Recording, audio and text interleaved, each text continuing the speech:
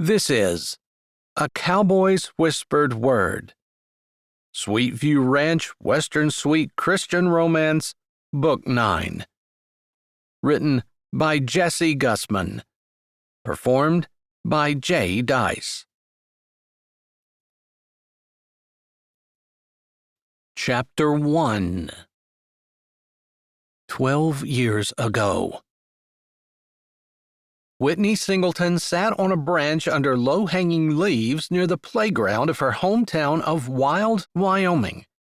Her face was streaked with tears, but under the canopy of the sheltering tree, no passerby would notice.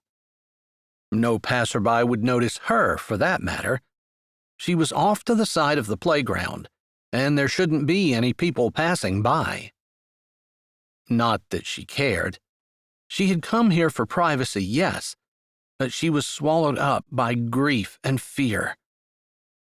Her parents had been married for 20 years before she had been born. She suspected, although they never said, that they had decided not to have children, and then changed their minds when it was almost too late. Maybe that wasn't the way it went, but she often imagined that it was.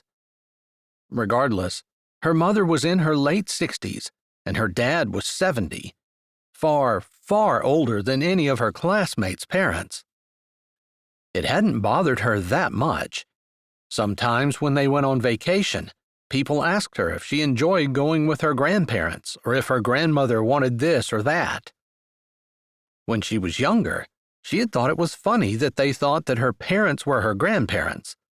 As she grew older, now being the ripe old age of 12, she knew that her parents were just a lot older than other people's parents, and it was a natural mistake. She was different. But today, her parents had sat down when she got home from school and given her the news. Her mother had cancer. Her mother had been all smiles, pretending that it wasn't that big of a deal, that the C word didn't strike fear into the hearts of anyone who heard it, whether it was about oneself or one's loved ones. Her father had said that they would fight it, that their doctors were very good, even though the hospital was rural, and that they had caught it early, and that her mother had a very high chance of surviving for 5 years. Did they not realize that in 5 years she would only be 17? She wouldn't even have graduated from high school. She wanted her parents with her all of her life, not for less than half of it. Why, Lord? Why did you give me parents who aren't going to be here to raise me? And why don't I have siblings, other people who I can depend on? It was just her and her parents. Her parents' parents were long since gone. Her dad had a brother, although she didn't know where he was and didn't know much about him. He had a family of his own. She'd seen him once or twice at Christmas throughout her childhood. Her mother had a brother too, and it was the same deal. She knew about him, had seen his family, met her cousins, but they weren't close. They lived in a different state, and she wasn't even sure which one. Up until this point in time, she had been lonely at times, but hadn't really thought about the implications of not having much family. But if her mom died and her dad died, she would be alone. A shout and some scuffling brought her head up, trying to make sure that no one had discovered her hiding spot. No, just the Clyburn family playing a game of basketball on the court 50 yards away. Everyone knew the Clyburns. Who didn't know of a family with 12 children? They were certain to garner attention wherever they went. They were homeschooled, although they went to her church. She knew some of the younger siblings, although she and her family didn't go religiously the way the Clyburns did. But everyone knew that there were 12 of them, and that their parents had died in a car accident. The older siblings were raising the younger ones, and the whole family stuck together. She could understand why God would take the parents of a family like that. They all had each other to lean on. She watched as one of the older boys dribbled to the basket. She didn't recognize that one, but one who was slightly taller, slightly broader of the shoulder, the one who always had a smile on his face, caught her eye. Caleb. She knew Caleb Clyburn. He sold goat milk to her family and delivered it once a week. He'd been doing it for the last 6 years, although he had told her parents that one of his younger siblings was going to be taking over his route soon, since he was getting into other things. And up until that point, that had been the biggest blow of Whitney's young life. After all, she had made sure that she was around every Thursday afternoon when Caleb delivered his milk. Her parents were rather old-fashioned and preferred the unpasteurized goat milk to the store-bought, homogenized, pasteurized, and dead stuff, as her dad called it. He had grown up on a dairy farm, and while he would prefer cow milk, anything that hadn't been tampered with by the government, according to him, was better than what a person could buy in the store. Whitney didn't care. She just loved seeing Caleb. He always had a smile and a gleam in his eye. Of course, he was much, much older than she was and didn't even know she was alive. If she had calculated correctly, he was exactly twice as old as she was, and while she suspected that it was normal for a girl her age to crush on a much older man, she also knew that there was no way that the man was going to notice her, and if he did, he wouldn't do anything about it. He couldn't. She was too young. Life was so unfair. The idea brought a fresh round of tears, and she buried her head in her arms, which lay on the tree branch near her forehead. Her mother had cancer and was going to die. The boy she liked was too old for her. He had never noticed her, and even if he did, he would never wait for her. It would be at least 6 years before she was old enough, and her parents had been emphatic that she go to college and get some kind of degree. They didn't care what. It could be a BS in basket weaving for all they cared. But she had no choice. She was going to college. What did it matter if she went to college if she wasn't going to have a mother? She pitied herself for a bit and then realized that Caleb didn't have a mother either, and he would understand. Except, it wasn't like he was going to talk to her or anything. She tried to wipe away her tears and dry her cheeks so she could walk back home, and no one would know that she had been crying. But fresh tears started before she could even get the old ones dried off. She just needed to stay here for a bit and cry herself out. Her parents would be able to tell that she was upset, and they would understand, too. But there was nothing they could say that would make it any better. Chapter 2. "Air ball!" Lucas called, laughing as Tobias shot from beyond the three-point line. The word was no sooner out of his mouth than the ball swished through the net. Tobias, not one to rub things in, just grinned at his little brother. Caleb slapped his back. "Good shot." Even though Tobias and he were not on the same team, they were still brothers, and Caleb would encourage him. Their parents had raised them to stick close to family and to encourage their siblings. They had said 1,000 times, if they'd said it once, that they were not in competition with each other. Caleb had taken that to heart. Ezra, his oldest brother, was the only boy older than him. Then there were the twins, Phoebe and Priscilla, and then himself.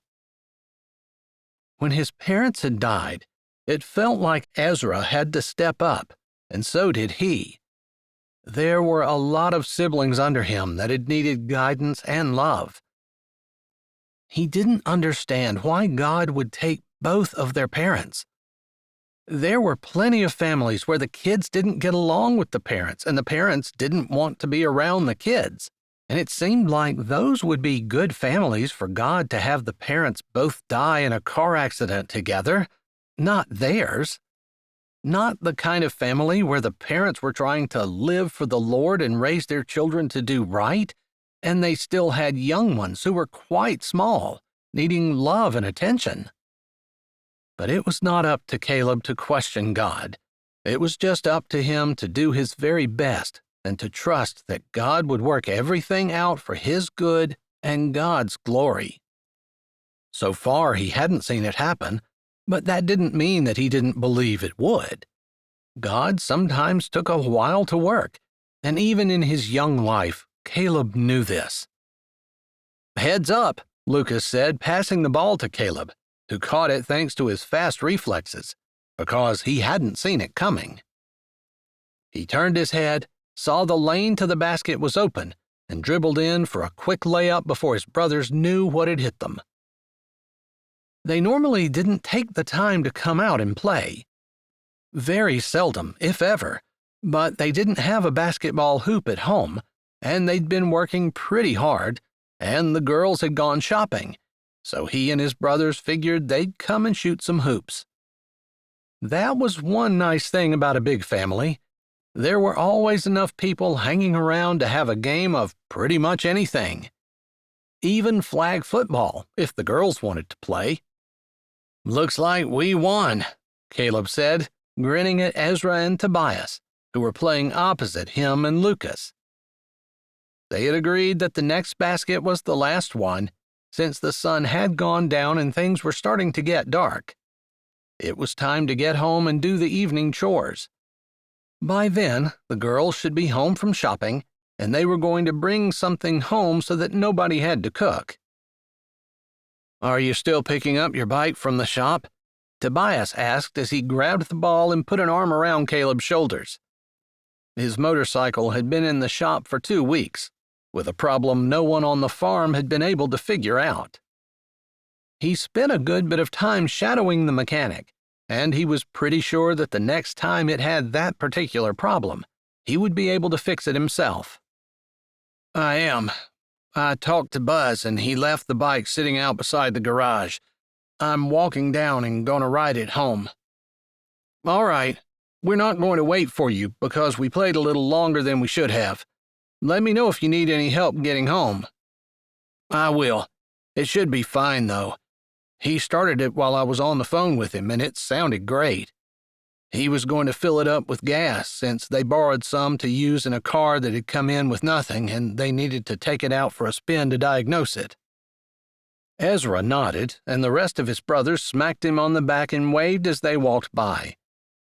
Caleb grabbed his sweatshirt from the bench where he'd thrown it when he'd taken it off shortly after they began to play.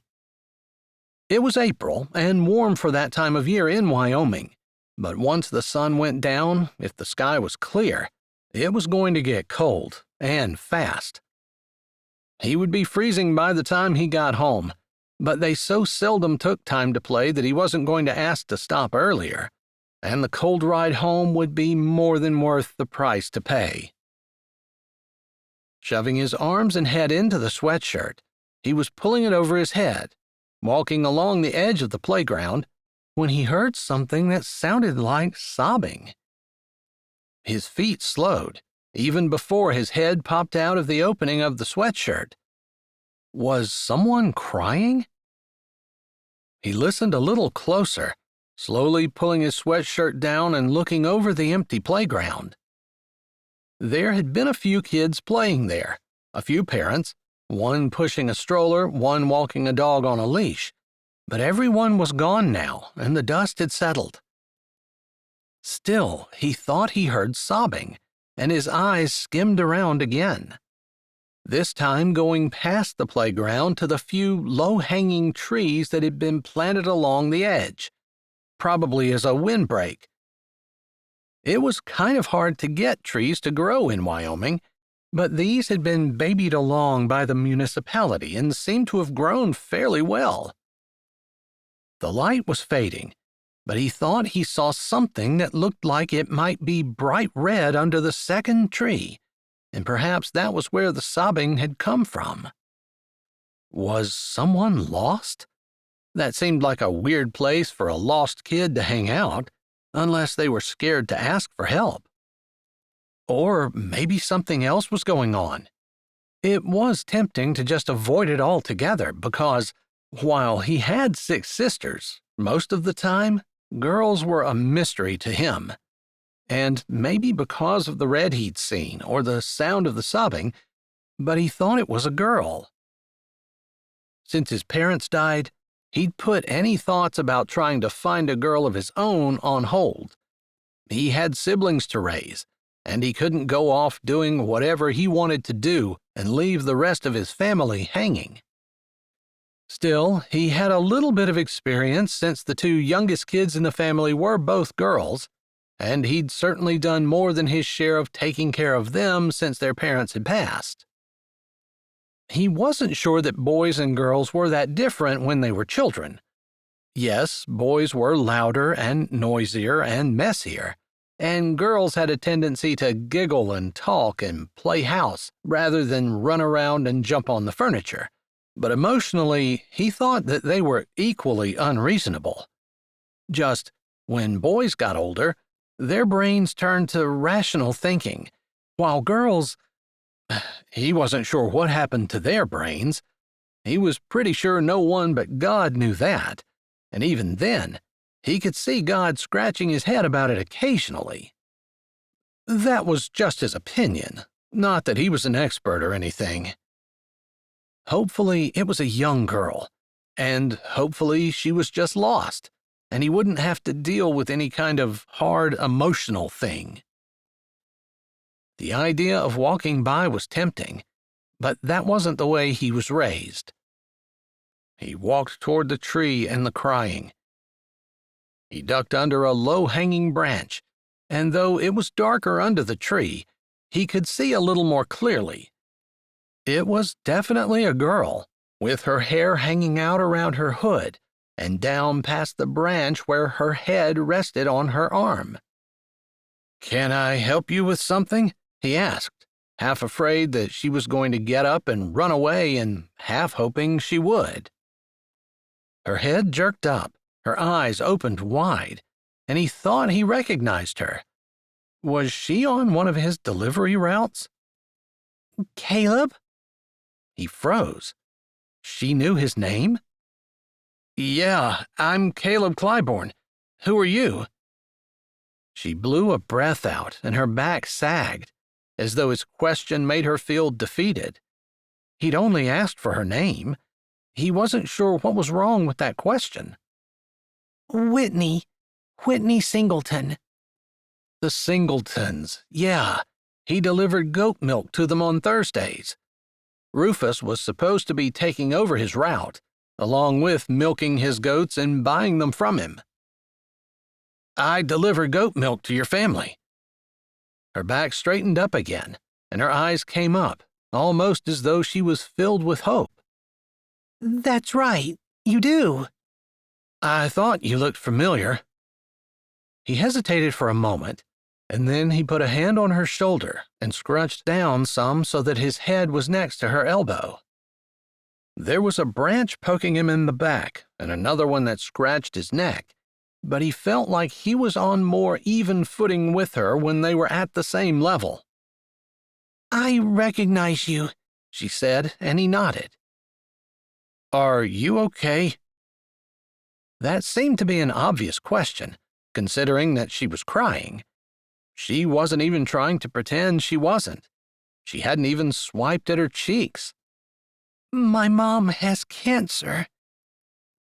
He felt like he'd been punched in the gut. The C word. The word everyone dreaded.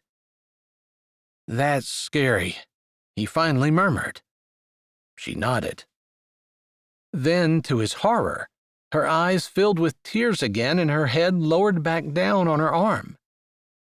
His hand ended up on her shoulder, and he said, "I don't blame you. I would be crying too if I knew my mom had cancer."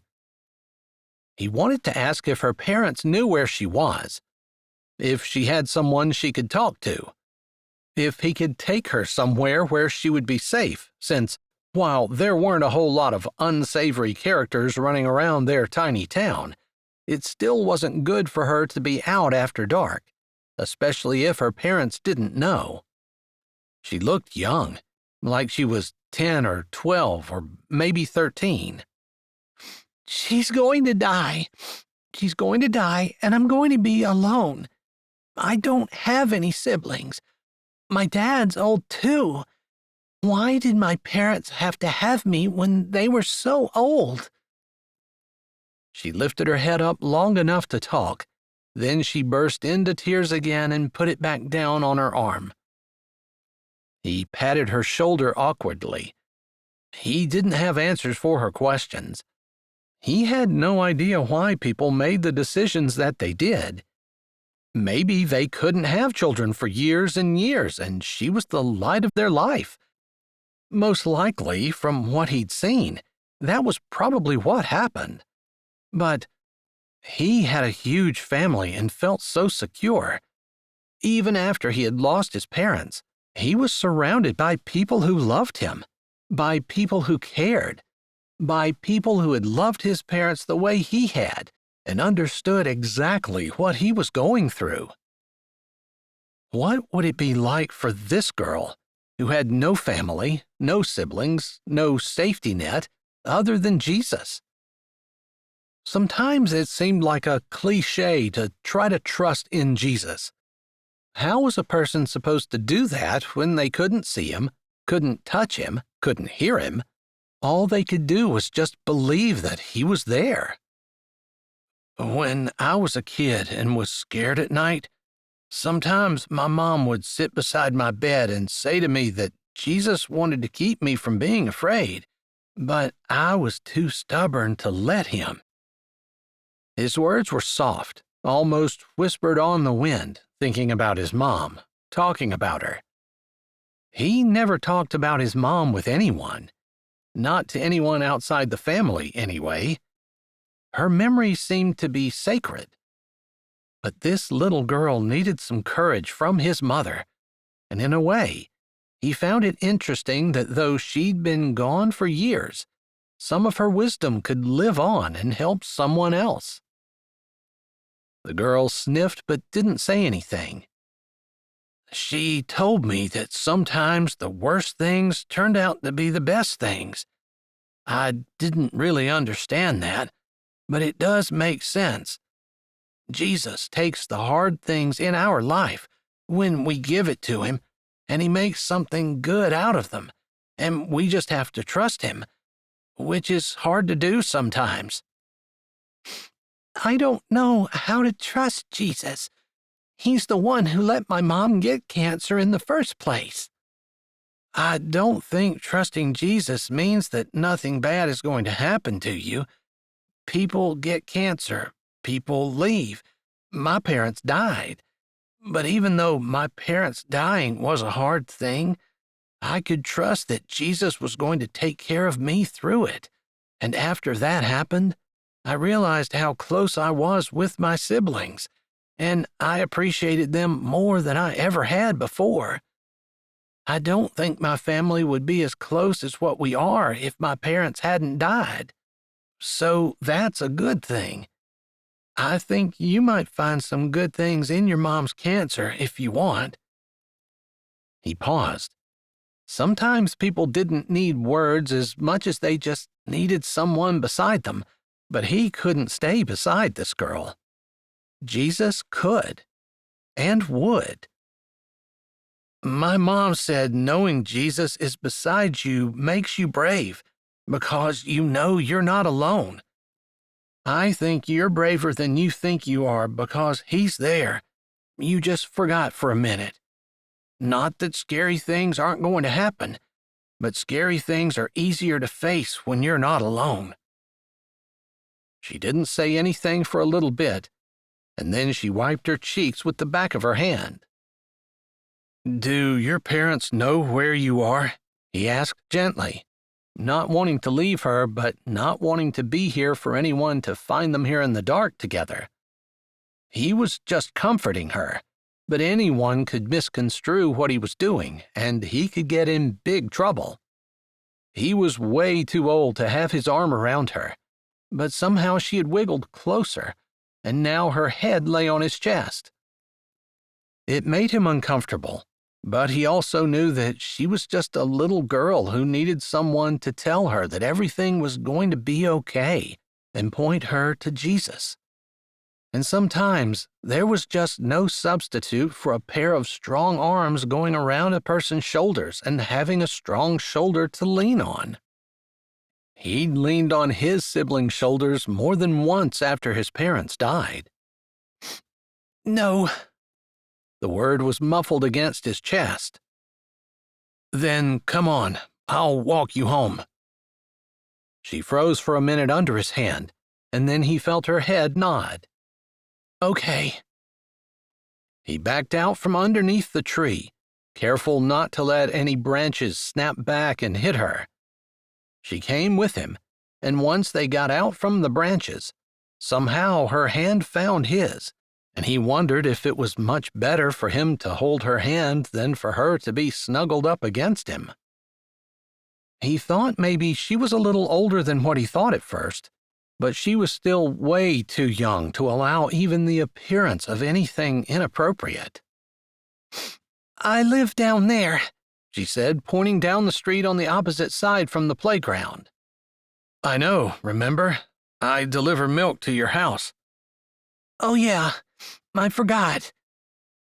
"So what grade are you in?" he asked, mostly to make conversation, but partially because he wanted to see if he was right. "7th. I'm 12, and I have 6 more years before I'm even an adult.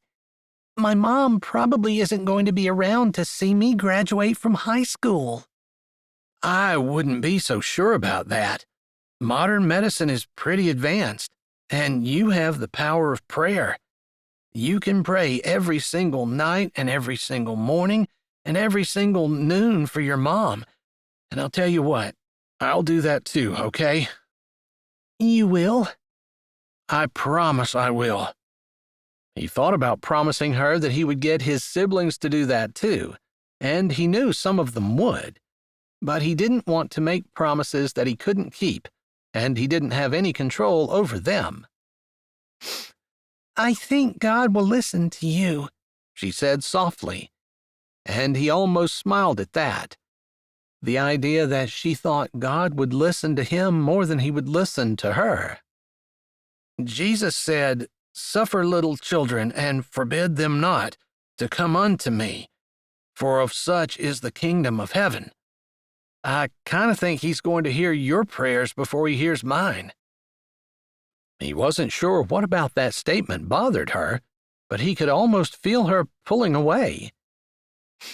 "Maybe," she mumbled, kicking at a stone on the sidewalk. They reached her house a couple minutes later, and he stopped on the sidewalk. "Do you want me to go up with you?" "Would you mind?" she said. He got the feeling that she didn't want him to leave her. He supposed it really was lonely with no siblings and a mom who was sick. So he kept a hold of her hand and walked up the sidewalk to her front door, where he stopped. If it were just him, he would knock, but she lived there. "Thanks. Thanks for talking to me. Thanks for walking with me." He nodded and stood on the step while she opened the door and disappeared inside. He didn't hear anything or see anyone moving, but he waited for a little bit on the step before he turned around and started toward the garage to get his bike. Her mom didn't die from the cancer right away. She took the treatments and went into remission. Their family became more attentive at church and barely missed a Sunday. Then, shortly before his family moved to North Dakota, and shortly after Whitney graduated from high school, her mom's cancer came back and she passed away. Caleb went to the funeral, along with a smattering of his siblings. They were in the process of moving, but he'd always remembered the little girl who had been crying in the tree and how he'd encouraged her to trust in Jesus. And he kept his word, praying for her mother every single day. Maybe God had heard his prayers. Maybe he had given her extra time. He didn't know. And he wasn't sure whether Whitney even noticed that he stood in the back at the viewing, watching her stand there at the casket with tears quietly rolling down her cheeks as she greeted well-wishers and mourners. She stood beside her dad, who looked old, much older than his mid-70s, and stooped, as though the years of dealing with his wife's cancer had stolen the vitality and youth completely away and left an old, broken man instead. Just a couple of years after that, he'd heard from friends in town that Mr. Singleton had passed away as well. He was already settled in North Dakota at that point in time, but he thought again about Whitney. She was alone in the world now, which was her fear at the time.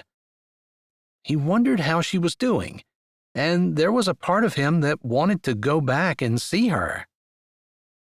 There was just something about that little girl that never left him, and any time he thought about going out and trying to find someone to spend the rest of his life with, he thought about that girl and how she had been left alone. That and the fact that his own parents had passed. Maybe it was mixed together, and he wondered what the point was. After all, did he want to have one child, or 12, and leave them alone to raise themselves? To be sad? To cry?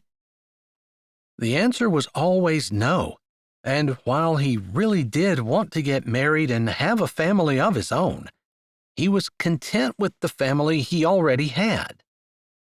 Maybe there was a bit of him that wanted to see that girl, to see what she looked like now, to see if she managed to be brave the way he'd suggested and depend on Jesus.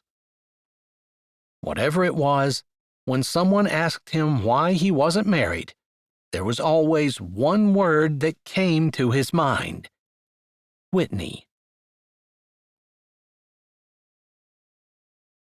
Chapter 3. Present Day. Do you think we're going to get the second cutting of hay in before the thunderstorms they're forecasting this week? Ezra's hand clamped down on Caleb's shoulder. Caleb turned to look at him. We are if I have anything to do about it, he said. He had every intention of making sure they got their hay in. Each year they'd kept the best heifers from their year's crop, and their herd had been slowly growing. They still had plenty of ground to make hay to feed their livestock, but part of the way the farm made money was to sell some of that hay. The best way to make sure the farm stayed in the black was to work as hard as they could while they could, knowing that the winter was coming. Ezra gave an easy smile and dropped his hand. He stood shoulder to shoulder, facing their youngest sister, Lois, who was talking with Joanna and Stonewall. Lois was enjoying the college graduation party that they'd thrown for her. Of course, her actual graduation had been back in May, but they'd been in the midst of all the work that happened on the ranch during the spring, and Lois had said she'd rather do it in July when the weather was sure to be nice enough to have it outside. Can't believe everyone's out of school, Caleb said, and Ezra nodded. Of all his siblings, Ezra understood the responsibility that lay on his shoulders for making sure that they had raised their younger siblings right after their parents had died in the car accident. Ezra actually felt that harder than anyone, Caleb was sure. Although, considering that Caleb was the second boy and the fourth child after Ezra and the twins, he had definitely felt his share of the responsibility. His personality was different than Ezra's, though, and he was more of an easygoing, less serious type of man. Which didn't mean that he didn't take his responsibilities seriously and didn't work hard. It just meant that he was more likely to smile while he was doing it. I know. Now I have my own children coming up. Ezra's eyes landed on his wife, Alaska, as she chatted with their sister, Ada, laughing about something that one of the children was doing. Ada was unmarried, and it wouldn't shock Caleb if she remained that way. It wouldn't shock him if he remained that way as well. They were both in their mid-30s, and he was looking pretty hard at 40. It seemed like taking care of the younger siblings had taken up all of their time back when everyone else was pairing up, and now all the good ones were gone. Of course, Ezra had gotten married when he'd been almost 40, so it wasn't that Caleb had given up hope. It was more like he hadn't had hope to begin with. This family meant everything to him, and he wasn't willing to sacrifice family time for the idea of the possibility of a wife. You know, as much as I love my siblings, it's a completely different thing when you have your own children. I wouldn't have said that when we were raising our siblings, and I would have argued with anyone who told me that, but it's true. Ezra's words were soft, thoughtful, and Caleb paid attention. Ezra was one of the wisest men he knew, and he learned a lot from him over the years. Of course, Ezra would be the first person to say that Ezra had learned a lot from Caleb, although he highly doubted that that was true. He certainly didn't feel wise. Most of the time, he felt like he had barely figured out what he was supposed to do that day, let alone with his life. I guess I'll have to take your word on that. I kind of feel like it must be God's will for me to remain single. I thought that way too, but God has a way of surprising us when we don't expect it. Alaska was a surprise, I'll give you that. Ezra laughed and Caleb agreed.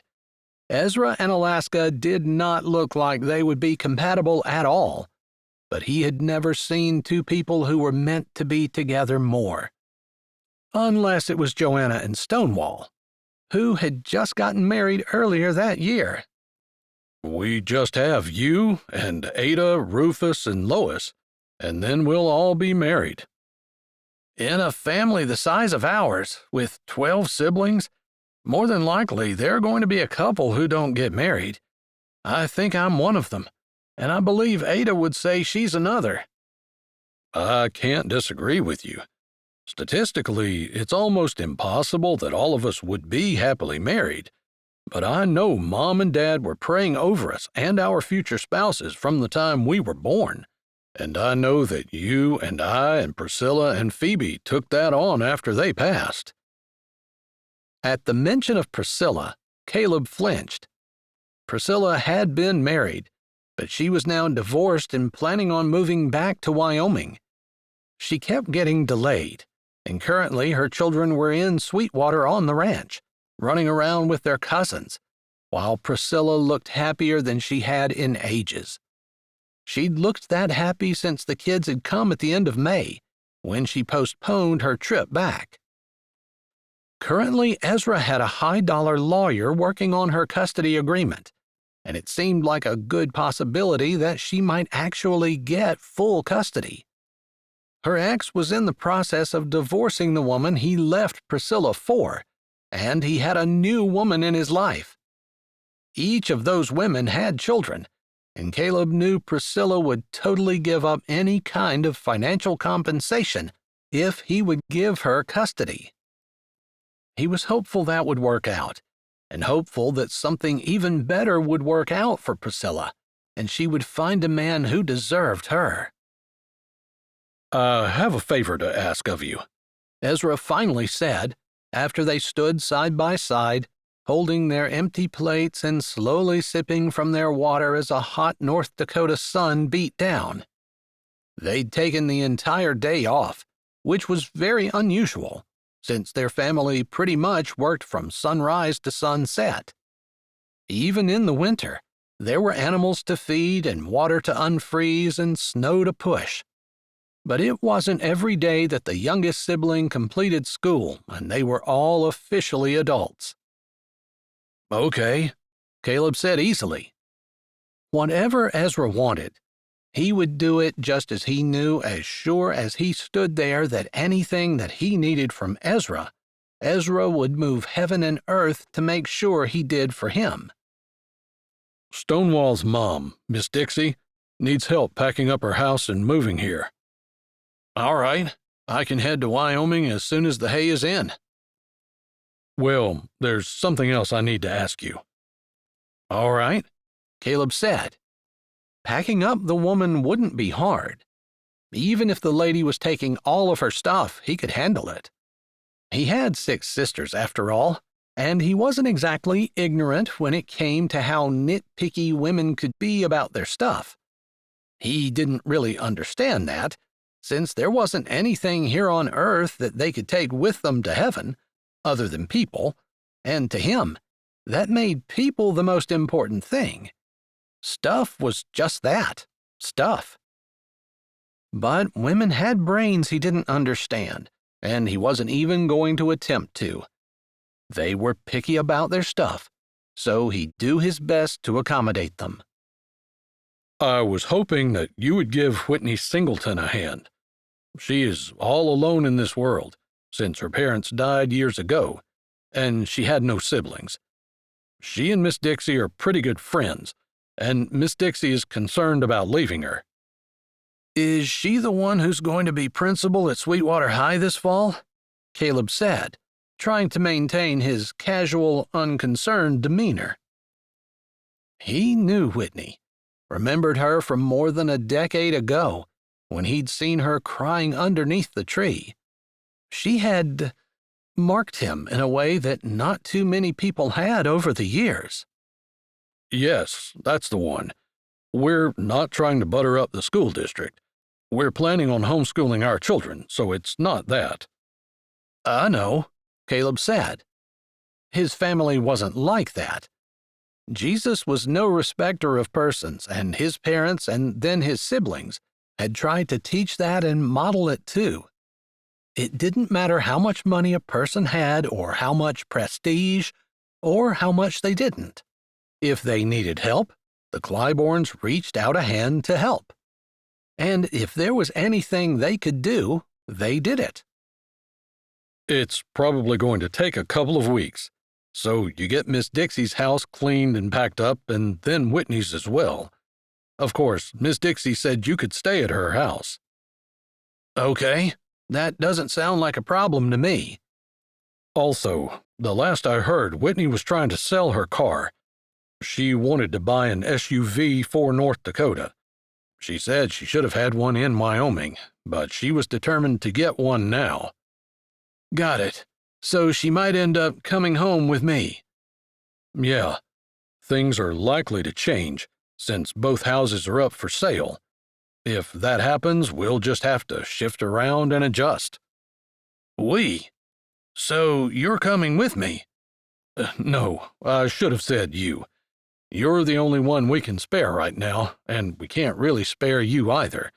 It's just, I know, I'm single, unattached, and able to travel. You don't have to stumble around when you're trying to find a way to say that. I didn't want to rub it in. Rufus was also single, and Caleb figured Rufus might not get married either. He seemed to deliberately not form attachments, which was probably some kind of carryover from losing his parents at such a young age and being afraid that anything he got attached to would also be gone. Never mind the fact that he hadn't lost any of his siblings in the years since. Human brains were sometimes weird that way.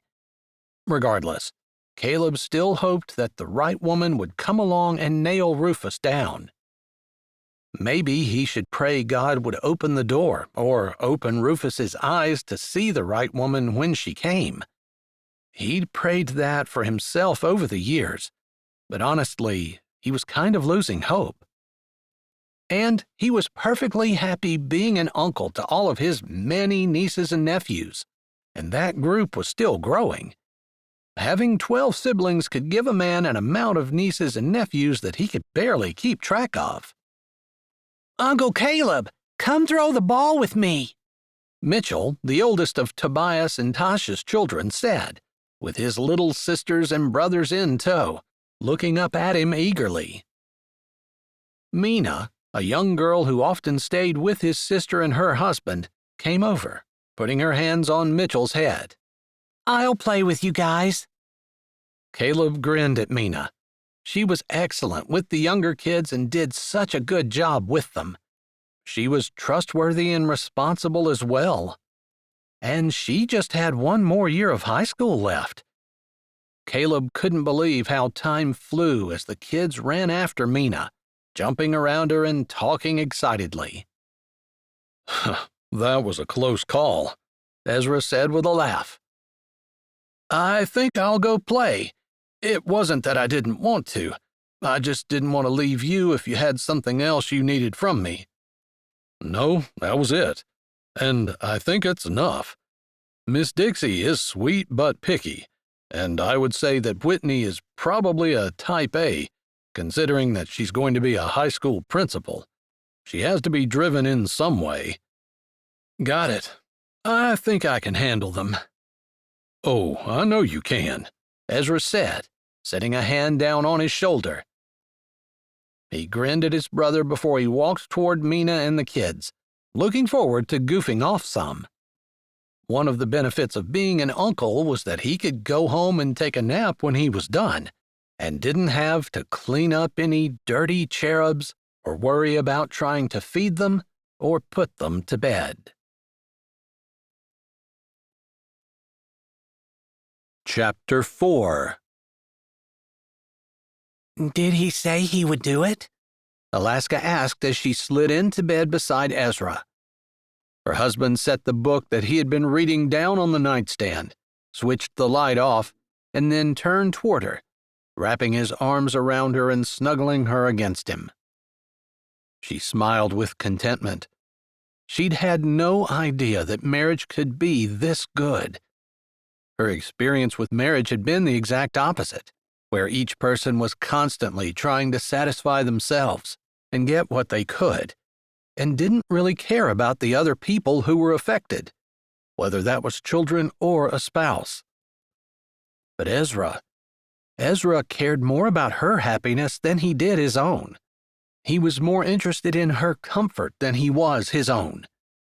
He showed her the meaning of putting others first and taught her by his actions how to live the teachings of Christ and how to have a glorious marriage. She was slowly figuring it out, and maybe someday she would be as good as he was at being kind and considerate and putting her spouse first. Still, he seemed to love her anyway, and particularly enjoyed snuggling with her at night, and it was certainly no hardship for her to give him that. "He said he'd do it." "Great. That's exciting." "Maybe. Whitney is different than she used to be. I'm sure of it. Anyone who goes on to get a higher degree has a certain type of personality that might... I don't know. I don't want to judge." Alaska didn't say anything for a bit. "You mean they're driven for themselves, and maybe they won't be thinking about the people around them?" "It's a possibility." "It's a possibility for anyone, whether they get a higher degree or not." "I know." She didn't mean to lecture her husband, but he was definitely a big believer in not going to college unless the person knew exactly what they wanted and knew that they needed a college degree in order to get it. So many people ended up graduating from college with degrees that they never used. Her husband hated the wasted money and wasted time, since college took a person away from their family just at the age their family could use them the most, and encouraged them to develop relationships outside of their family, which in themselves were not bad, but that often had them moving across the country rather than settling down near the support system that had nurtured them and the one that needed them to provide support. He had a whole theory on it, and she didn't necessarily disagree. "I can hear you thinking that there are holes in my theory." She heard the humor in his voice. "I did not say a word." "You didn't have to. All you had to do was be quiet, and I could hear your brain." She laughed. He was teasing her and making fun of himself. He knew he wasn't perfect, and that's one of the things that made him perfect in her eyes.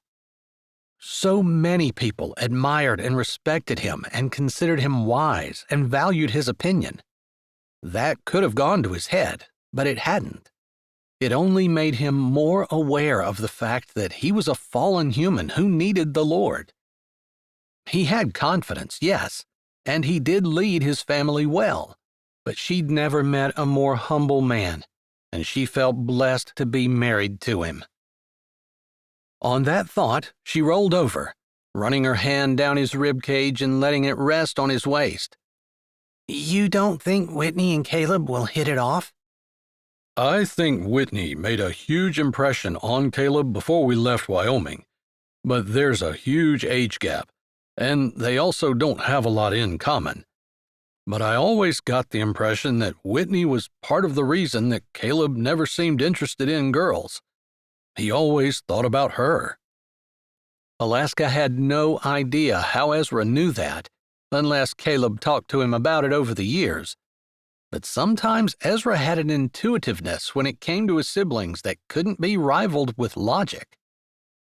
"It's worth a try. Stonewall said she was a really nice girl, and Joanna had nothing but glowing things to say about her, and even the fact that Miss Dixie was trying to push Stonewall into Whitney couldn't make Joanna not like her, because there just wasn't anything to not like, according to Joanna." That's pretty high praise, and that's part of why I'm doing this now. But I don't have a whole lot of confidence about them. "You know, not everything you do has to work out perfectly. Sometimes things don't work out, and it's okay." She reached up, taking both hands and putting them on either side of Ezra's cheeks. He looked down at her, and through the light of the moon coming in the window, she could see him smiling. I know something that worked out just perfectly. "You do?" He nodded as his head slowly lowered. Something that no one thought was going to work out, and it turned out God was right. She loved that story. It was the story of them, of their relationship and marriage, and how they didn't look like they had anything in common at all, but it turned out they were perfect for each other. "Tell me the story. It's one I love," she whispered. I think I'd rather show you, Ezra said, and then they didn't say anything for a very long time. Chapter 5. Whitney snipped the packing tape off, pressed down on the box, and sat back on her haunches, looking around the bedroom. That was the last quilt Miss Dixie had in the house, and it was safely packed away, along with everything else in the house other than some dishes that Miss Dixie was still using for meals. "That's it," she said, pushing to her feet and ignoring the ache in her knees. She wasn't old enough to have knees that ached, although she was going to be a principal. She had to pinch herself to believe that it was going to be true. She wasn't that old, only 25, and she was the youngest principal in Sweetwater High's history. She double-checked. "I didn't realize I had this much stuff. I should have sold a lot more or donated it somewhere," Miss Dixie said, brushing her hands off and putting them on her hips, surveying the room alongside Whitney. "I think we just keep gathering stuff, and we don't even realize that we're doing it," Whitney said, shrugging. It was true. In her own house, she found that she had far more than what she realized. "Are you ready to eat?" Miss Dixie asked, then opened her mouth to say something more when her phone buzzed. "I better get this. It's the realtor," she said, holding it up and checking the screen before her own face grew excited. Whitney had gotten enough calls from her realtor to almost want to run when she called. Normally, it was that someone else wanted to look at her house, wanting a showing of her house. Someone else who wasn't going to buy and turned out to be a tire kicker. She knew there had to be a certain number of tire kickers, and at least she didn't have children. She couldn't imagine how couples with children handled that, because every time someone called and wanted to come to her house, she thoroughly cleaned it from top to bottom. If she had children, she thought she might tie them to a chair so they couldn't mess anything up. Otherwise, getting it ready for showings would be a major nightmare. She had to think about kids that way. If she didn't, she would be sad that most of her friends from college had gotten married in the last 2 years and were settled down. In fact, she couldn't think of a single one who wasn't. She'd been a bridesmaid in no less than 9 weddings. She hadn't even gotten an inkling of having her own. A cowboy, tall and handsome yet gentle and sweet, crept into her brain, and she pushed the thought out. The idea that there was someone out there who was that perfect had kept her away from having any kind of serious relationship all through her school years.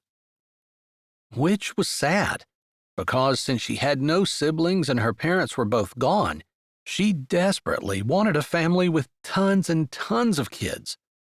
The Clyburn family was her model in that regard, although 12 kids seemed like a lot. Still, she'd happily have 12 children if it meant that she would have a big, beautiful family, the kind that she'd never had. Wow, yes, definitely send it over and I'll sign it and send it back. Miss Dixie's voice cut through her thoughts. She waited as Miss Dixie said a few more words and then swiped off of the phone. It's sold, Miss Dixie said, her eyes alighting. You're kidding, Whitney said, hardly able to believe it. Her house had been on the market for 4 months, and she hadn't even gotten an offer on it. Miss Dixie's had been on for 3 weeks, and she'd had 2 couples come through twice, and it appeared one had been serious. The second couple who came back the second time, when I almost said no, is the couple who put the offer on. And they offered $5,000 above my asking price. I told Wendy that I would sign and send the contract back as soon as it came through. Wendy was their realtor. Well, that's awesome. They want to settle in 2 weeks. That's fast. I guess they're paying cash. Wow, to have that kind of money saved. She said that they were an older couple and this will be their retirement home. That's exciting. You know it's going to go to good hands. She'd been a little bit concerned about her house. She'd grown up in it, and there were memories attached to every nook and cranny, but she could hardly keep her house and move to North Dakota. She needed to sell it in order to even think about buying a house there. She certainly didn't have the money to pay for both. She was going to be a principal, but it was a small school, and the salary was barely more than what she was making as a teacher in Wyoming. But still, it would give her experience in case she wanted to move on eventually, which she probably would. There probably weren't a whole lot of eligible bachelors in North Dakota. She knew of one. She swallowed and tried to think about something else. That one was not interested in her. She's too young for one, and maybe he was married by now. She hadn't asked Joanna, deliberately ignoring the fact that Joanna was his sister. Well, it's a good thing that we have everything packed up. Yes, but I was planning on going to spend the week with Joanna and Stonewall. They've invited me to North Dakota to help with the Dude Ranch this week. Apparently, they have more people than they usually do, and they needed an extra cook. You don't have to worry about it. I'll take care of everything that needs to be done while you're gone. They were sending one of the brothers out to give me a hand. Apparently, they need cooks, but they can spare a cowboy, Miss Dixie said as she opened the door to the bedroom and waited while Whitney walked through first. Whitney waited at the top of the stairs for Miss Dixie to start down. Really? She said as casually as she could. Which brother? What were the odds that Caleb could be coming out? I think Joanna said it was the one that is closest in age to her. Maybe Rufus? That seems like an odd name, but I think that's what she said. I see, Whitney said, feeling a little deflated but not surprised. After all, she hadn't seen Caleb since he had moved to North Dakota years ago, shortly after her mom died. Actually, come to think of it, she didn't say that that was the one who was definitely coming. She said that was the one they could probably spare the easiest, and that was who Ezra would most likely send. I get it. Everybody has a job out there, and it takes them all to get the farm work done. Joanna talked about that a little bit while she'd been in Wild this spring, about how the whole family worked together and that they needed everyone in order to operate well. Does this mean that you're not going to be able to go to my going-away party tonight? Whitney asked, just thinking about the possibility of not having one of the people who was closest to her in the world and hoping that Miss Dixie would still try to make it. I'll definitely try to be there. I don't see why it would have any effect. They walked in the kitchen to eat lunch. She needed to be going home and getting ready to go shortly, and she had to admit that she was excited about the party that evening. On the one hand, she was thrilled that she would be moving on in her life, but on the other, it was nice to know that the town that she'd grown up in and spent her entire life in was going to miss her and cared enough to throw her a party as she left. As she was walking home from Miss Dixie's house, enjoying the warm summer air and wondering what the temperature difference was between Wyoming and North Dakota, she noticed Blake Foster jogging toward her. Blake was the school phys ed teacher, and while he was a really nice guy, and Whitney got along with him well, he always seemed to have a different girl on his arm every time she saw him. She figured she'd just wave to him, and was surprised when he slowed down and came to a stop as he met her on the sidewalk. "Hey there, Whitney. You're looking good." She felt like she looked the same as she always did, just perhaps a little more summer casual since they weren't in school and it was hot out. Thanks. You too, she said, not sure what else to say. "You coming to your party tonight?" She nodded. She was supposed to come since the party was for her, right? Maybe she was reading too much into that question, or maybe the academic standards for gym teachers were lower than she thought. Yeah, looking forward to it. "You got a date?" he asked, breathing hard, with his hands behind his head. Her eyes opened a little wider. Was she supposed to bring a date? She hadn't even considered. No. Where was she going to find a date at this late time? And why hadn't she realized she needed one? "Want to go with me?" She couldn't help it. Her jaw dropped open. The first word on her tongue was no, but then she thought maybe this was why she was not attached when the rest of her friends were, because her standards were too high. So she tried to reconsider. It wasn't like they were doing anything private. There were going to be tons of people at the party, fellow teachers, folks from town, and students who had been in her classes over the years, along with members of her church as well. "Sure," she said, lifting her shoulder. What was it going to hurt? Who knew?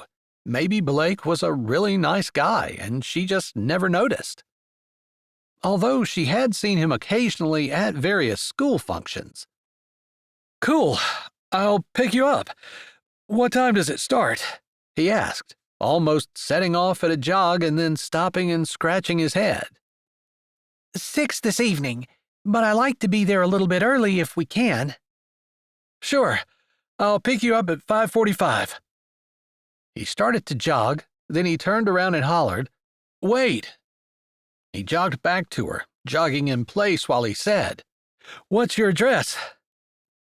Give me your phone number and I'll text it to you, she said, figuring that if she said what it was, he wouldn't remember. He wasn't sure of his phone number, and he had to pull his phone out of his pocket and look it up in order to read it off to her. She typed in her address quickly, but not so quickly that she was able to do it before he jogged away. She heard a train whistle behind her and figured that was his phone going off with her text. What in the world have I done? She wondered to herself, shaking her head and continuing down the sidewalk. She hadn't figured to go with anyone. Although she could hardly complain to herself that she wasn't married with children when she refused to go out on a date. That was how the rest of the world got to know each other. If she wanted to actually get married, she needed to set a goal of going out on 3 dates a month or something like that. Is that even possible? She thought to herself as she continued down the sidewalk, coming to the playground that was strangely deserted. Maybe because it was lunchtime and all the kids had gone home to eat, or maybe because it was just so hot. She wasn't sure. There were a couple of kids shooting hoops at the far end, and as she watched them, her eyes were drawn to the tree where she had sat all those years ago when she first found out that her mom had cancer, and when Caleb had come over and talked to her about it, encouraging her to trust in an unseen God and to be brave because Jesus was beside her. She smiled at his words and realized that if she moved away and sold the house she grew up in, she might never be back, might never see that tree again. After all, it wasn't like Wyoming was on the way to anywhere. She would hardly drive through Wild if she did have to go through Wyoming. She didn't know. Maybe she would. But on the off chance that this could be one of her last opportunities, she walked over, squeezed between the branches, and sat down. The shade felt good, and while the tree was a lot larger than it had been all those years ago, she still fit just fine. She rested her head on the branch where she buried her forehead and cried her heart out, realizing for the first time the mortality of her parents, and knowing that she most likely would be going through adulthood without her mother. She wasn't sure how long she sat there, whether it was 10 or 15 minutes, or maybe more, before she heard a little bit of swishing and a voice which made her eyes pop open wide. "I think I've seen you here before." It was the same calm, low, soothing voice that had just enough rugged masculinity to make her heart sit up and take notice, but that soothed her mind and eased her soul nonetheless. But no, it couldn't be. What were the odds? She hadn't sat in this tree in the years since. So she came back, and that's how she summoned up Caleb? Lifting her head, narrowing her eyes because she really didn't believe she was going to see the actual man standing in front of her, she was shocked when he was there, wearing a dark blue t-shirt, rugged jeans, and square-toed cowboy boots. He didn't have a hat on, but maybe he'd taken it off when he ducked under the outside branch of the tree. Sure enough, yeah, he was holding a hat in his hand. She could see where the hat band had plastered his hair down. "Caleb?" she said, still not entirely sure he wasn't a mirage. Did mirages have sweatbands on their foreheads? "You sound like you can't believe it's me. I suppose I'm more shocked that it's you." "I live in this town at least. You don't." "I'm back for a bit." He held up a box in his other hand. "I have a light fixture to install in the rental that my family still owns in this town. But I would have thought that you would have graduated from hanging out in trees a long time ago." He made her feel like she was 12 again. Did mature women not hang out in trees? "Haven't you heard of grounding?" "What?" he asked, wrinkling up his nose and looking perplexed. It was just something that she had heard of casually over the years, but it was the only thing she could think of right now to explain her presence in the tree, unless she just told the truth. Grounding is where you allow your bare skin to touch the ground or tree or something in nature, and it's supposed to let go of negative vibes or something in your body? So that's what you were doing? Letting go of negative vibes? Should I stand back? Is the tree going to explode? She snorted. She loved a man who could make her laugh. And Caleb always had a grin on his face, even though he always seemed responsible and upright as well. Very much like his oldest brother, Ezra, just more approachable. She tried to shake that off. No, I was actually just thinking that with my house being for sale and with me moving, I might never be back here. And I know you probably don't remember, but when I found out about my mom having cancer, I realized for the first time that my parents could die. I could, and most likely would before I was very old, end up being alone, since I had no siblings. I was scared to death and came here to cry, and someone came and encouraged me, and I've never forgotten it. Interesting that I've never been back, but I consider this a special place. She lifted her shoulder. I guess I just wanted to sit here one more time before I leave. I remember. That was all he said, but there was a wealth of emotion and knowledge in those words, and it made her entire inside shift in a way that felt good. She swallowed and looked back down. He wasn't remembering everything that she was sure, since he had been a man at the time and she had been a child who was scared, and one that he had seen and helped.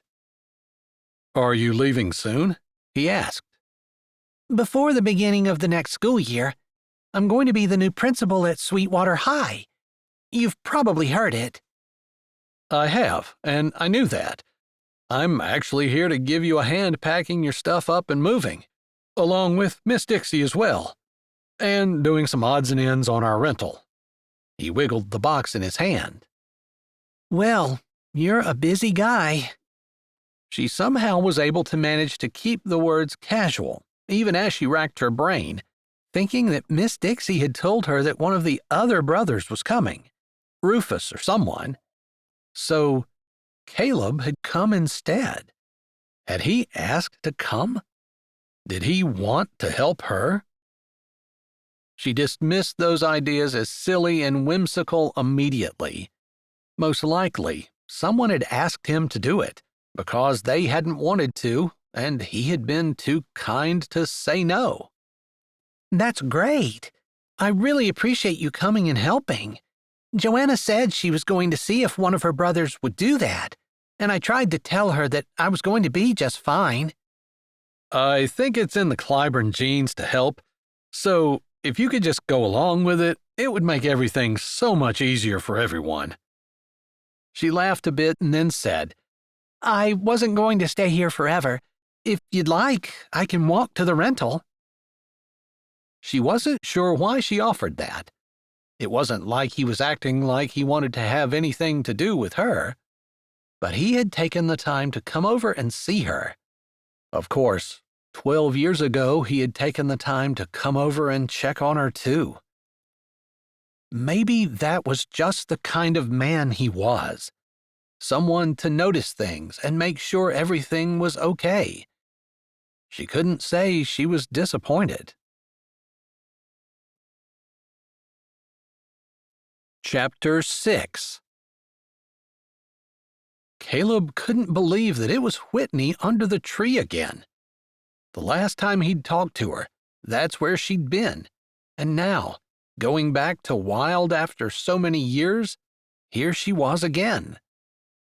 What were the odds? He figured they were so great as to be almost impossible, and yet it had happened. Should he mention her parents? He knew they had both passed on. While he was thinking about that, he held a hand out as she untangled her legs from the tree, and she gladly latched onto it. Thanks, she said, laughing a little. I'm a bit bigger than I used to be, and I don't remember this being quite so tight. I'm sure the tree has grown some too. The branches are closer to the ground, and it's not the same as it used to be either. Nothing is. Her hand felt cool in his and soft, but there was a strength to it that he figured was indicative of the strength of the woman beside him.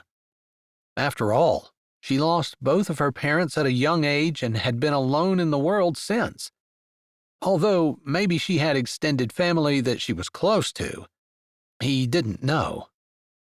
Your mother didn't die right away, he said, and figured that was a terrible way to start a conversation.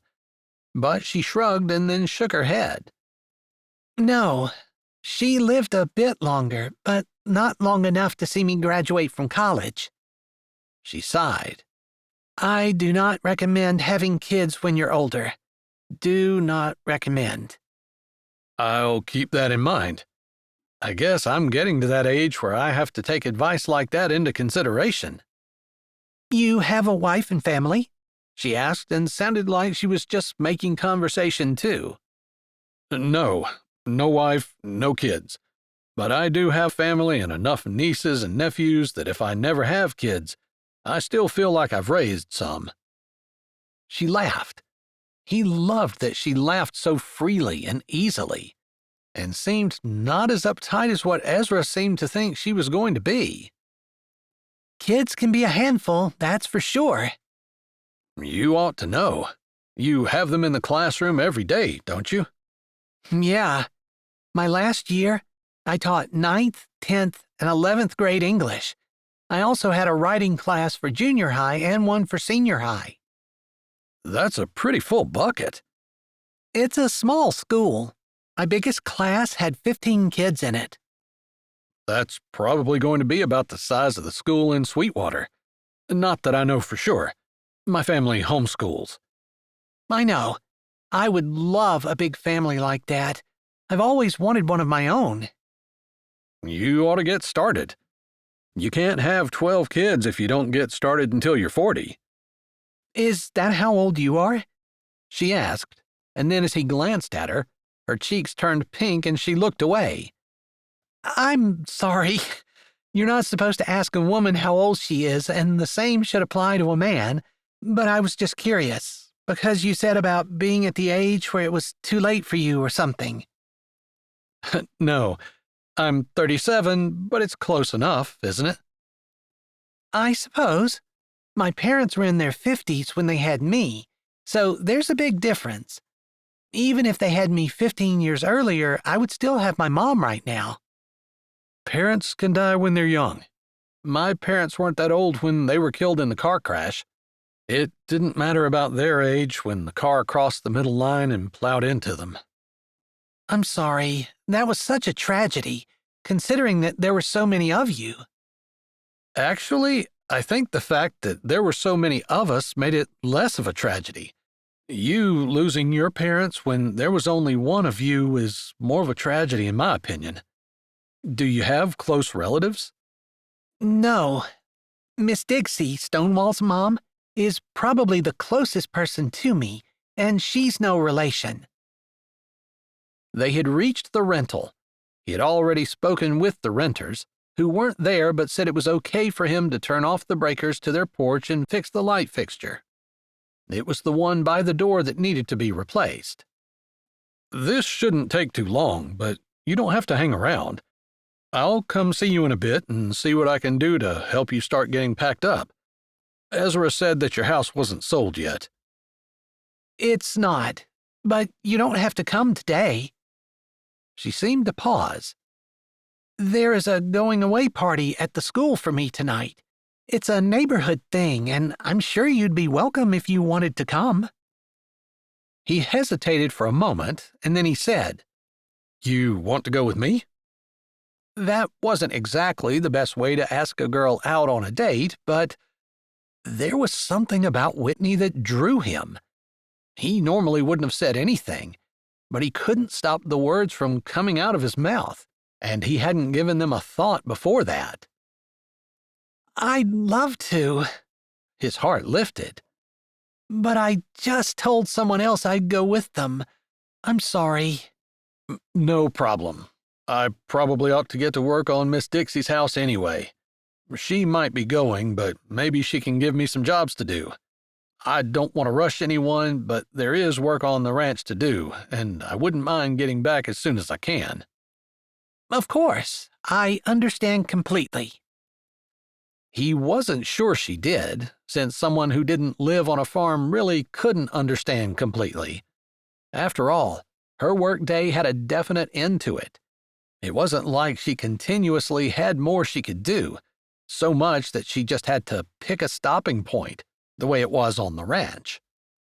I'll tell you what, if you don't mind me hanging out here, you can walk back to Miss Dixie's, then chat with her and see what she says.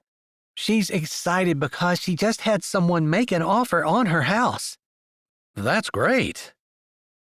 He used the key to open the door and ran down to shut off the breaker while she waited on the porch. She had gotten the light fixture out of the box, and he studied it a bit before pulling a couple of tools out of his pocket and starting to work on taking the old one the rest of the way off. It had broken during the previous renter's tenure, and when Stonewall and Joanna had been there, they had ordered one, but it hadn't come in time for them to fix it before they left. I think I'll probably be looking for something to eat, too. It's been a long time since breakfast. I just ate lunch at Miss Dixie's, and there was plenty left over. I'm sure she'll feed you as well. Of course, I shouldn't be offering her hospitality. You can come to my house and I'll feed you. She just had lunch out. All right, I'll bum food from someone. He grinned as he focused on his work, and he thought he saw her smiling out of the corner of his eye. She was different than he remembered. Of course she was. She was a lot older. She was only 12. Did he remember that right? How old were you when you found out about your mom? He asked. I was 12. I thought that was what you told me. That would make her 24 or 25 now, depending on when her birthday was. Way too young for him. But Rufus would be a good guy for her. He'd have to remember that, and maybe he could set the two of them up. But for now, he could be her friend and look at her as a future sister-in-law. That wouldn't be hard.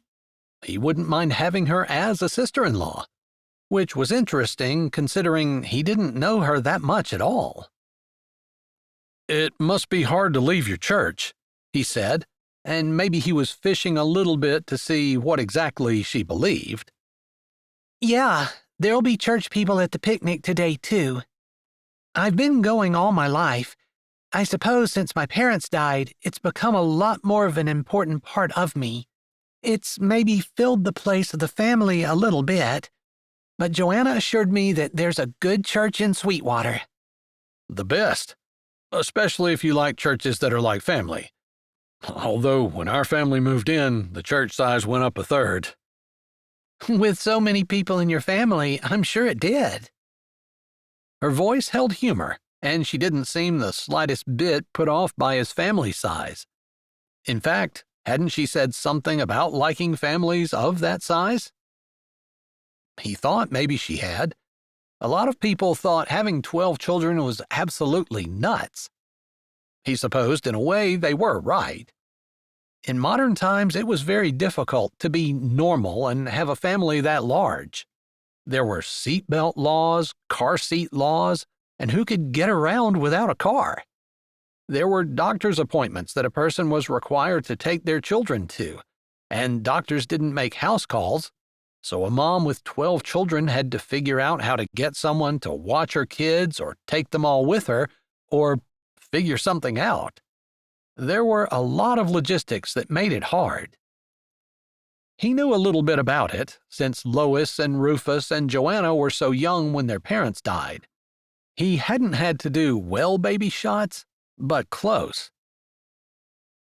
He and Whitney talked a little bit about the weather, and he was just saying that Wyoming's weather seemed to be very similar to North Dakota's, with a bit less humidity in the summer, when a kid, who looked like he was straight from a New York City gang, sauntered up the steps.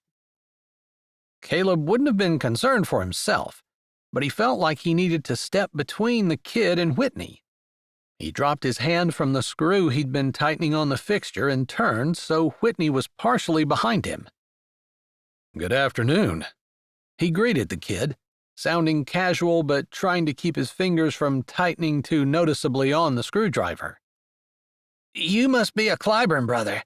I'm Declan," the kid said, smirking at him like his reaction was humorous.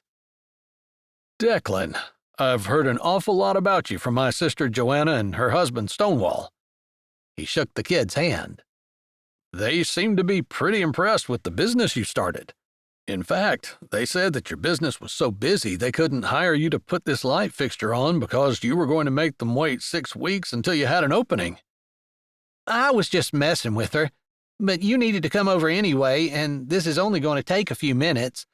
But just in case her brother wasn't quite as handy as I figured he was, I figured I'd come around and see if you needed me. He looked at the light fixture that was almost attached on the porch wall. Looks to me like you're doing just fine on your own. "I suppose we'll see when I flip the breaker back on and nothing explodes or catches on fire." Sounds like you and me need to stand back on the street to watch this, Whitney, Declan said to Whitney, almost as an aside.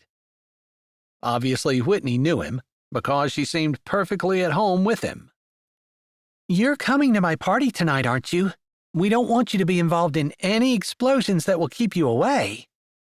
"Of course I'm coming to your party. They've got free food there." "I heard Miss Meredith is making her famous sauerkraut and kielbasa. You're definitely not going to want to miss that. Bring your appetite." "And my friends," Declan said as he held his fist out, and Caleb bumped it before he jumped off the porch and walked jauntily down the street.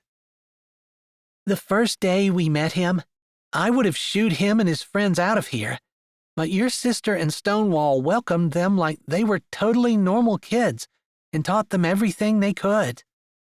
Whitney shook her head. "I suppose just as much credit goes to Declan as it does to Joanna and Stonewall, but I have to say I was impressed. Most adults would not have acted like that. And I compounded the problem by treating him the way his record from school indicated." "Sometimes it's good not to have all the facts. I have to admit, I'm one of those people who like to know everything." "Same. Everything and then some. I like to get everything lined up in a neat little line and then categorize it and figure it all out." "Sometimes people just can't be figured out." He took a breath and then looked down at her. "And sometimes we just can't account for what God's going to do." She looked up at him, and she seemed to be going to say something, but then she didn't. As for him, he felt a little caught in her eyes, which was not a problem he had with any of his other sisters-in-law. If he was trying to set her up with Rufus, he was going to have his work cut out for him. After all, there had always been a little bit of a connection between them, at least on his part, just from what they'd done under the tree, which was absolutely innocent. They'd done nothing wrong. Still, he felt a tie to Whitney that he couldn't explain. "I guess the light is finished," she finally said. He nodded, tightening the screw before using his key to go in and turn the breaker back on. The light worked, and he carefully locked the door before they stepped off the porch. "I'm not sure I know where Miss Dixie lives. I suppose you'll have to show me if you don't mind." "I don't mind at all." They set off walking side by side, and Caleb thought about how odd it was that on his first day back, the first person he ran into was Whitney. Of course, he was going to be looking her up, but it just felt like something bigger was in play. He wouldn't say that he felt like it was God trying to match him up with her or anything like that. Maybe it was just the Lord helping him find a way for his brother Rufus. This town is very much like Sweetwater. Maybe Sweetwater's a little bit bigger, he said, trying to make casual conversation as they walked. Have you visited it? No, I actually had my interview over a video call, and I haven't been to Sweetwater. I have looked it up and learned the key facts about it. It's really grown in the last decade or so. Yeah, it has. Not just because of my family moving in either. He'd heard all the jokes people could make about how his family had tipped the scales on so many things population-wise. He always laughed along because a lot of times they were true, and it was unusual to have such a large family, and he never minded making fun of himself. But all the jokes in the world didn't negate that having a large family was something he loved and was grateful for. Whitney laughed at his joke, and then she said, "The housing market there is tight. I've looked for houses to rent, and there's nothing within 30 minutes of the school." No, and you'll probably have a hard time finding houses for sale as well. He paused for a moment, and then he said, "There might be a place on the ranch where you can stay. I'm pretty sure Miss Dixie is moving into one half of the duplex that Joanna and Stonewall share." They shared a duplex? Whitney said like she didn't know. He lived on one side, she lived on the other. Now that they're married, she moved from her side and into his. Miss Dixie will probably move into her side. That's what I heard, anyway. Where do you live? I lived in the farmhouse for a while, but we put up a couple of cabins on the farm, and I'm in one of those. Rufus has another one. Lois, my sister who just graduated from college, and Ida still live at the main farmhouse with Ezra and Alaska. I see. So the boys moved out and the girls stayed put? I guess that's kind of how it went. In North Dakota, it's nice to have someone around who's able to plow snow and unfreeze pipes if you need it. So it's not a good idea for a woman to live alone? I don't know if I would go that far, but there's definitely some outside maintenance. Of course, you try to make sure that it's not going to happen, but things break. Sometimes the heat tape gets unplugged. Sometimes things get colder than you thought, or somehow pipes get uncovered. Just all kinds of things can happen. Plus plowing or shoveling snow. I see. He figured that he might have been scaring her, so he said, I'm not trying to put you off, and I guarantee that there are tons of people who will give you a hand. It's just that kind of town. So I wouldn't worry about it at all. I don't like to depend on other people. I know without family I'm vulnerable, and I've always tried to do everything I can for myself. It just makes me feel less dependent. He could see how that was. If he only had one or two siblings, it might be the same for him. But he knew if Ezra couldn't do it, then Tobias or Lucas or Rufus or Asher would step in. Or any of his sister's husbands. I guess I can understand that. It took you a little while to answer, she said. Yeah, I suppose I was thinking that having a large family has more benefits than drawbacks, even though it was a lot of work for my mom especially, and probably a lot of stress for my dad. After all, the idea of having all those humans dependent on you feeding them and providing for them must have given him a sleepless night or two. He must have been a very, very godly man. Yeah, I remember him as the wisest man I ever knew. My mom was the best woman in the world. He laughed a little. I suppose my memories are biased, and it feels like they have gotten rosier with time. I'm sure they probably have. Isn't that the way yours are? They had that in common, losing their parents at a young age. Yeah. I mean, I often think if my mom were here for this or if my mom were here for that. But I don't know if my mom and I would even be talking to each other, you know? I mean, a lot of people fight and bicker and don't get along, Or maybe she would try pushing me to do something she wanted me to do, or I don't know. I guess I just don't know for sure, but you're right. The memories are rosy. Yeah, he often thought that as well. Maybe things would be worse if his parents had survived. Maybe that's why God took them. He didn't really think so, but it was possible. There's like a before my parents died and then an after my parents died. That's kind of how I divide my life. Same. I lost my dad a little after my mom, and my mom's death is probably the one that was the hardest. But yeah, the before time, for the most part, was happy, maybe before the cancer. And then there were the cancer years, and then there were the years after. Her voice seemed tightly controlled, and he had the strangest urge to put his arm around her and to comfort her somehow. But she was talking about something that happened a long time ago, and it would be like someone trying to comfort him about his parents' death. It just was impossible. It was done and over with, and that's the way it was. Here's Miss Dixie's house. He noticed the for sale sign in the yard and he pointed to it. I thought you said it was sold. She got an offer today that she said she was going to accept. I guess they haven't gotten the sold sticker on it, or maybe she read through the contract and decided she didn't like it.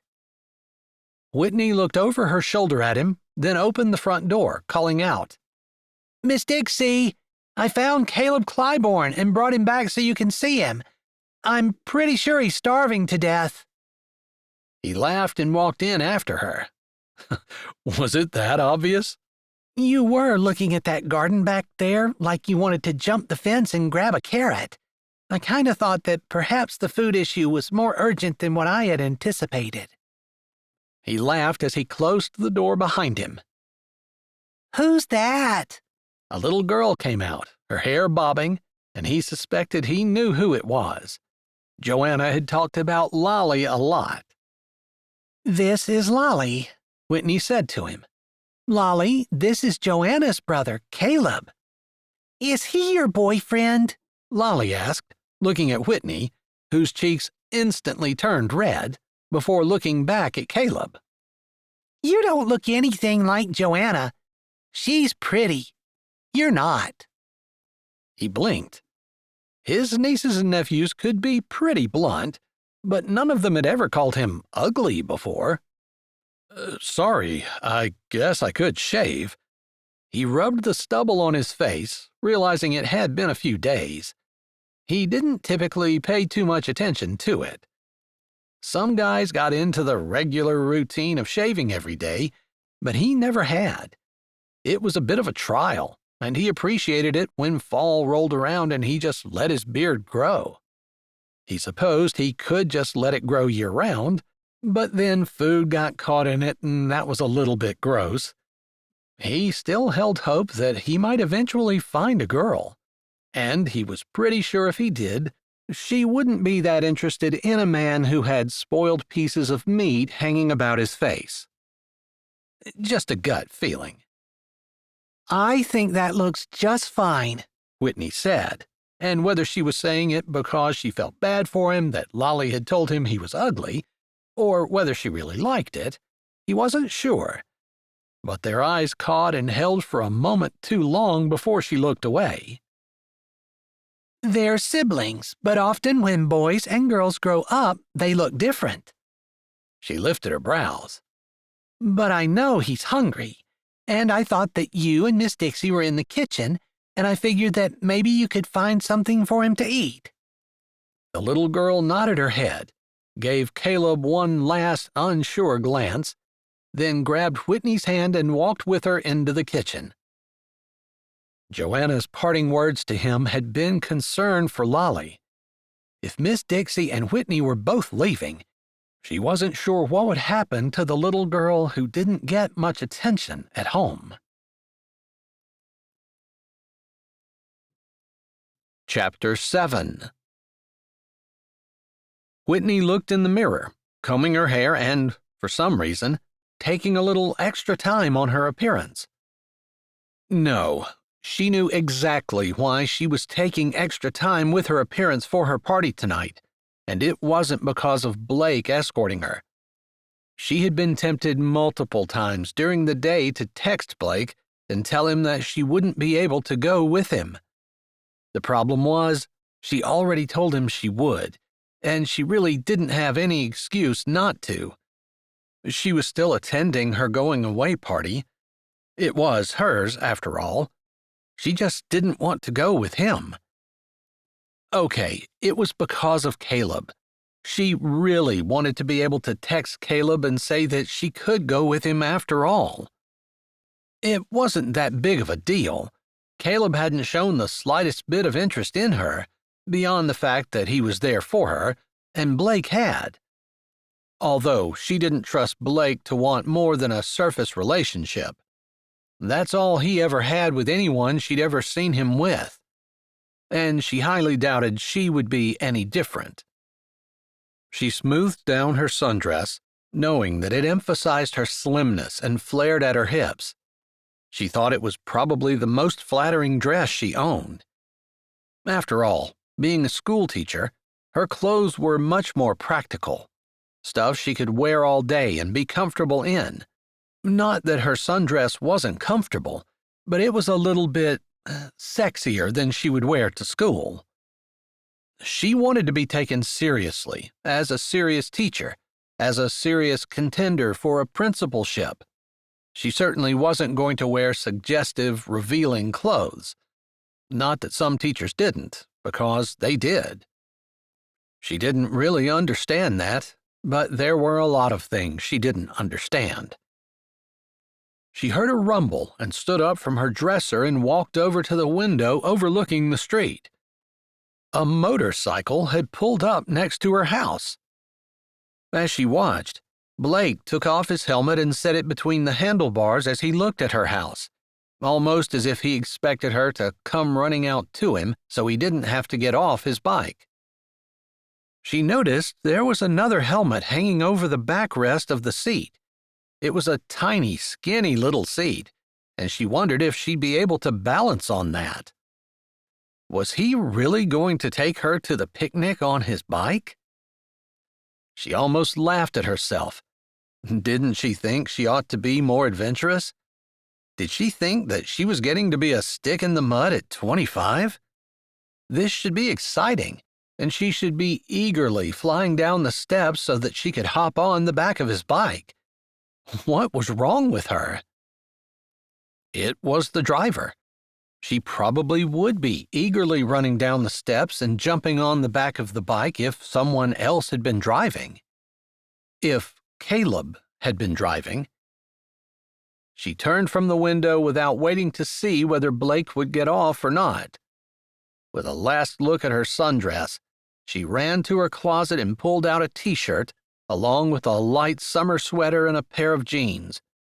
If she was going to ride on a motorcycle, she wasn't wearing a sundress.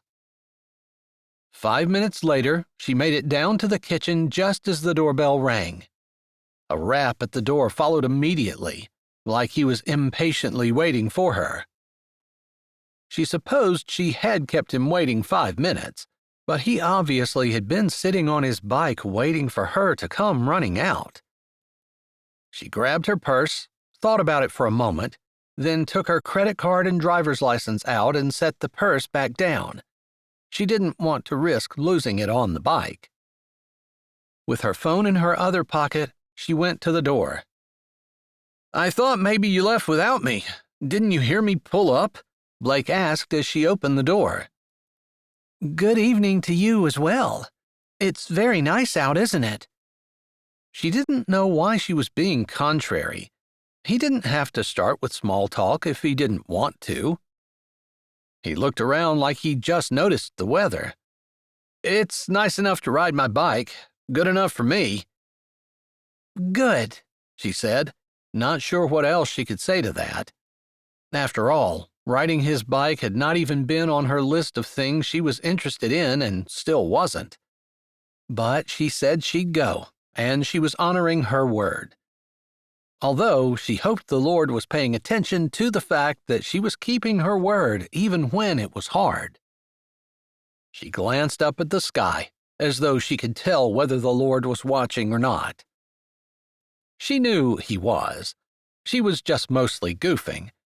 Maybe the Lord would reward her for it, but it was more important to her that she did what she said she was going to do. That was the kind of person she wanted to be, but she wasn't going to be that kind of person if she didn't. If that made any sense. "I have a helmet for you. It's on the back. It's been there for a while, so there's no bugs or anything in it from the last person. She was a clean girl." Whitney, following Blake down the sidewalk, blinked a bit. She was a clean girl? Nice. She hadn't even thought that there might be lice or anything in the helmet, but once he said that, she was concerned. Regardless, it made her even more certain there would be no kissing this evening, considering that the last girl who rode with him had probably been clean, but who knew about the rest of them? She snickered to herself. "What's the matter?" he asked, glancing over his shoulder at her. Nothing, although I've never been on a motorcycle before. Do you have any advice for me? Hold on tight, sweetie. It's gonna be good. She supposed that was meant to be sexy or cute or something, but it didn't do any of the above for her. All right, thanks, she said, thinking that a practical suggestion of how she should put her helmet on or where she should put her feet would have been more welcome. But she got it figured out and settled down on the seat with him in front of her. Unfortunately, she was going to have to hold on tight, because she really didn't want to fall off, and the backrest didn't look like it could hold her if something happened. Of course, if something happened, nothing was going to hold them, since there was no seat belt or anything, and she was probably going to die. Maybe that was one nice thing about having parents who passed away when she was young. She was less afraid to die. She wasn't quite sure why, but the fear of death that she had when she was younger, that had come true, had dissipated.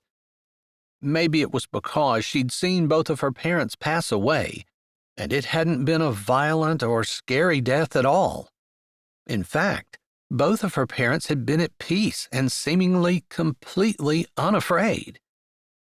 That was probably also due to their faith in Christ and their solid knowledge of where they were spending eternity. It wasn't that she wanted to die, because she certainly did not, but it had lost its fear for her. Most of it, anyway. A motorcycle accident could be gruesome, though, and probably painful as well. Lord, if I'm going to die, please make it quick and painless.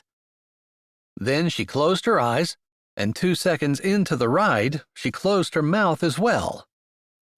Well, that is what a mosquito tastes like. She coughed, and Blake turned his head. "Are you okay?" Maybe it was just her imagination, but it seemed like when he turned his head, the motorcycle swayed as well. "A bug," she called, opening her mouth as little as possible and determining that she was not going to make another sound until she got to the picnic.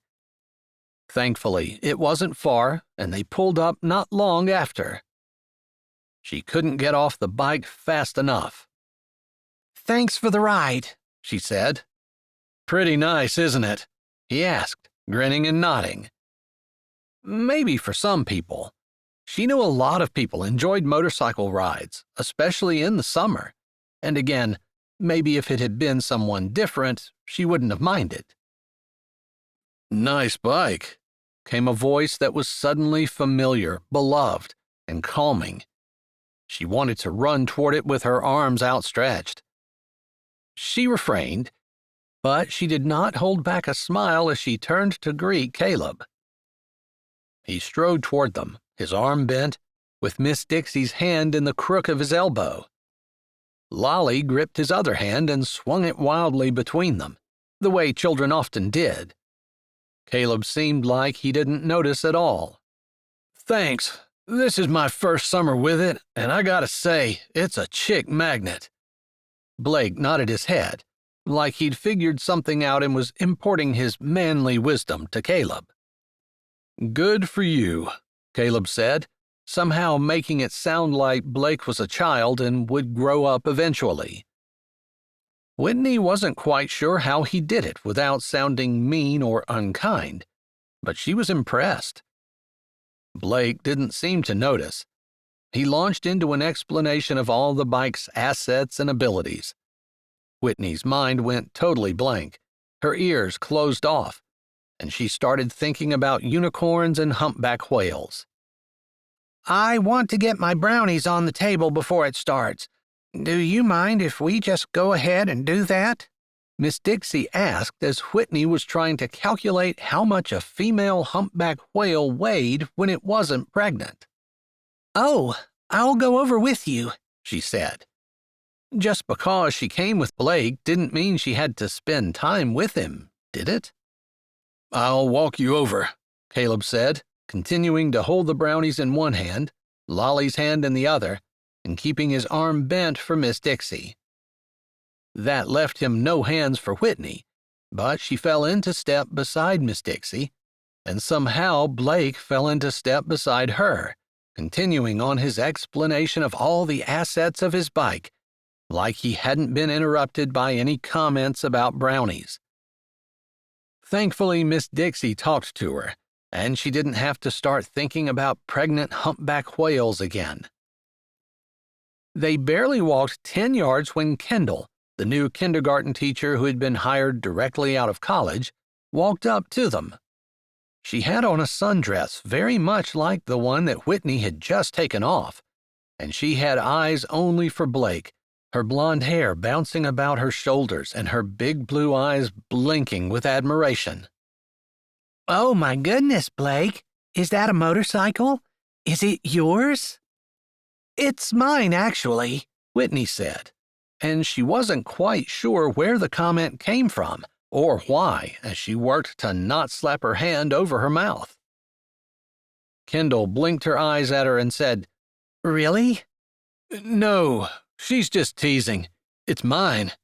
Pretty nice, isn't it? Oh my goodness, it's a beast, Kendall said, blinking her eyes again and emphasizing the word beast. That wasn't the way Whitney would describe it, she thought as she watched Kendall's dress whirl about her legs. Oh well, sundresses were overrated. I'd love to show it to you. Perhaps even take you for a spin on it. Oh, you brought Whitney, didn't you? At least Kendall wasn't a total Neanderthal. It was sweet of her to remember that the man had a date. Whitney gave her a lot of points for that. Hey, man, can you take care of the girl for a bit while I take Kendall around and show her my bike, okay? Blake asked, but it didn't really seem to be a question. It was more like a command aimed at Caleb. Whitney wanted to flinch. First of all, she didn't need anyone to take care of her, and second of all, she didn't really appreciate Blake commanding some other man, who might not be the slightest bit interested in helping, to help. She opened her mouth to say so when Caleb said, My pleasure. I'll make sure she gets home.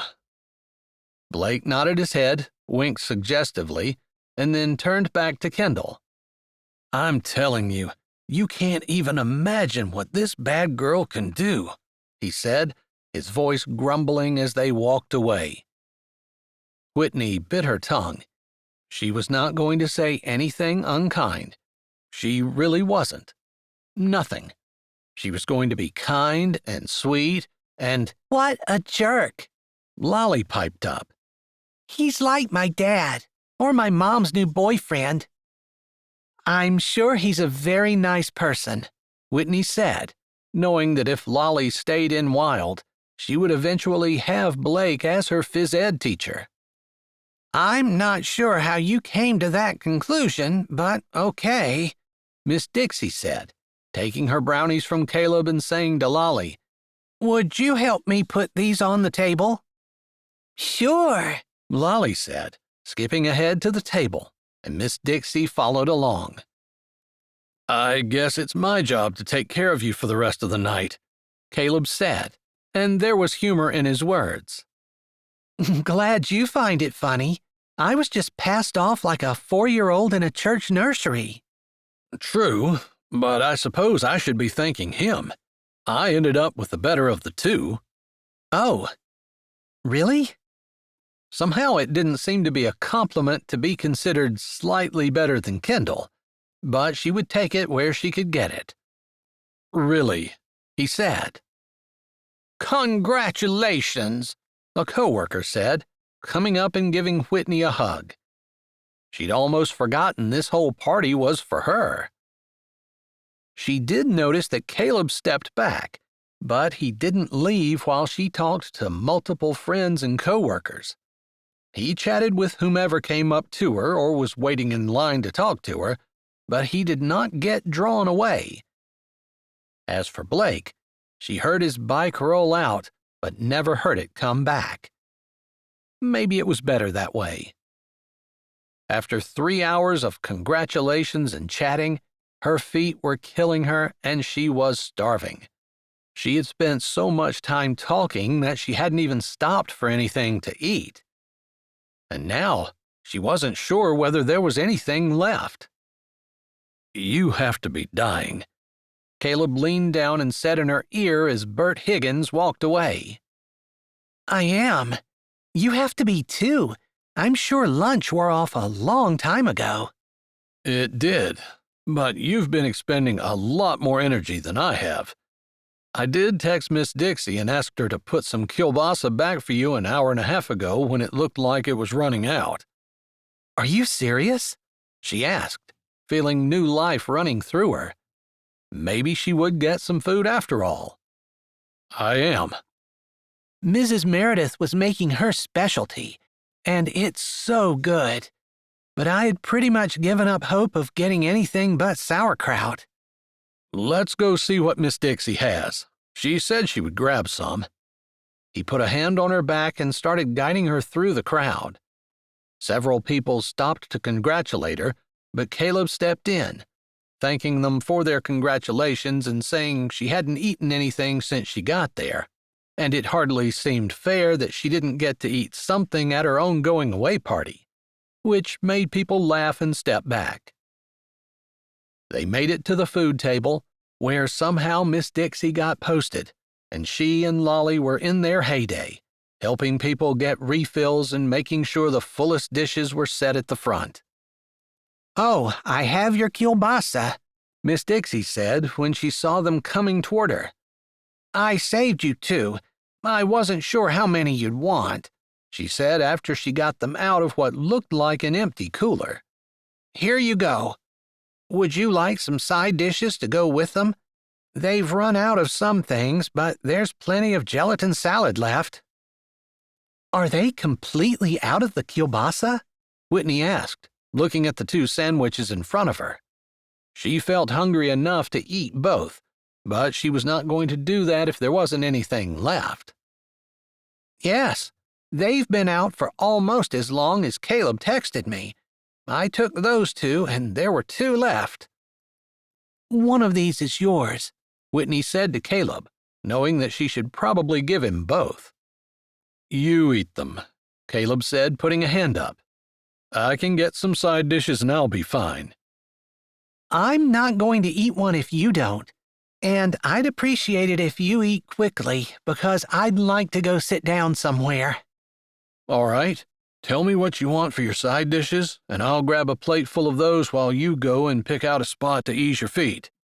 "You could go back there, behind the barn," Miss Dixie said, pointing to a little shed at the side of the field.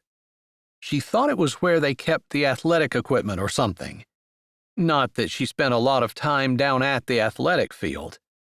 "I know there's a bench along there. I've seen it at football games, and you'll have a little bit of privacy to take a breather."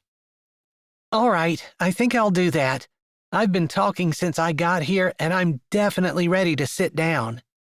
I'll be right down, Caleb said after she gave him an idea of a couple sides she particularly liked. She really didn't care, though. One sandwich and a few sides would more than tide her over, but she was afraid it wouldn't be enough for Caleb. She barely sat down and adjusted the sandwiches in her lap, wondering if it would be okay for her to start eating hers without Caleb, when he came around the side of the shed. This is nice. Private and secluded, but not so private that it looks like we're doing anything wrong, he muttered as he held 2 plates of sides in his hand. He set the plates down beside her on the bench and then pulled out a bottle of water from one pocket. He pulled out a bottle from the other pocket and grinned as he handed one to her. They're not cold, because the chest with all the drinks in it was completely empty, but I found these stuck in the back, like they'd been missed when someone was emptying them into the cooler. Resourceful. I like it. Okay, I get a little pat on the back for that one, he said as he sat. She took the water first. I'm so thirsty. Normally, I can't be hungry and thirsty at the same time, but somehow I'm managing it tonight, he said as he took the cap off his bottle and took a long swig. They'd already stood through a blessing on the food when the party started, so she held up her plate with both sandwiches. One of these is yours. I feel like I should break the other one in half and give that to you as well. This is your party. You should have them both. But if you're going to give me one, I'm not going to refuse it. However, I'm not eating your half. All right, deal. She grinned as he took one of the sandwiches and bit into it. At that rate, he was going to be done with his before she was half done with hers, but she wasn't too worried about it. I have silverware in my pocket when you're ready for it, he said after he chewed and swallowed. Oh, I didn't even think about that. You have lots of sides, too. There were a ton of them. I think they underestimated on the kielbasa and overestimated on the sides. Or maybe people just rushed the kielbasa because they were afraid they wouldn't get any. It's so good. That could totally be what happened. Chapter 8. Caleb put the rest of his sandwich in his mouth and leaned back against the wall of the shed. He knew the party was for Whitney, but he'd been surprised at all the nice things everyone was saying about her. Not that he didn't think that she was a wonderful person, but she was obviously a serious employee and very well liked by students and by her fellow coworkers. He still hadn't figured out what she was doing with Blake, but as far as he could tell, Blake hadn't been back. Not that he would be upset necessarily if he was. Whitney could go out with whoever she wanted to. Caleb didn't have any claim on her. But he just felt bad for any woman who was stuck with that dude, who obviously had more feelings toward his bike than he'd ever had toward a real live person, other than himself. He should have asked Miss Dixie to put 4 kielbasa back. He didn't know what he was thinking, but it was really sweet of Whitney to share with him, and he appreciated it. If Rufus and she ended up together, he had the feeling that Rufus would be getting a pretty nice girl.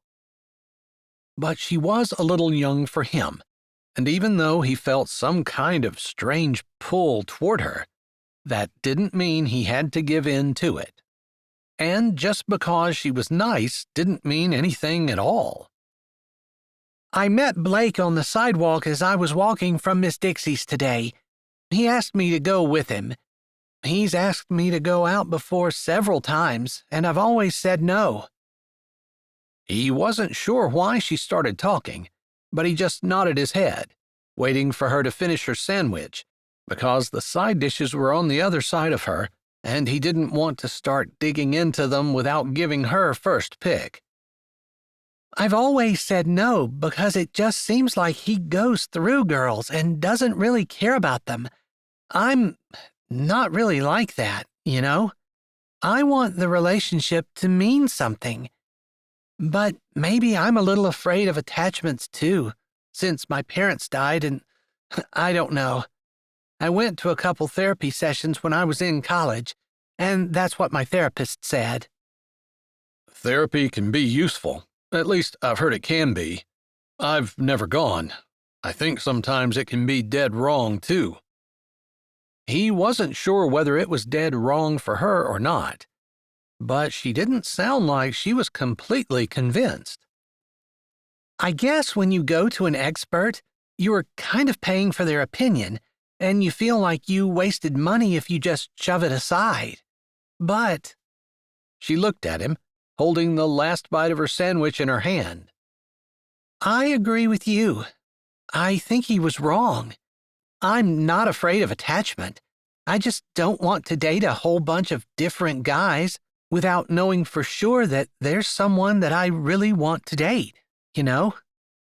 He nodded, knowing that she had gone out on several dates with Stonewall. Joanna had told him as much. I know what you're probably thinking. You do? Did she know that he was hoping that she was going to pick up those side dishes right away? Surely she couldn't know that. You're thinking about me dating Stonewall, and you're partially right about that. I decided that I was being too standoffish, and I knew that Stonewall was a good, solid guy, even though I didn't really feel anything for him. She wasn't doing anything with the side dishes, and he didn't really care about Stonewall. Not at the moment, although he could definitely say that he appreciated that she didn't feel anything for him. You don't have to tell me about that. I've made a few mistakes myself, and I didn't need a therapist to tell me that. She laughed a little, as he intended. He'd had several disastrous dates. A few years after his parents died, and he had decided that perhaps they had been wrong about dating, and how was he ever going to get married if he didn't do what the rest of the world did? He found out soon enough that they were right on the money, and he didn't want to set a bad example for his siblings. Plus, Ezra had been completely against the idea, and there had been so much work to do with the farm that he really didn't have a lot of time or money to put into dates anyway. He supposed he could tell her all that and it might make her feel better, but he wanted those side dishes first. Thankfully, she reached over for them. You read my mind, he said as she held both plates in her hands, looking down at them.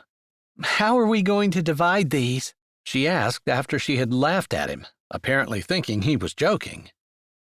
How about I hold them and you take what you want? But I want some from this plate and some from this plate.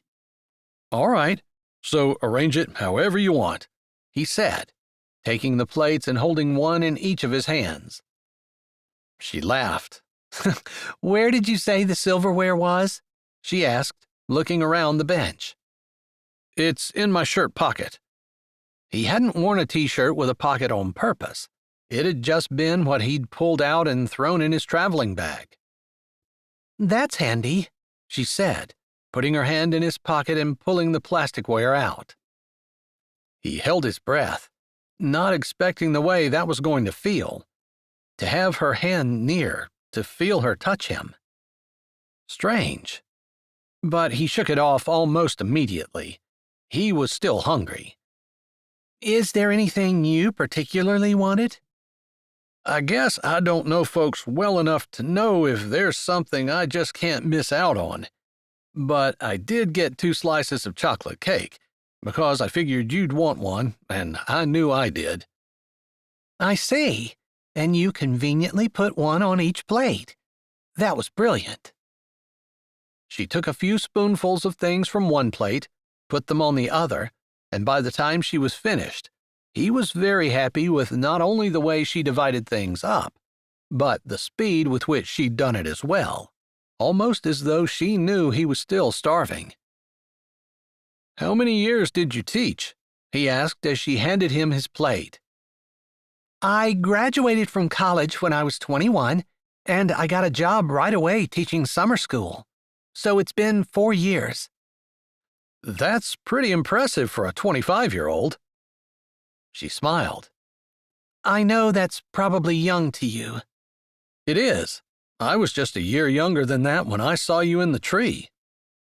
Well, interesting, since I see 12-year-olds as children, and yet you really didn't treat me like I was incapable of thinking for myself.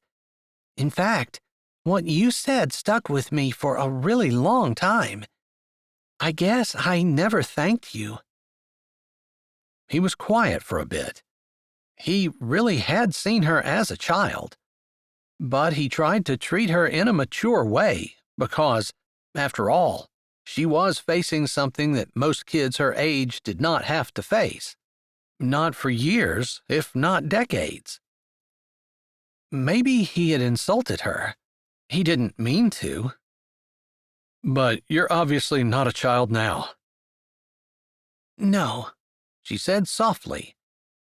He wasn't quite sure what that meant, but it didn't feel like she was angry with him. He had enough experience with his sisters that typically it wasn't hard for him to tell. They sat in silence for a bit, and he was starting to feel like maybe he wasn't going to starve to death after all as he emptied his plate and ate his chocolate cake. I have to hand it to whoever made this cake. It's pretty good. typically the food at these things is top-notch. There might be an eclectic mix, but it's a good one. I guess if this is any indication, I can't disagree. Although I do highly recommend getting to the kielbasa within the first hour. She laughed. I think the last time she did it, she had like 100 sausages left over, and she swore she was never going to do that again. She needs to find a happy middle, I think. I agree. Or maybe there are just more people here. You seem to be well loved. She smiled at his compliment, and he realized he meant it. People really did seem to be sad she was leaving. Sweetwater had made a wise choice. What's the story on Lolly? He asked, wondering if there was any more to it than what Joanna and Stonewall had told him. I assume Joanna and Stonewall told you she showed up about the same time Declan and his gang did. Yeah, her home life isn't good, but she's not related to any of those guys. That's right. She seems to stay with her mom a lot, but she gets shuffled back and forth, and sometimes she ends up staying with someone that I don't even think she's related to. That's odd. I wondered once or twice if I might offer to her mom to take her in and let her live with me, and if her mom would do that. Does her mom have a job? Or does she just hang out all day? Caleb didn't have any idea what people did when they didn't work. The idea was so foreign to him. I'm not sure. She seems to... maybe... I don't know. I hate to speculate. But she's gone at night sometimes and then sleeps during the day.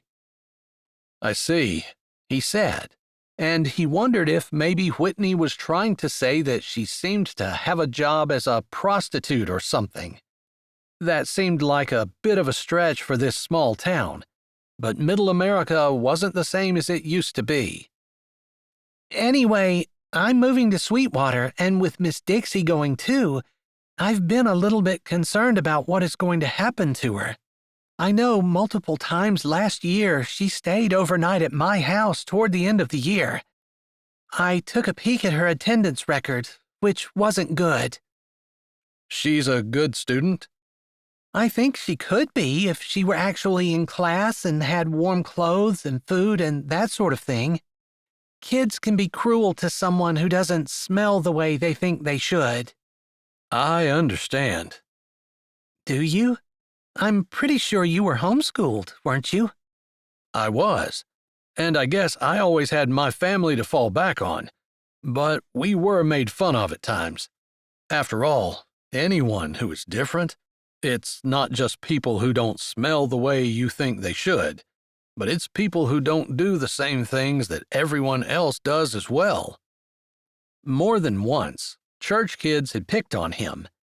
If that was the way the church kids acted, he was sure that regular school kids would be worse. Of course, sometimes Christians could be worse than anyone who was a non-Christian, but that was probably neither here nor there. Then I guess you do understand, she said softly. Maybe we can figure something out for Lolly. He didn't know what, though. He supposed he could go to her mother's house and ask if her mom minded if they moved her to Sweetwater. The least she could do would be to say no. And at least they'd be trying. Joanna had asked them to before he left. I know my sister was concerned about her. She figured that you were taking care of her, but she asked me if I could step in if I felt the need. I don't know how much longer I'm going to be here, but I guess I could pay her mother a visit. If you'd like me to go along, I'd be happy to. Not that I think I can do a better job than you. It's just that sometimes if you have a couple, or if you have a man standing there, it discourages anyone from taking advantage of you. Totally your call. She smiled, like she appreciated it, and it didn't surprise him when she nodded her head and said, I would appreciate that. Let's do that sometime this week.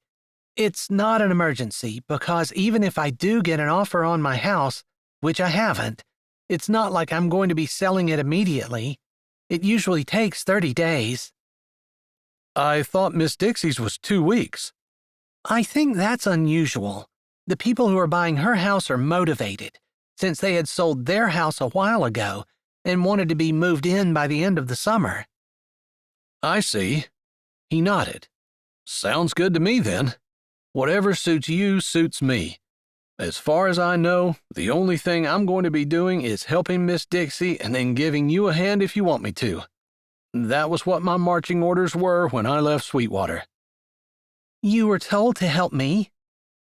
Ezra said that Joanna and Stonewall said you didn't have anyone, which I pretty much already knew, because of our conversation all those years ago. You didn't know my mother was going to die. Not then, but I believe I heard it shortly before or after we left. I felt bad for you and went to the funeral. I thought I saw you standing in the back. That was you.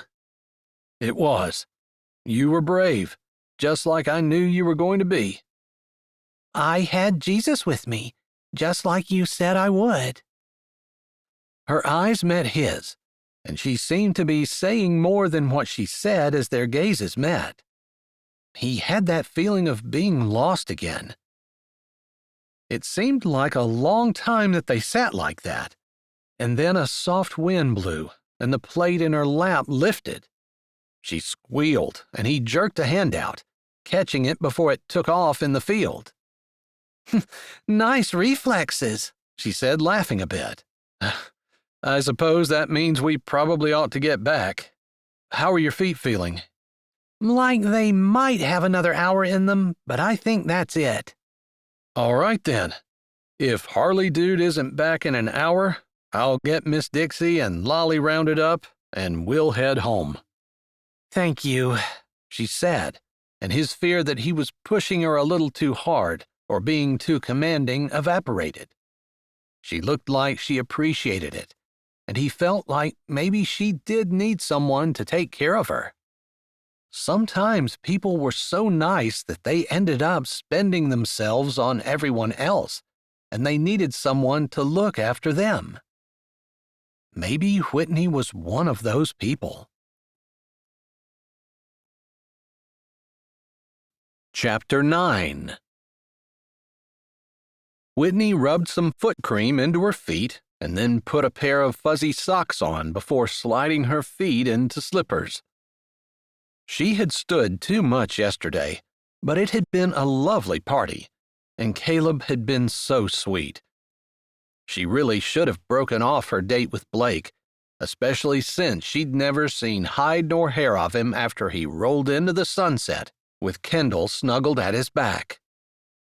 She half expected Kendall to call her today, apologizing.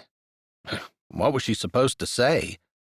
She didn't really care that Blake had left, although it was rude of Blake to ask her and to leave with someone else, and it was definitely rude of Kendall to take off with Whitney's date. Still, it worked out for the best, because she had such a good time with Caleb, and she'd not only eaten with him. He stood near her the whole evening, not in an awkward, I don't have anybody else to talk to kind of way, but in a, I'm here if you need me and I'll take care of you kind of way. It was really nice. The wind gusted outside, and she remembered that there had been storm warnings the night before.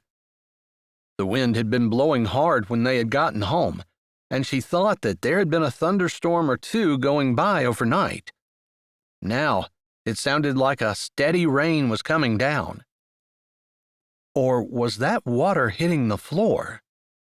She came out of her bedroom and the hall was fine, but as she stepped in the bathroom, the floor was wet. Her eyes were drawn up, and sure enough, there were drips on the ceiling. She had no idea what to do, but her chest felt tight and her stomach twisted. Would this keep her from being able to sell her house?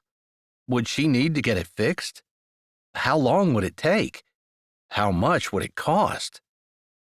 She had a little bit of money saved up, but she was planning on using that as rent when she moved, although she already discovered that there weren't any houses for rent in Sweetwater.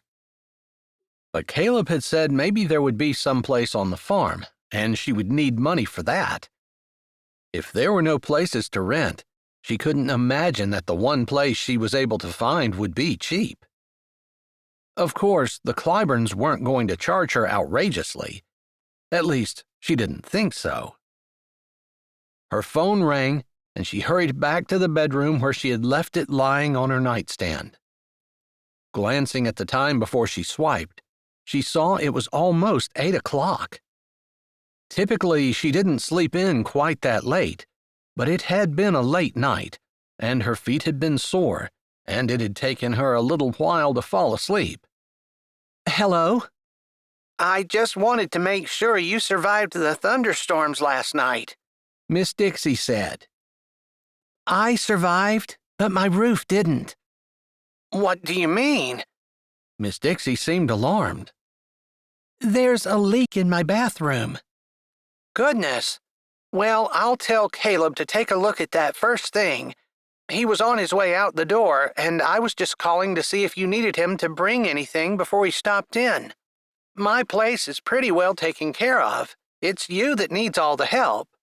I need help selling my house, and it's not going to sell if the roof is leaking. She tried not to burden Miss Dixie with her problems, but this one really bothered her. If she had a dad, she would call him. This is why it was so terrible to be alone. Everything was on her shoulders. She had no idea how to fix the roof or who to even call, or where to find their number. Caleb will handle it. Just relax, Miss Dixie said, as though she could hear the panic blowing up in Whitney's chest. But she wasn't used to taking it easy and relaxing and depending on someone else. She had been honest with Caleb when she had said that she didn't want to do that. So by the time he got there, she had her phone at the kitchen table along with a pencil and a pen and a piece of paper, and she'd written down 3 different roofing numbers that she could call at 9 o'clock when the places opened. She was so involved in her work that the knock on the door surprised her. Come on in. The door rattled, and then a voice said, "It's locked." Oh, she forgot she hadn't even unlocked it and done anything outside yet today. Usually, she at least went out to see what the weather was doing. She had thought about getting a dog and had decided that when she moved to Sweetwater, she would. Of course, that was once she had her own house in Sweetwater, which, who knew when that would be? I'm sorry, she said to Caleb as she opened the door, a little out of breath because she'd run to it. It's okay. I thought maybe there was some kind of problem on my end, like I haven't been opening doors all my life or something. She shook her head. Usually I'm outside before this, but I had a little emergency this morning. Miss Dixie said that your roof was leaking, so I hope it was okay that I took a look around before I knocked on the door, and I saw that this had blown off. He held up what looked like a piece of roofing material. Oh, no. I bet it blew off last night.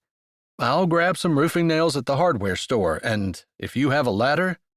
I think Dad had one in the shed. I'll have to look. I can check. It won't be hard to stick this back on, if that's all it is. Are you serious? She asked, her hand going to her chest. She'd spent the last 30 minutes in a panic, thinking that she was going to have to spend her last dime replacing her roof, and all it was going to take was a small piece of material and a few nails? I think so. I mean, we'll see if it continues to leak once we get it fixed. You're a lifesaver, she said. Would you like to come in? I can. I can hang around for 15 minutes or so and then head over to the hardware store. I'll make you a cup of coffee. I'll take you up on that, he said, wiping his feet on the rug and setting the piece of shingle that he held down. Don't worry about your tracks. I'm so grateful that you're taking care of my roof, I don't care. All right. He glanced around. Doesn't look like you've done much packing. Miss Dixie's giving you her extra boxes. I have some things I put away when I first listed the house, but it's been listed for 4 months, and I've almost lost hope that it's going to sell. I know that's a terrible thing to say, but it's true. Did your real estate agent say what she thought the issue was? She just said the right buyer has to come along. We have to be patient until then. But the price is right, the place is solid, and I don't know. It's a little discouraging because Miss Dixie's house sold so fast. It doesn't smell funny. I know my sisters would notice right away if it did, and that would be a turnoff to them. Thank you. Did you notice anything else? She asked, eager to know if he had the secret that would make her house sell. She really needed it to before school started. No, I don't know a lot about the market or anything like that, so I can't help you there. I just know that a cigarette smell or something like that would make my sisters lose interest fast. Yeah, I read that online. Of course, I never smoked, and neither did my parents. And to me, it just smells like my house. But I don't know. Maybe the realtor's right. Maybe it just is a matter of getting the right person here. I'm sure it is. That and having a roof that doesn't leak, he added, and she laughed at that. I was kind of panicked over that, to be honest. She set his coffee mug down on the counter and asked, Do you want anything? Milk or cream? Black is fine, he said. Did Miss Dixie feed you? She did, thank you. Have you recovered from last night? I have my feet in the most comfortable shoes I have. My slippers, she said, nodding down at her feet, which were encased in her big fluffy slippers. I thought that was an interesting accessory to the rest of your attire. She laughed at how she must look with her big fluffy slippers along with her jeans and a t-shirt. I didn't even think about how I would look to you. Sorry, I probably scared you when you walked in. I wasn't scared, but I was a little concerned. He sat down in the chair she offered him.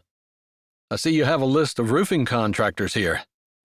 Yeah, I guess I have trouble depending on other people. After losing my parents, I think we talked a little bit about that, and it's funny, because I actually depend on my siblings more, and I wonder if I hadn't lost my parents, if that would be the case. It's funny how having your siblings there to catch you, so to speak, changed the way you were affected versus me. I really didn't have anyone but myself. I take it you don't have any close relatives? My parents both had some siblings, but they were never very close. I do have one aunt who said I should call her if I ever needed anything. That was at Dad's funeral. I didn't even know her name, and I definitely didn't have her phone number." "That's hard," he said, sounding like he truly felt bad for her. He drained his coffee a moment later and pushed back away from the table.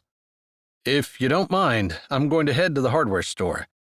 Is there anything else you need?" "Not that I know of."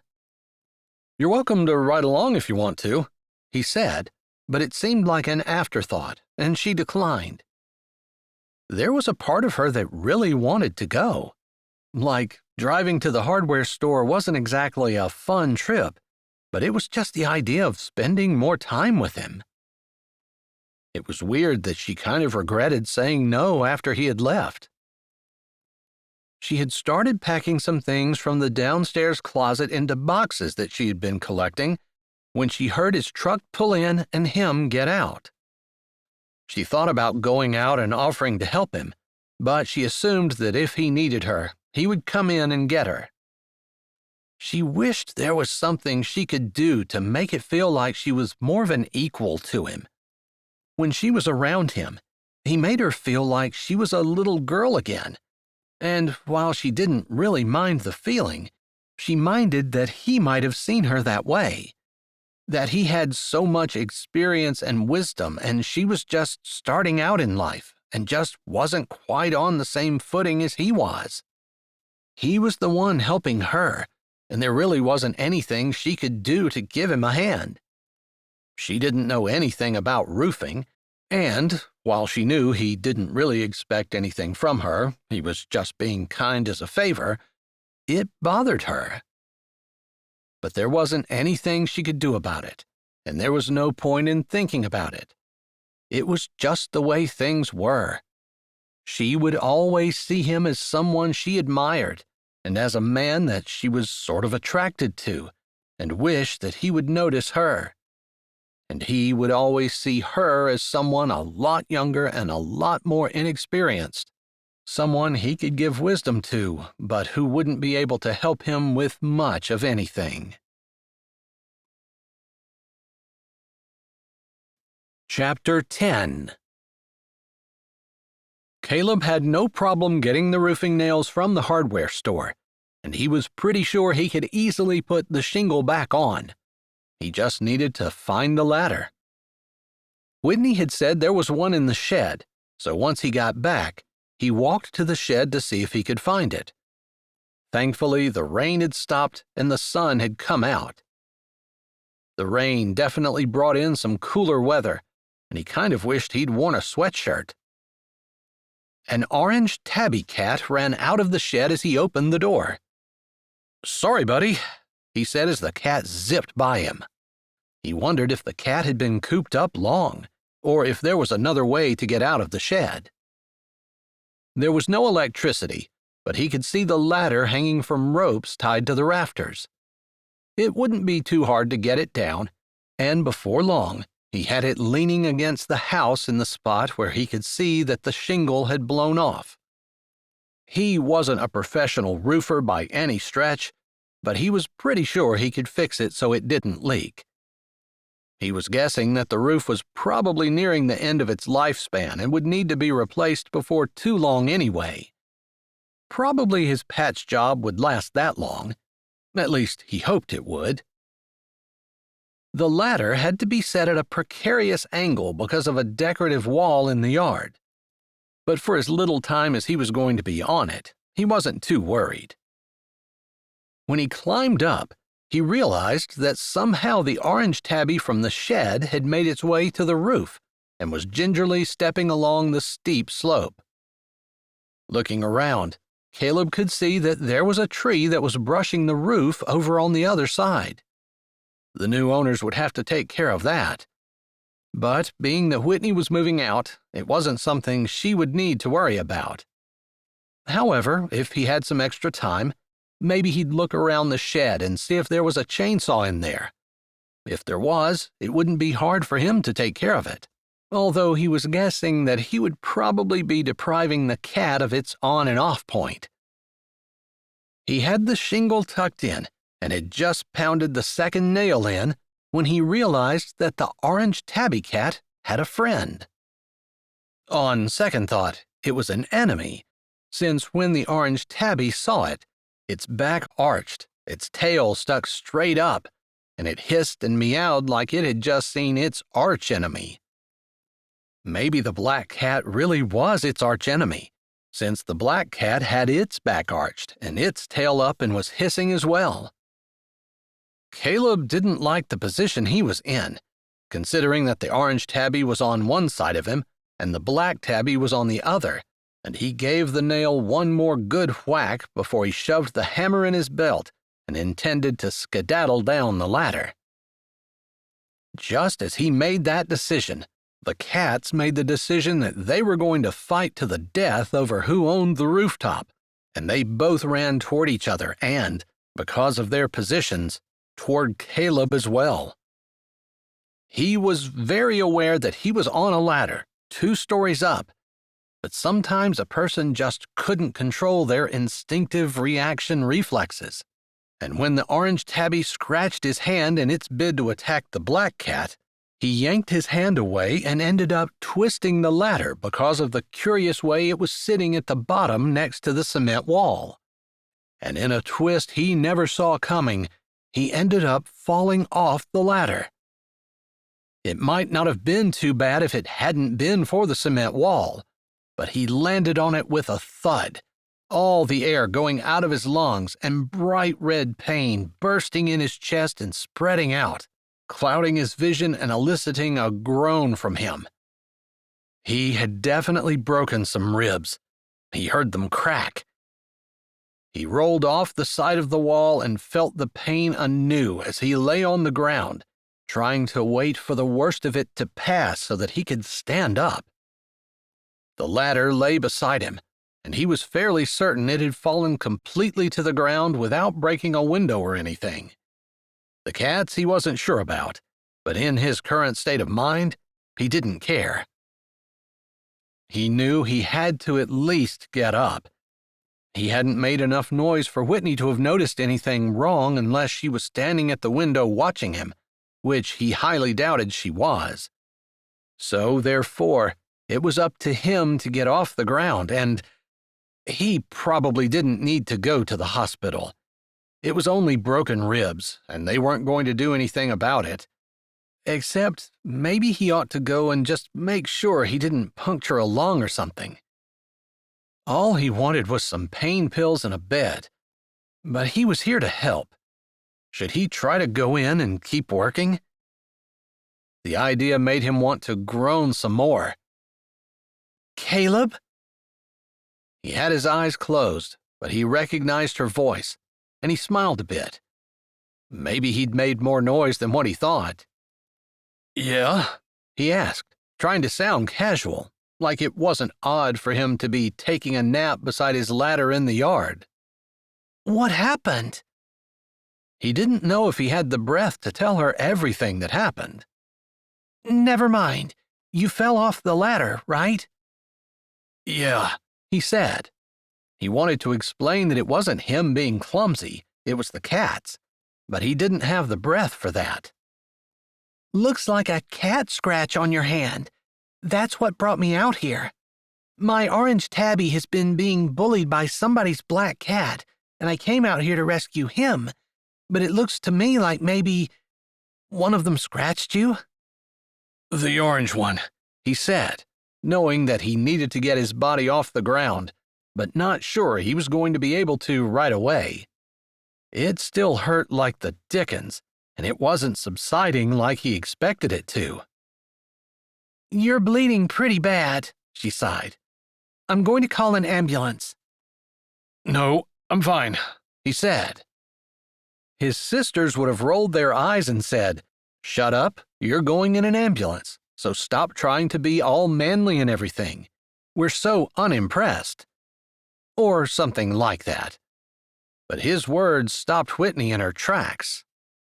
"You don't look fine," she said uncertainly. I am, he insisted, thinking that maybe he would be able to pull the wool over her eyes if he could just get his own open. But he'd heard that broken ribs hurt like crazy, and he could attest from experience that that was absolutely true. I think it would be best if I did. No, he said, and the word came out rather emphatically, mostly because it hurt to try to control his breathing, and he had just pushed a bunch of air out on that word, around the pain that seemed to be burning like acid on his chest. So I think you're going to be mad at me, but I don't care. I'm calling an ambulance. And then she proceeded to do that. He cracked an eye open, saw that she had the phone to her ear, and closed it again. If he had enough air, he would ask her to ask them to bring a sledgehammer and just knock him out, because that would be much preferable to feeling everything that he was feeling right now. Yes, that's the correct address. Yes, through the back. No, I don't think he can get up. I'm pretty sure he cracked his ribs, but his legs and arms look fine, although he does have a really nasty scratch on his hand. He wanted to say if he could get a hold of her orange tabby cat, he would take care of it, but he couldn't even be mad at the cat. It was just trying to defend itself.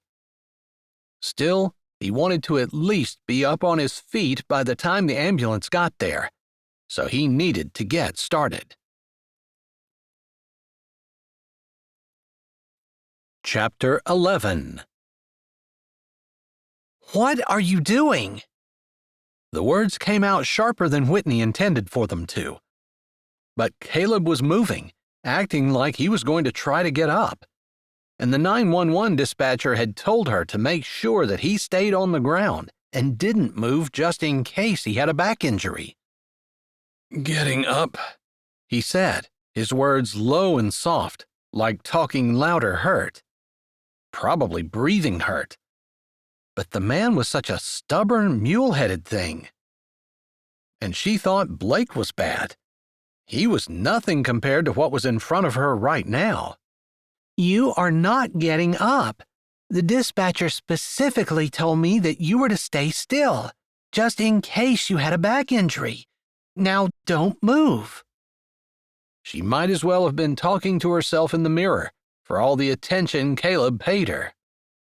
I'm not going to be lying on my back when they come. Then lie on your side, for goodness sake, she said, throwing her hands up in the air and looking up into the sky as though help would come from that direction. Lord, you made men. Why did you make them so doggone stubborn and stupid? And why did she want to get married exactly? She would be settled to something like this for the rest of her life. He ignored her and continued to roll, groaning as he pushed himself to his knees, but leaning on his hands seemed to hurt, and so he leaned down on his elbows, which seemed to hurt even worse, and he fell back to his side, which must have hurt even worse than that since it made him groan before he rolled back, his legs up a little as though shielding his ribs, and lay partially on his side and partially on his back.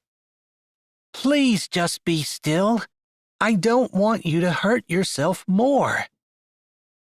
I'm getting up.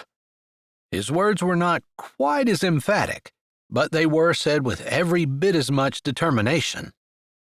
Fine, but I can't help you. If I use your hands to pull, it's going to hurt your ribs. I know.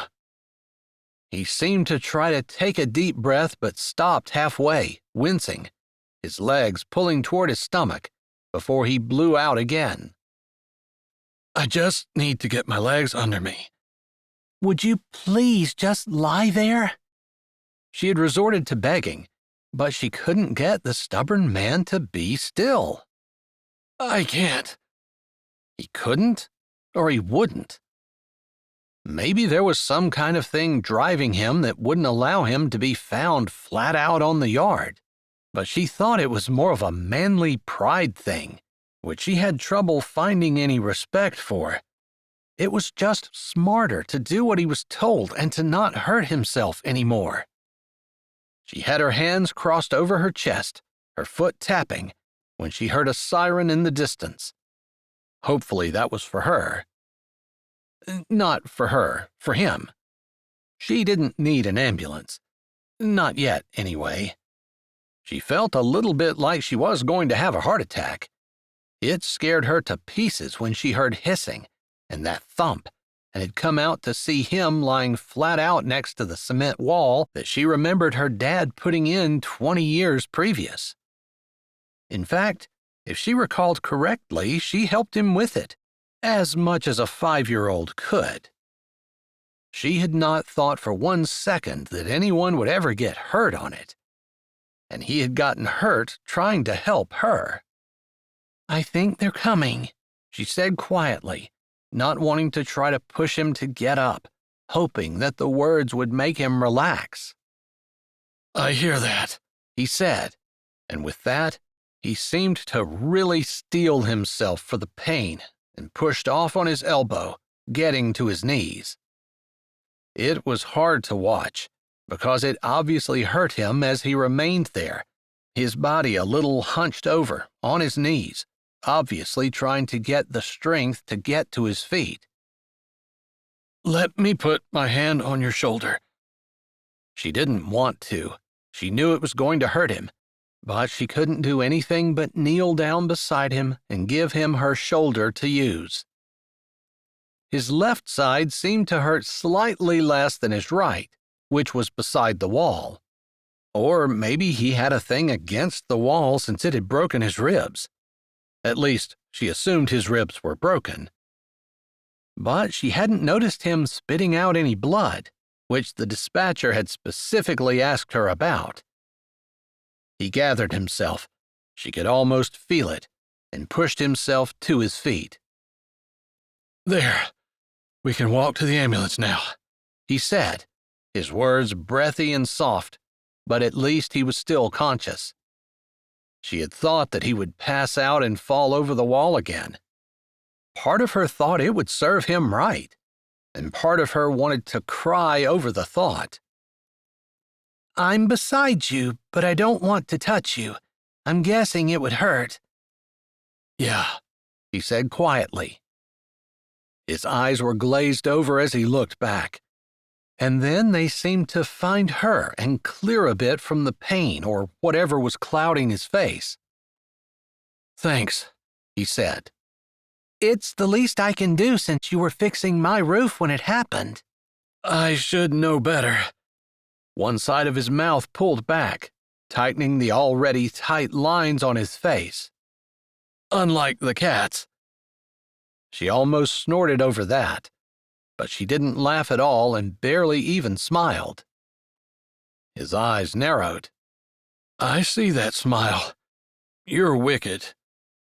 Was he joking? She thought he was joking. This was not the time for him to be joking. She was not in the mood to be joking, although he made her laugh. At that, the siren got louder, and the ambulance pulled into the yard.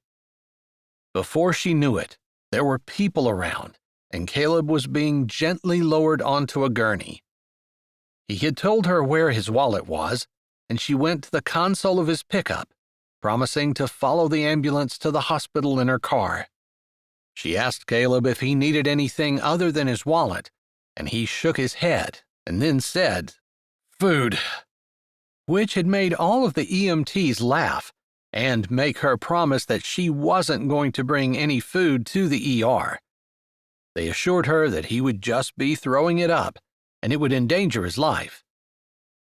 She wanted to tell Caleb that she would get him something to eat as soon as it was safe, but he was wheeled away before that.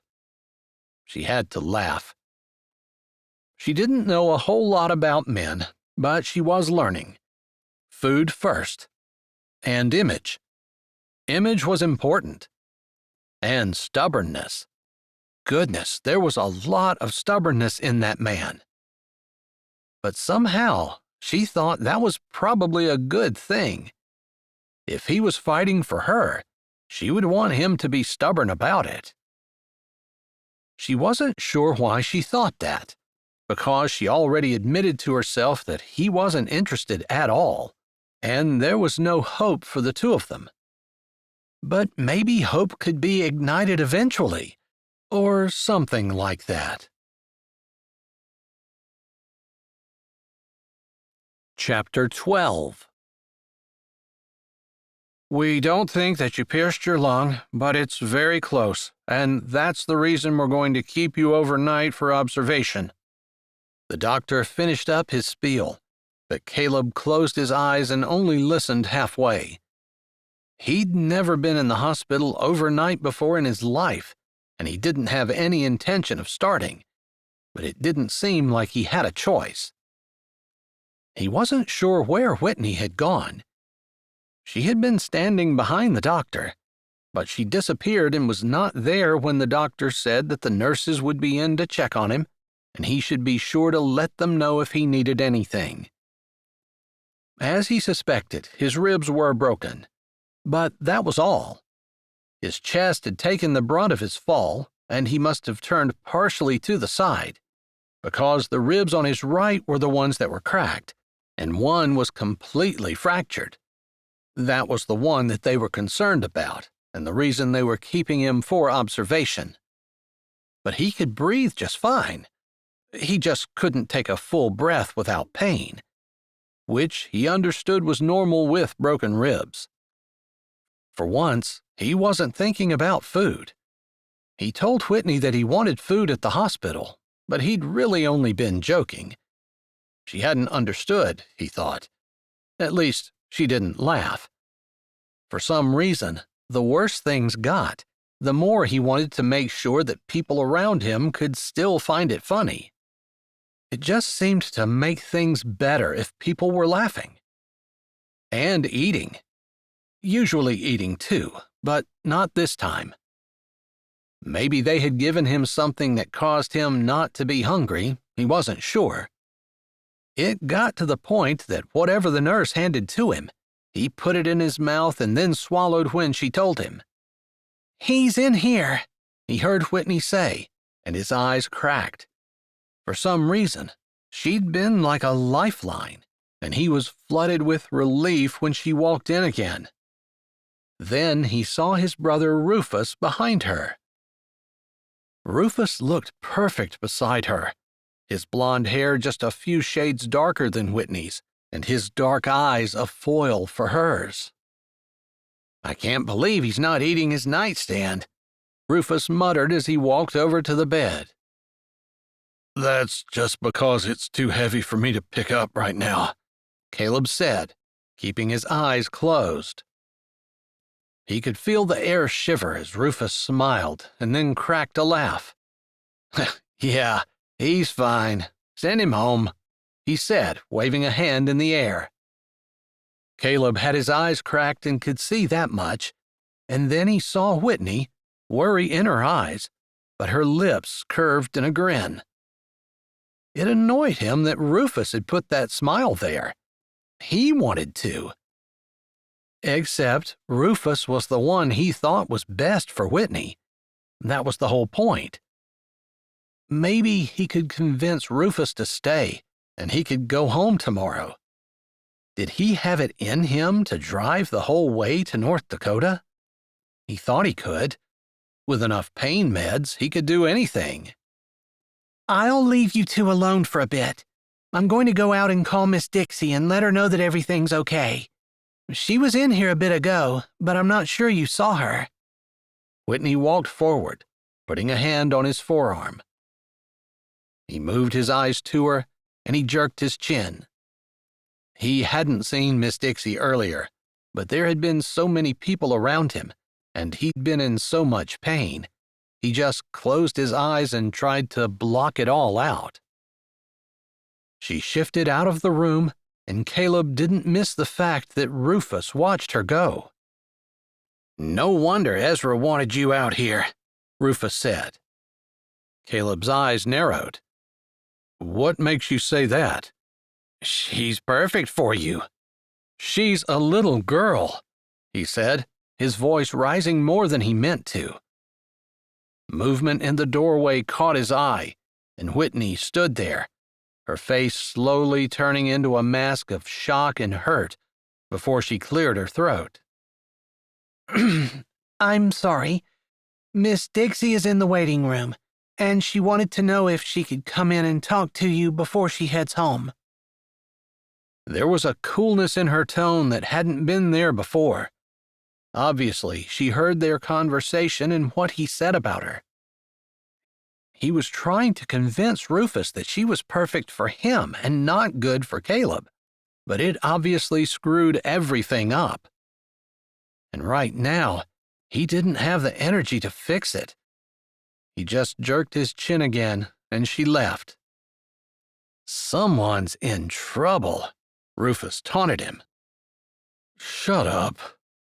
His parents never allowed him to say those words, and he and his older siblings had taken that to heart and had not allowed the younger children to say that growing up either.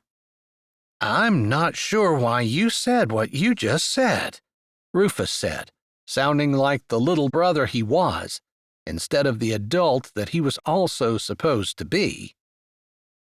Was there a reason you came in here other than to torture me? He asked, closing his eyes and wanting to put a hand on his forehead, except moving his arms hurt, and if he held himself very, very still, the pain lowered to a distant throb. "Miss Dixie wanted to go to Sweetwater. Her house is sold and everything is done, and she wanted to start getting settled in her new place. So I came to pick her up. It was raining in Sweetwater today, and I figured today was as good a day as any." Of course, he'd want to go on a day when it was raining, so he didn't miss a whole lot of farm work.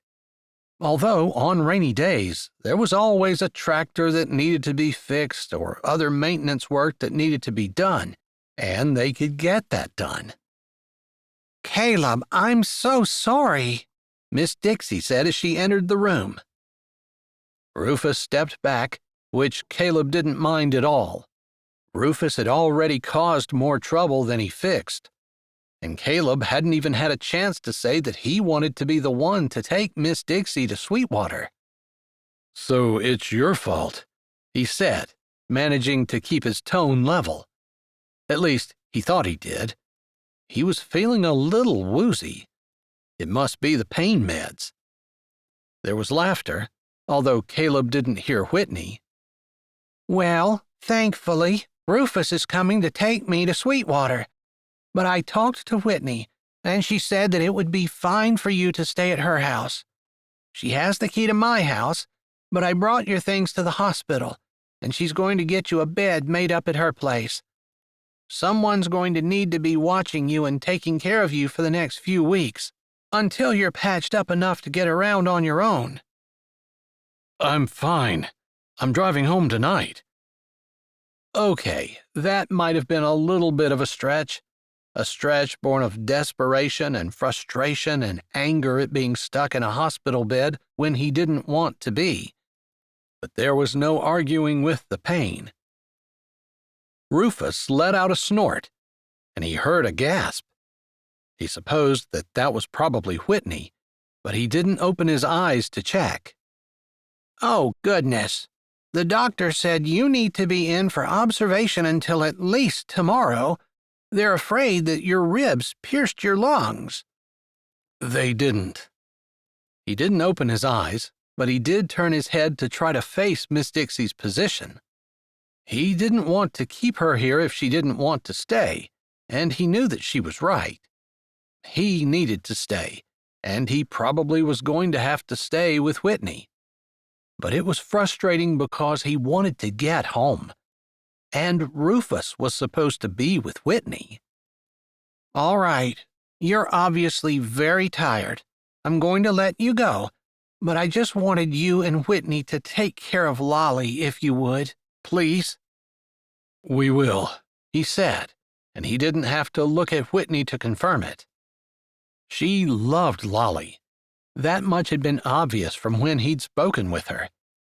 And as far as he knew, they were still going to go and see if her mother would allow them to take the girl with them. They were probably just opening themselves up to pain and heartache, because the mother could change her mind at any time. Maybe they should let her go into the foster system, report her, but that didn't always seem like the most humane thing to do either. He wondered if anyone had talked to Lolly about it. Then he twisted a bit, and his ribs sent out a sharp ache and pain that reverberated up and down through his body, and he didn't think about Lolly anymore. Okay, the ladies went outside to say goodbye, and I need to get out of here too, but I wanted to make sure you're okay. I can take a report back to the rest of the family, letting them know that you're just as cantankerous and contrary as ever. But are you seriously good? Yeah, I'm fine, bro, he said, opening his eyes and looking his brother in the eye. But I do think Whitney would be good for you. You should trade places with me. There's no way I'm going to break my ribs and climb in a hospital bed, even for you. No matter how much I owe you for raising me, Rufus said, and he knew that that would have been accompanied by a slap on the shoulder at any other point. As it was, Rufus put his hand on the hospital bed. Plus, Ezra is always right. Trust him. And God has you here for a reason, not me. Think about that for a while tonight. He cracked an eye and knew his brother was right. God worked things out for a reason, and there was a reason he was lying here with cracked ribs. There was also a reason that Ezra had sent him, and more than anything, he trusted his older brother to do right by him. There was never any doubt in his mind that Ezra loved him and wanted the best for all of his siblings. He was willing to make whatever sacrifice it took in order to make sure that they were okay. I can't believe he's not here, he finally said. He almost came, but he and Alaska were spending the day with the kids, and I talked him out of it. I'm gonna tell him you're fine now. That's the truth. He was fine, annoyed, aggravated, and already antsy, but fine nonetheless. All right, see you on the flip side, he said before he slapped down on the bar and then walked out of the hospital room.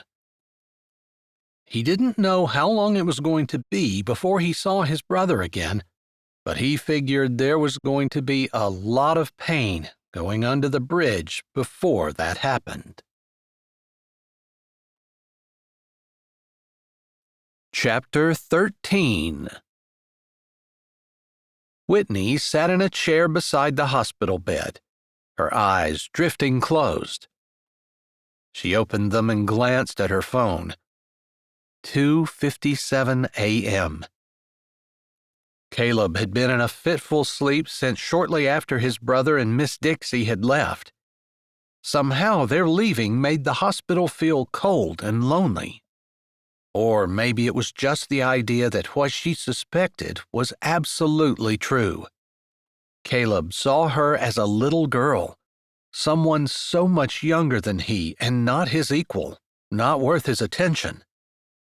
Despite the fact that she had a postgraduate degree and was going to be the principal of the high school in his hometown.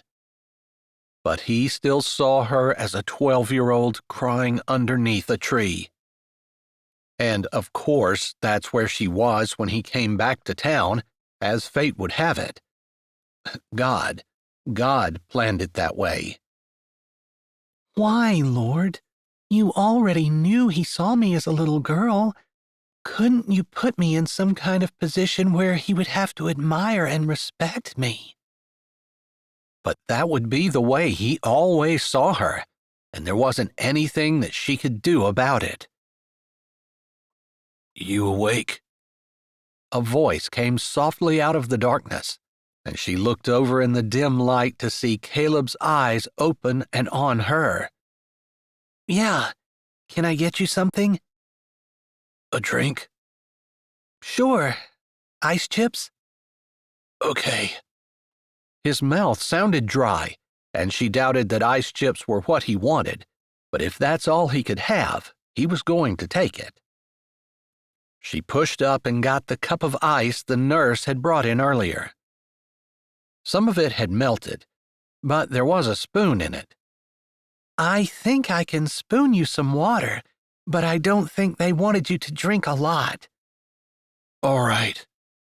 He sounded subdued, a lot more cooperative than he had earlier. She spooned 2 spoonfuls of water into his mouth, and he acted like he was dying of thirst. She kept spooning until he seemed a little bit satisfied. Sorry about earlier, he said quietly as she let the hand with the spoon rest on the rail instead. Okay. She wasn't sure what he was apologizing for, but she wasn't holding anything against him.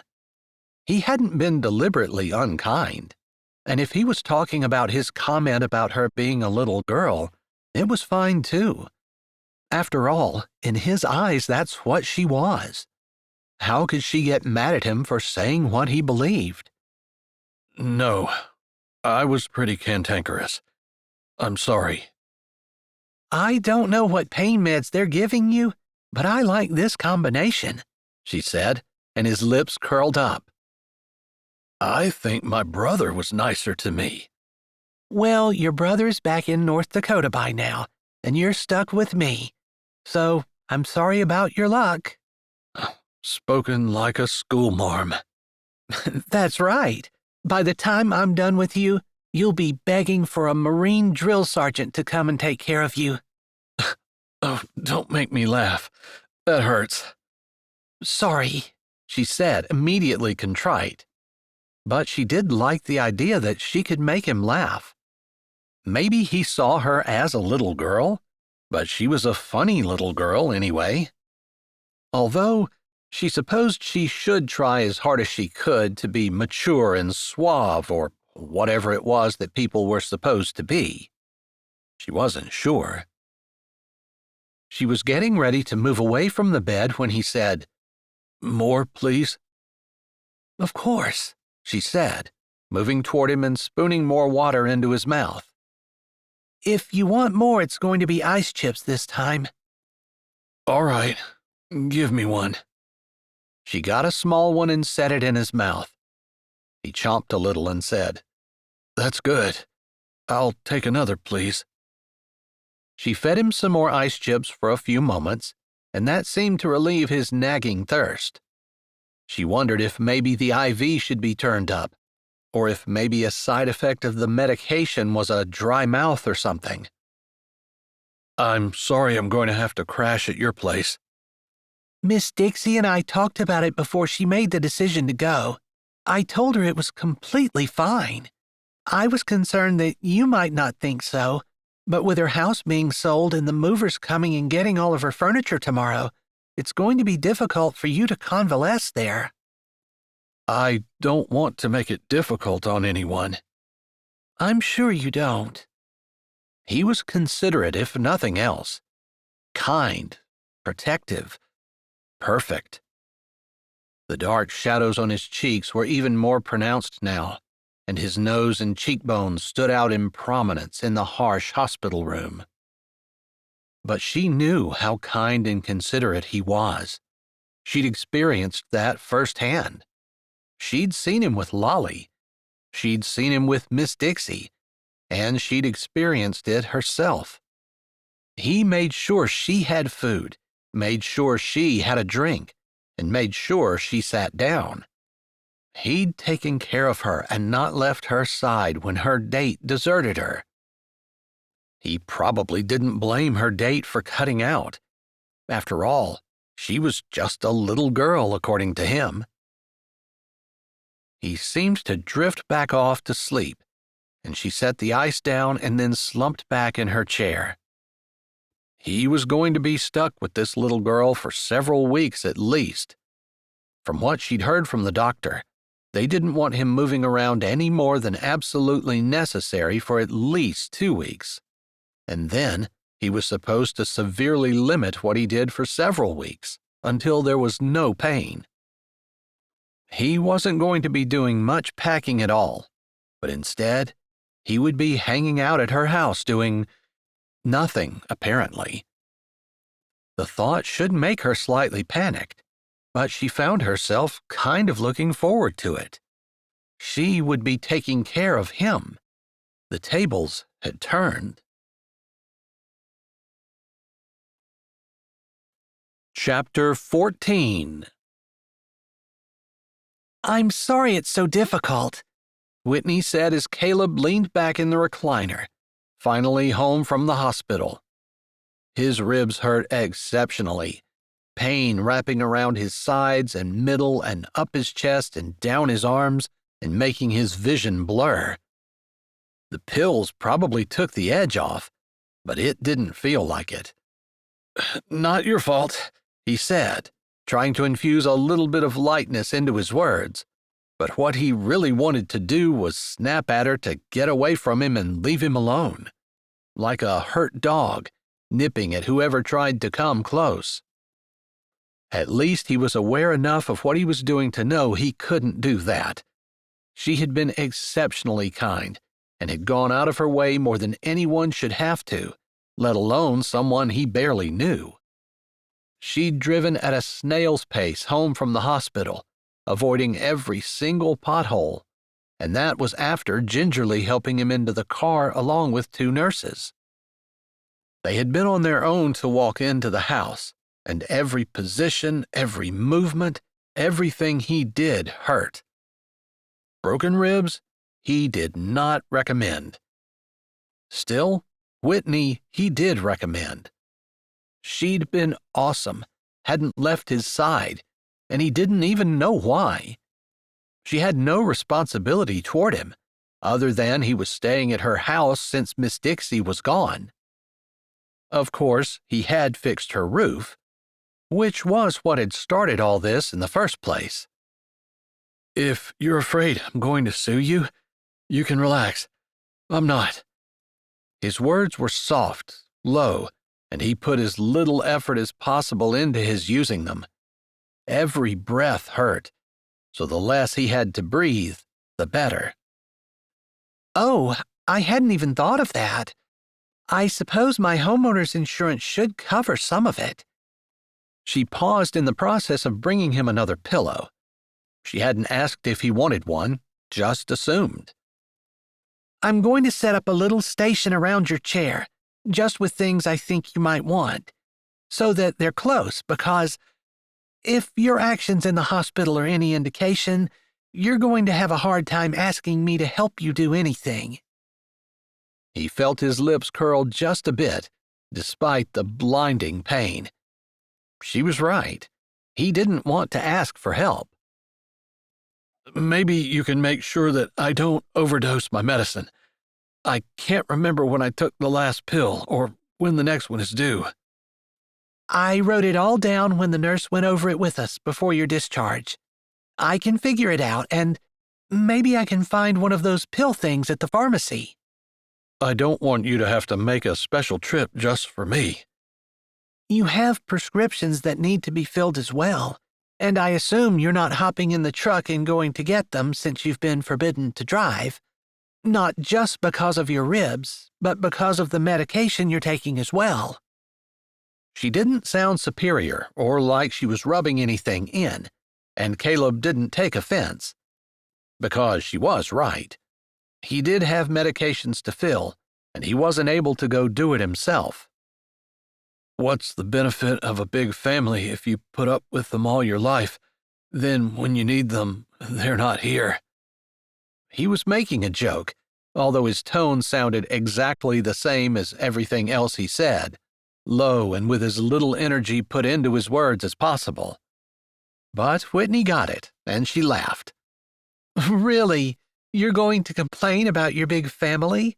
And now?" She laughed again, and then she sobered immediately.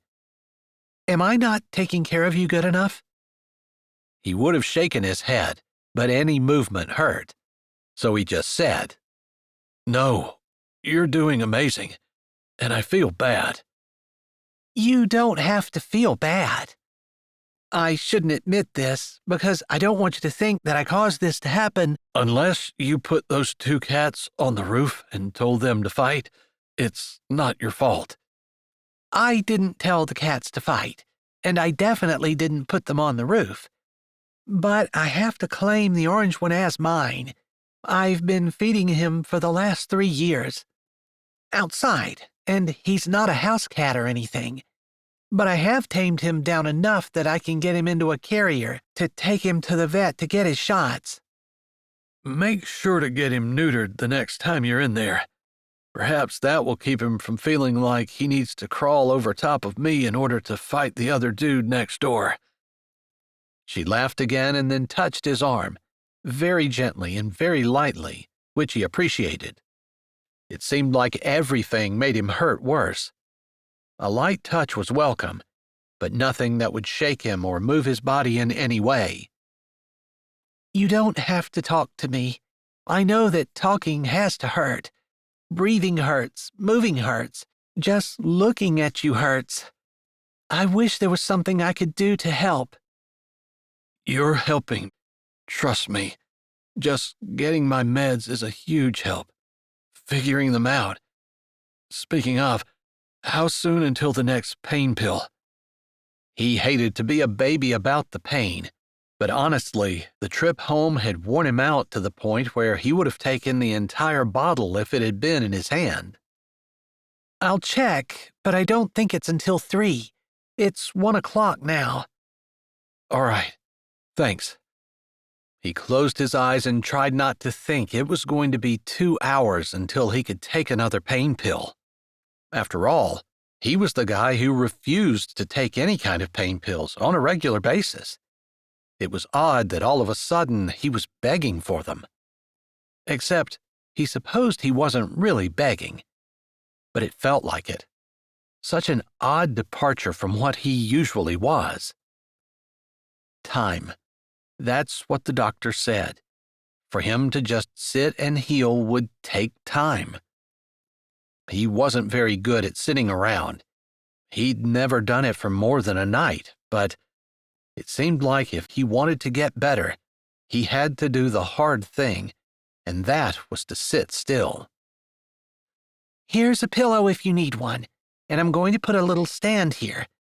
It's going to have a glass of water on it, with ice if I can keep it refreshed, along with a flashlight in case you need it in the middle of the night, and is there anything else you can think of that you might need? A sledgehammer. But he didn't say that. He didn't want to make her feel bad. She was trying to think of everything. You're being very considerate. Thank you. I didn't mean to disrupt your life. I was trying to get out of this house. Oh, speaking of, I have a text from my realtor that I forgot about. He kept his eyes closed but could hear Whitney moving around, apparently getting her phone from wherever she put it and pulling up the text. Oh my goodness. That sounded like good news. So I didn't mention that while you were on your way to the hospital, my realtor called and asked if she could show the house.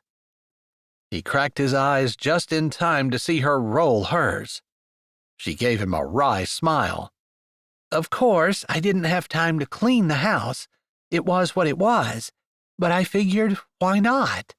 So I told the realtor that I was called out on an emergency, but she was welcome to show the house if she wanted to. I figured it would be like every time she'd shown it before, a big nothing burger. But apparently they liked it, and Wendy is telling me that they're going to put an offer on it. She looked exceptionally happy, and he almost wanted to tell her that she looked beautiful when she smiled like that. It must be the pills talking. No sooner had he thought that than the words slipped out. You're beautiful when you smile. Her eyes got big as they flew to his, and then she laughed a little. That's the meds talking. I think I like these meds. Maybe I will up the dose. His teeth were bared, and he almost felt like he was grimacing more than smiling. Don't make me laugh. That hurts. Sorry, I'll try not to tease you, but it's hard. You're cute when you're like this. He had to crack his eyes and see how she bustled around, noting the pink tips of her ears and how her face had gotten red. You're cute like that. She glanced at him, then continued to set a pillow beside him and adjust his ice water and make sure the flashlight was within reach. I am? Like what? She asked, like she didn't know her cheeks were flaming red. When you're embarrassed. Why are you embarrassed? Because I said you were beautiful or because you said I was cute? His words were slurring a bit. Was that the meds or was it because he was tired? He wasn't sure, but he was having more fun than he thought with this conversation, and more fun than he had all day, all week. It was fun to watch Whitney try to stay busy and pretend not to be embarrassed. Did I say you were cute? I meant to say you're annoying. Why don't you take a nap? I don't want to take a nap. I don't want to miss any of this. You're adorable when your cheeks are all red and the tips of your ears are pink and you won't meet my eyes. He saw her jaw clench as her hands continued to move, and then it was like she deliberately stilled them and straightened, putting her hands on her hips. Now I've got school, Marm Whitney. What are you going to do? Send me to the principal's office? I am the principal, and you're already here. And I'm telling you right now that you need to close those eyes and that mouth and take yourself a nap, or you're going to be in big trouble. He wanted to ask if she was going to spank him, but he thought that maybe he would be pushing her a little bit too far. Instead, he said, "Yes, ma'am." And he dutifully closed his eyes. He wanted to anyway. All of the smiling and teasing had worn him out until he was completely exhausted. Actually, it had to be the pain. The pain had made him feel like an old man all day, and he was too young to feel old, wasn't he? He supposed pain did that to a person, but he hadn't had that much experience on this level of pain. Still, it was nice to know that Whitney was going to do her best to make sure that he was taken care of. He didn't think, even with his big family, that any of his sisters would have bustled around taking care of him to this extent. They would have just made sure that there was someone around if he needed something. Maybe it was better to have Whitney than a whole family full of sisters who weren't going to blush beet red and look so cute while they were fluffing his pillows. He'd have to think about that. Chapter 15. Whitney clicked to sign the electronic document, and then with her heart in her throat and her hand trembling just a bit, she clicked on the submit button. There, she signed the contract for her house, the only home she'd ever known, and it was officially under contract. The contract stated that closing would be in 30 days. She could hardly believe it. She hadn't wanted to admit that she'd been worried that her house wouldn't sell, and she apologized to the Lord for not having faith. He had sold it in plenty of time to be able to move to North Dakota. That was, if she found a house to purchase or rent, or any place to stay. It didn't have to be a house. It could just be a room. Was there really that big of a lack of housing in North Dakota? She couldn't believe that she couldn't find a single property. It wasn't like she was being picky either. Regardless, now she didn't have to worry about renting. She could afford to put a down payment on something, and she wanted to get serious about looking right away. But a knock at the door made her close her computer and stick her head out of the kitchen, looking first at the front door before checking to see that Caleb was still sleeping in his chair. He'd been home for almost a week and seemed to be doing a good bit better, but he was still in a lot of pain. She had taken to lying on the couch in the living room beside him at night so that she could get up if he needed anything. It was painful for him to get up to use the restroom, but he absolutely refused to use the container that the hospital had given them so that he didn't have to get up and walk. She wasn't sure whether it was because she would have to empty it, or whether he was just being stubborn and cantankerous because that was the way he was. He really wasn't stubborn and cantankerous. He was a gentleman, kind and considerate through and through, even when he didn't feel well. Maybe especially when he didn't feel well. He seemed to make the effort to make sure that he wasn't doing anything unkind. He had teased her a bit more than he had before and even flirted some, but she thought that was the medication, allowing him to say things that he normally would keep behind his closed teeth. She really didn't mind. She liked the lighter, flirtier side of Caleb. It was nice to know that he could be serious and upright when he needed to be, but that there was a looser, cuter side to him. Not that she was happy that he was suffering so much with the pain. She didn't recognize the person, a woman, standing at the door and hurried to it. She opened the door and greeted her, and then slipped out, closing the door behind her. I'm sorry to be a little bit rude, but I have someone sleeping in there, and I don't want to wake him up. No problem. I'm Priscilla Clyburn. I bet the person who's sleeping is my brother Caleb. Priscilla held her hand out. Whitney's mouth opened before she gathered herself and blinked, taking Priscilla's hand and pumping it. I'm Whitney Singleton. I'm so sorry I didn't recognize you. You don't look anything like Caleb. No, I suppose I don't. Caleb takes after Dad's side of the family, which is a little darker, with the dark eyes and hair, and I take after Mom, who had blue eyes and blonde hair. Norwegian ancestors, I believe. Priscilla didn't need to explain, but it made a lot of sense, considering how different they both looked. Anyway, you don't have to invite me in. I just was here in Wild to deal with some paperwork, and I thought I would check in on my brother. Oh, he would kill me if I didn't wake him up for you. I know he misses his family. Come on in. Whitney didn't have to think about that twice. Caleb hadn't said that he missed his family, but he made comments about them, and she knew that he wished that he was home. Maybe not so much to be around people, although there was that, but she knew that he felt guilty that he wasn't there helping with the work. He had planned to only be a week or two in Wyoming, not a full month or more.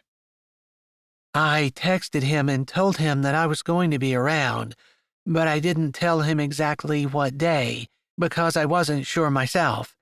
I'm picking up my children, and my ex is not always very cooperative. Whitney nodded. She had experienced more than her share of couples who couldn't seem to get along, even for the children's sake, and she knew that sometimes it was one spouse or the other who created most of the problems. Of course, there were two sides to every story, and she, as an educator, tried not to take sides. It never helped anything anyway. He didn't mention it, she said, wondering what else Caleb hadn't mentioned. They'd had several conversations, just about the weather and light topics. He seemed to be worn out easily and still in a good bit of pain. She wasn't looking forward to the day when he was well enough to be up, but still should be taking it easy. She had a feeling he was going to be a hard man to keep down. How's he doing? I'm guessing that he's downplaying everything, since when anyone asks how he's doing, he always says he's fine. He's been in a lot of pain, but I do think he's feeling a good bit better. He's off all of his heavy pain meds, although I still have pills if he needs them. He just didn't like the druggy way it made him feel, Whitney said, remembering their whole discussion about it. She had tried to get him to take it so that he could sleep better, and he had said he'd been on it long enough. He didn't want to get addicted to anything. She had argued that the doctor wasn't going to prescribe him something to the point where he got addicted, but he shook his head and said he heard too many horror stories and wasn't taking any chances. So he had several sleepless nights in the room, but he'd done what he wanted to do, and she'd done her best to support him. I'm sorry that you're missing work over this, Priscilla said as Whitney stopped in the doorway of the living room, and they both looked at Caleb sleeping. I have summers off since I'm a teacher, although I am going to be the principal at Sweetwater High this fall, so I'm actually packing up my house and getting ready to move. That's our school. I guess you probably already know that. I'm sure Caleb has told you. Somehow I missed that information. Sounds to me like you have a lot going on with your kids and everything. Yeah. Priscilla? Caleb's voice, husky with sleep and still low and soft, interrupted their conversation. It's funny how his voice could sound so different, yet she recognized it every time, and it sent the same shivers down her spine each time as well. There was just something about it that made her feel like home. Caleb, sleeping in the middle of the day. You must not feel very well, she said, going over and kneeling down beside him, gently taking his hand in hers. Whitney noticed that he gripped it, like he longed for a human touch. She had been careful to touch him only when necessary, because she didn't want to give him the idea that she was a little girl who was still infatuated with him. After all, she had not forgotten what he had said in the hospital, although she let it go. He was entitled to his opinion, even if it made her feel bad. She knew, beyond a shadow of a doubt, that he would not have said it if he had known she could hear him. He was not mean or unkind in any way. So she didn't want to touch him inappropriately, but maybe he had been craving human touch. She seemed to remember reading somewhere that human touch could make pain feel less intense. Maybe it was something she could talk to him about. He was almost to the point where he could carry on a conversation without flinching every time he opened his mouth. "What are you doing here?" he asked Priscilla. "Did you come to make sure that Whitney was an acceptable nurse?" His eyes crinkled some, but he didn't laugh at all. Of course, laughing still hurt. Well, I am checking in on you, more because I feel like you've been downplaying how severely you were injured than because I was afraid that Whitney wasn't an acceptable nurse. She's obviously taking excellent care of you. Look at all the things you have beside you, Priscilla said, pointing at the shelves that Whitney had stocked and straightened every day. Extra pillows, 2 of them, a glass of water, a pitcher of water, ice in the water so it's fresh, reading material, a flashlight, a pen and notebook, your phone, and the charger to your phone, although it's not plugged in, slippers, which I doubt you've used at all, and snack food. I can't imagine that anyone can take better care of you. To Whitney's surprise, Caleb nodded. "She's been a godsend. She really has. She's put up with me being grumpy and mean and with meds making me say stuff that I normally wouldn't." You found out all his secrets? I'll pay money for you to tell me, Priscilla teased, looking at Whitney. They laughed together, and Caleb must have tried to laugh because he grimaced. "You better not sell my secrets. Not to my sister." Your secrets are safe with me, Whitney said, winking at Priscilla. She mouthed in a stage whisper, We'll talk later. Priscilla laughed. I think she's up for the challenge of taking care of my brother. She certainly has. She will make an excellent principal. I imagine she will, Priscilla said, giving Whitney a thoughtful glance. So, what's going on? Why are you really here? I did want to check in on you, but that high-dollar lawyer Ezra hired was worth every penny, in my opinion. He has the custody agreement completely rewritten, and my children just spent their last 2 weeks with their dad. I now have full custody. That's awesome, Caleb said. I'd celebrate with you, but it pretty much hurts to move. I wouldn't want you to get up and dance around just for my sake, but I am super excited. And the best thing about it is the kids are happy about it too. They have not enjoyed living with their dad. That's not the half of it, but I am excited to get started on a new adventure, a new chapter in my life. He can visit if he'd like, and of course I wouldn't keep him away, but the control belongs to me now. That is good news. I can't wait to get home and see how you guys are doing. He sighed. It's going to be a couple of weeks, though, I'm pretty sure. He looked at Whitney, and Whitney nodded. The docs don't really want him traveling for at least 4 more weeks, and definitely not driving for that long. I think it will be painful even at that point for him to have a long drive. Ribs are just something that takes a little bit of time in order to heal. Yeah. All right.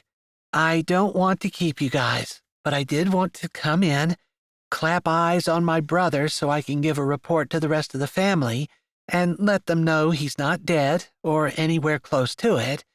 And if I could talk to you for just a second, Whitney? Sure, Whitney said, her brows drawing down. She had no idea what Priscilla might be trying to talk to her about. She led the way out of the living room and went into the kitchen.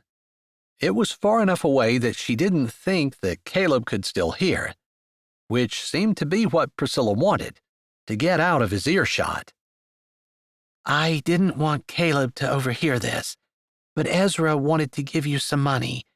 He wasn't sure what your financial situation was, and he didn't want you to have to pay for all the things that Caleb needed. He wasn't sure whether Caleb was lucid enough to be giving you his credit cards and helping you pay for things or not. I'm fine.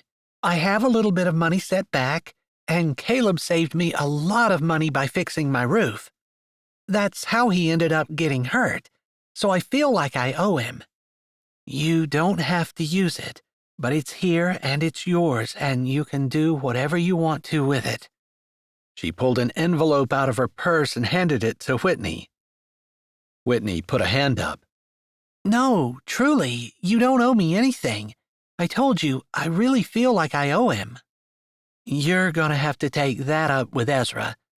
I'll just set it here, she said, setting it down on the kitchen table rather than forcing Whitney to take it. When Ezra says to do something, the rest of us just obey. It's a lot easier, and things go smoother that way.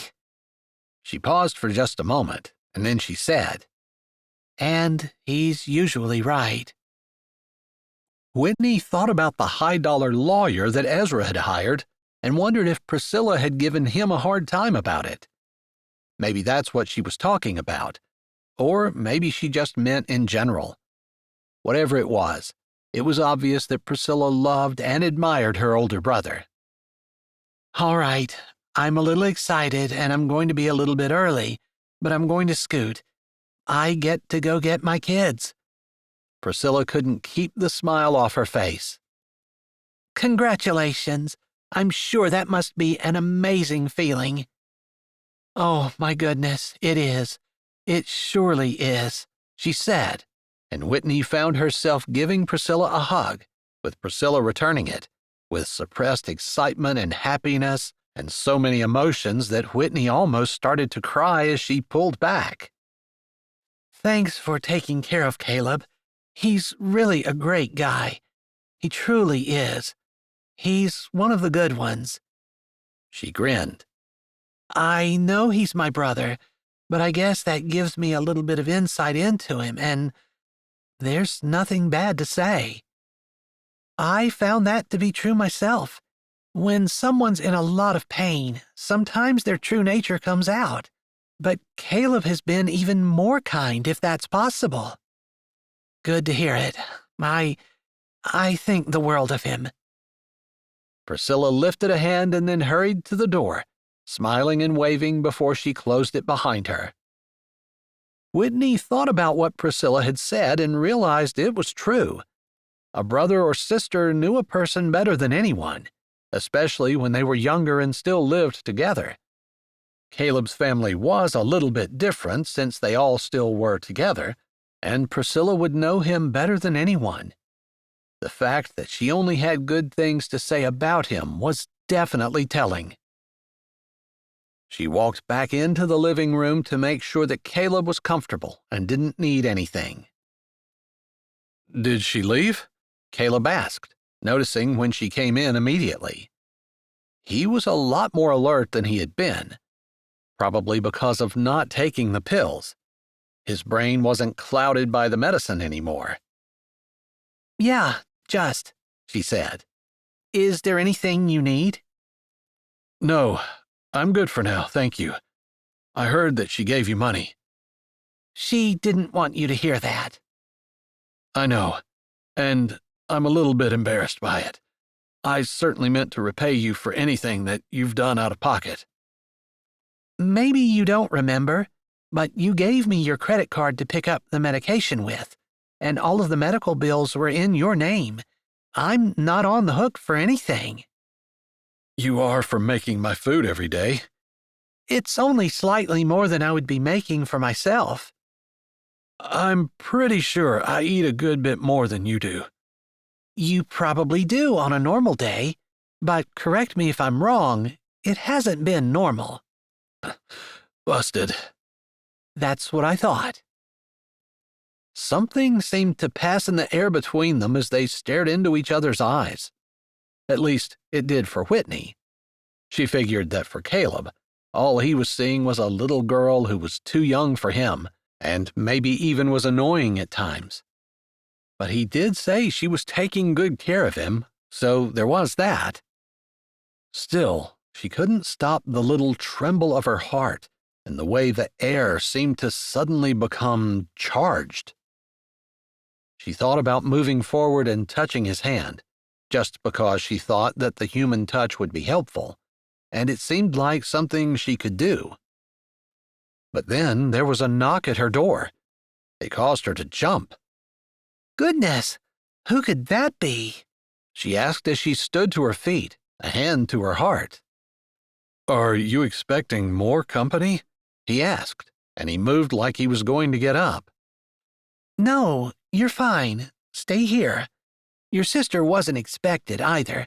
It's not a big deal. She didn't want him to get up just because she acted startled.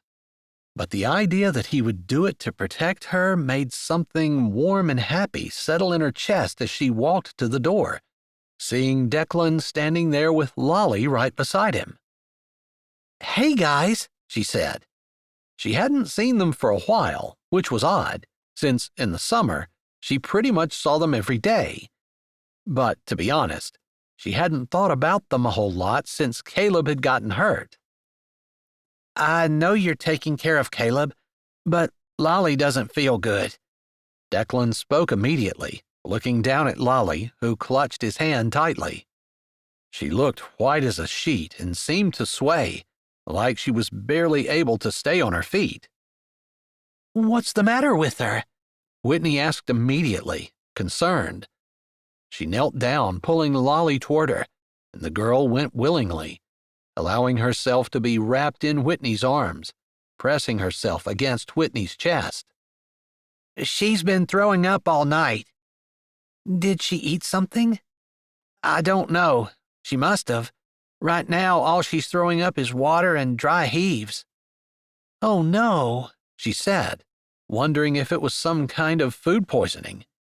It had been a while since she'd been at Lolly's house, but the place didn't look overly sanitary. I was keeping her, but I have a job I have to do. I was hoping you could watch her for a bit. I know Mr. Caleb is in here and isn't well. It's fine. You go do your job. I'll take care of Lolly. Did anyone take her to the doctor's? I called the hotline number you'd given me a while ago, and they said until she's been throwing up for 24 hours, they just recommended that she rest and get lots of liquids, Gatorade if possible. I happen to have a little bit of that in my refrigerator, the blue kind. Do you like blue? She asked, knowing that she had bought it because Lolly had said she liked it. Lolly nodded her head, and then, as though the movement made her sick, she whined a little and pressed closer to Whitney. I've got her. Although, could you tell me when she started throwing up? Because I'm going to take her to the doctor's as soon as 24 hours is up. She started sometime last night. She was with us, and I took her home, but before I left her house, she was throwing up, and then she begged me not to leave. All right. Thank you. Declan nodded, and he knelt down beside Lolly. I'll be back later for you, okay? He asked, waiting for her to nod before he patted her shoulder. Miss Whitney is going to take really good care of you, so just let her. You do what she says. Lolly nodded and seemed to be fine when Declan stood up and nodded at Whitney. I know I'm going to be a few hours at least, probably late this evening. That's fine. I've got her. Don't you worry about her. In fact, I'm going to be up with Caleb anyway, so she can just stay here tonight. Declan wasn't related to her at all, and yet he'd taken Lolly under his wing. He was trying to get a business off the ground and make some money so that he could have a legitimate livelihood, and yet he was taking time for this little girl. Whitney admired that, but she figured that the poor girl needed parents at the very least. Caleb had said he would go with her while she visited her mom, but she really wasn't sure what to say. Lord, I want to do my best for this little girl, but is that not turning her into the state? Is it getting the government involved? She worked for the school district, which was basically a government entity, and even at that small scale, she had never seen the government do anything well or efficiently. It was people, kind-hearted, caring people who did the best. But what could she do if she was leaving? And in less than 30 days, too. Hopefully, God would have some kind of answer for her. Lolly was really too big for her to carry, but the little girl allowed her to pick her up so that she could carry her inside and close the door behind her. As she was shutting the door, a thought struck her that was so horrific it made her pause in mid-movement. What if it wasn't something she ate? What if it was a stomach flu and she got Caleb sick? She ran a list of all the adults she knew in town through her head.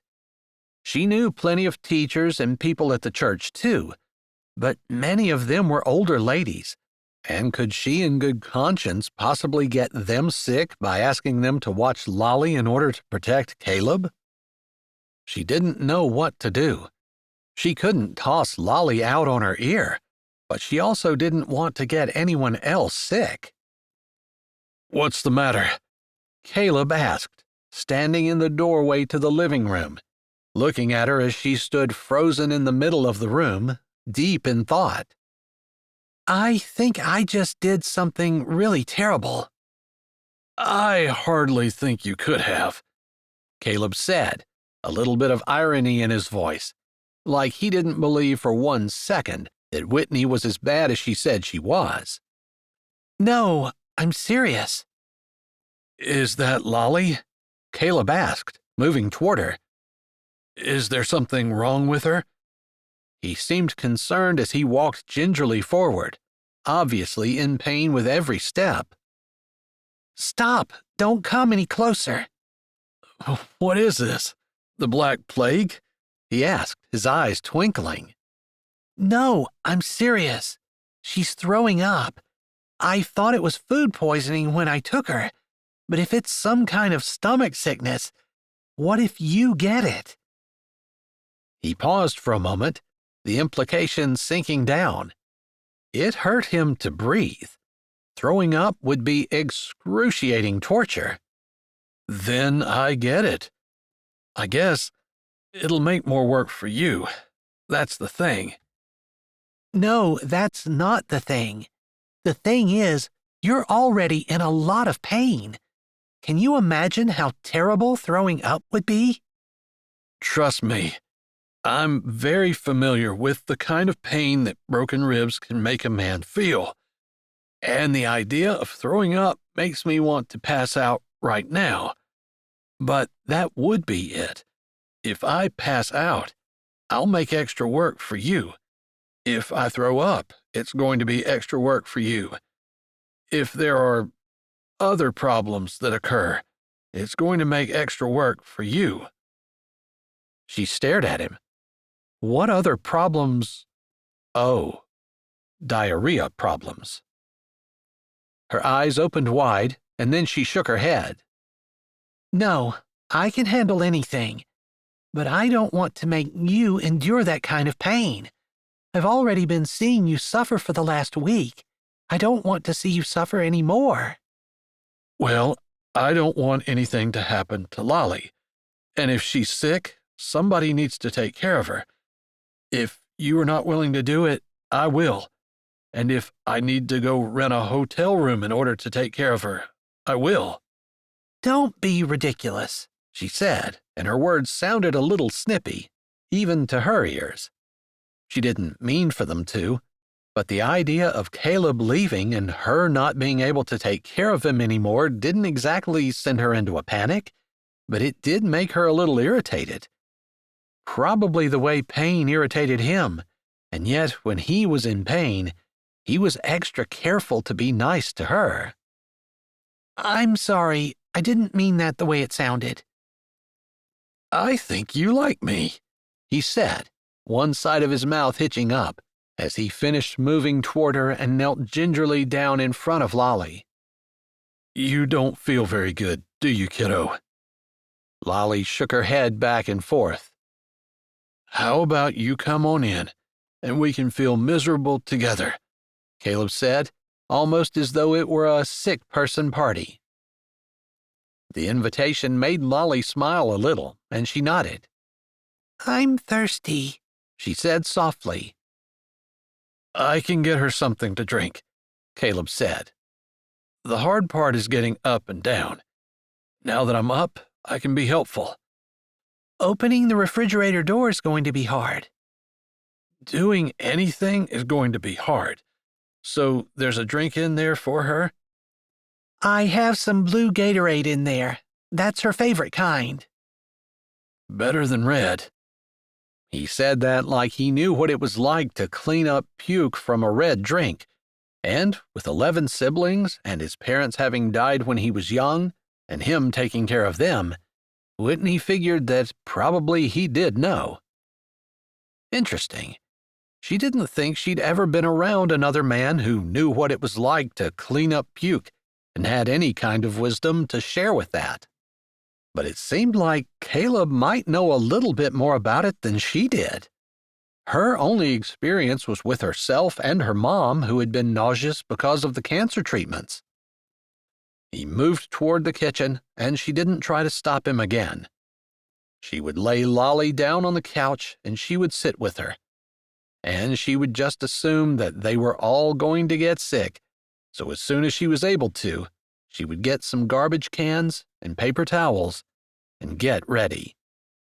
She might as well face it head on. Chapter 16. Caleb grimaced as he pulled open the refrigerator door. It hurt more than he expected. It was crazy how much a person used their torso and didn't even realize it. The doctor had told him to take it easy, and he really was. He'd barely done anything besides get up and go to the bathroom for the last week.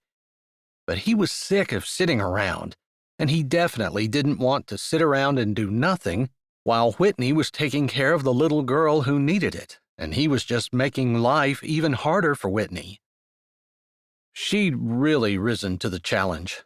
She barely left his side, had made sure that he had every single thing that he could possibly need, and even more besides. She'd been up every time he got up to go to the bathroom, and while she didn't insist on going into the bathroom with him, she stood outside the door in case he passed out from the pain, or in case he couldn't make it back. He wasn't sure what she was going to do.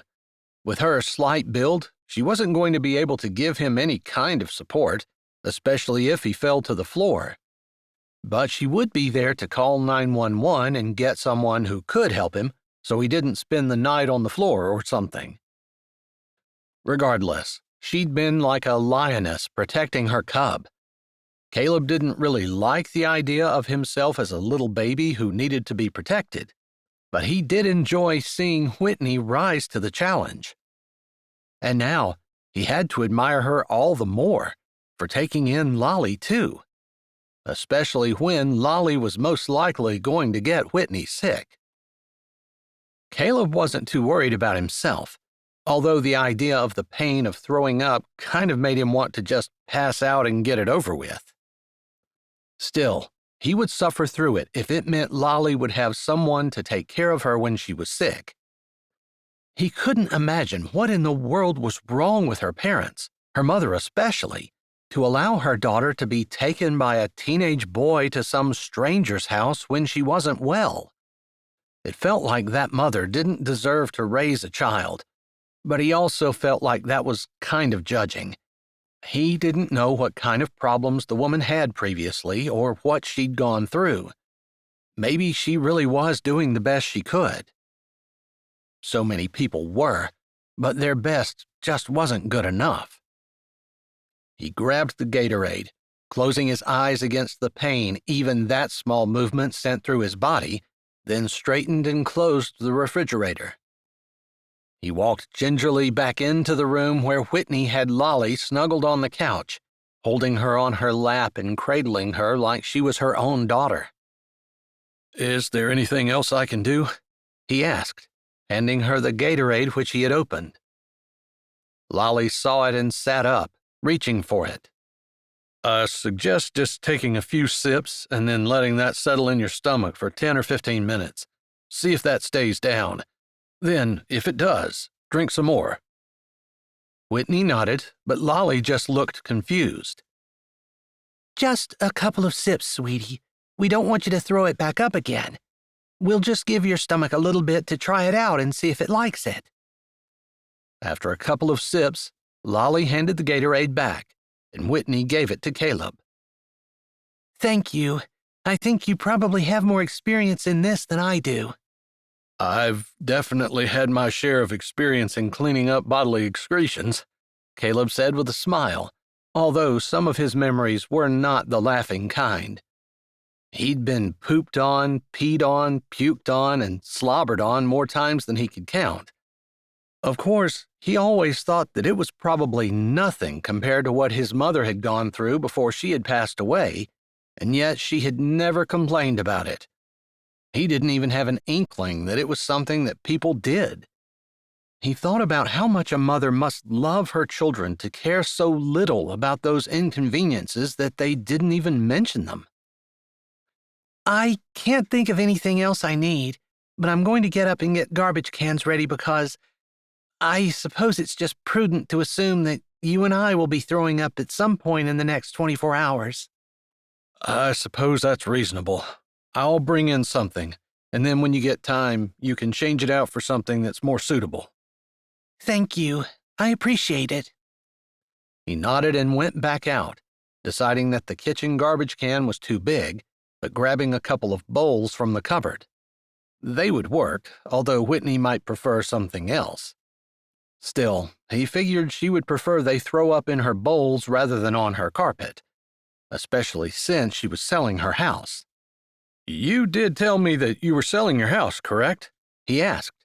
So much of the last few days were blurry, probably because of the drugs, but it could also be because of the pain. Yeah, we were just talking about it, I think. I have 30 days to get my house picked up and then the closing. "All right. I think in another week I should be able to give you a pretty good hand." No, the doctor said 4 weeks. He didn't say anything, but gave Whitney a look that she didn't have any trouble interpreting. He wasn't going to listen to the doctor, and she wasn't going to allow him to not listen to the doctor. He would laugh, except he was frustrated. There were things to do, and he couldn't do them, and he hated that. Was this what it was like to grow old? One could look around and see all the work that needed to be done that one didn't have the strength or the ability to do anymore? Or, by the time he was old, would he have developed the patience and personality necessary to look around and see that the work that he thought was so vital wasn't as vital as what he thought it was, and he could let it go without the world coming to an end? He hoped that was the kind of old person he grew into, but he supposed he wouldn't know until it happened. Although it seemed like a person should be able to prepare for such a thing, to use their young life preparing for their old life, so that they were a good example to the people coming after them.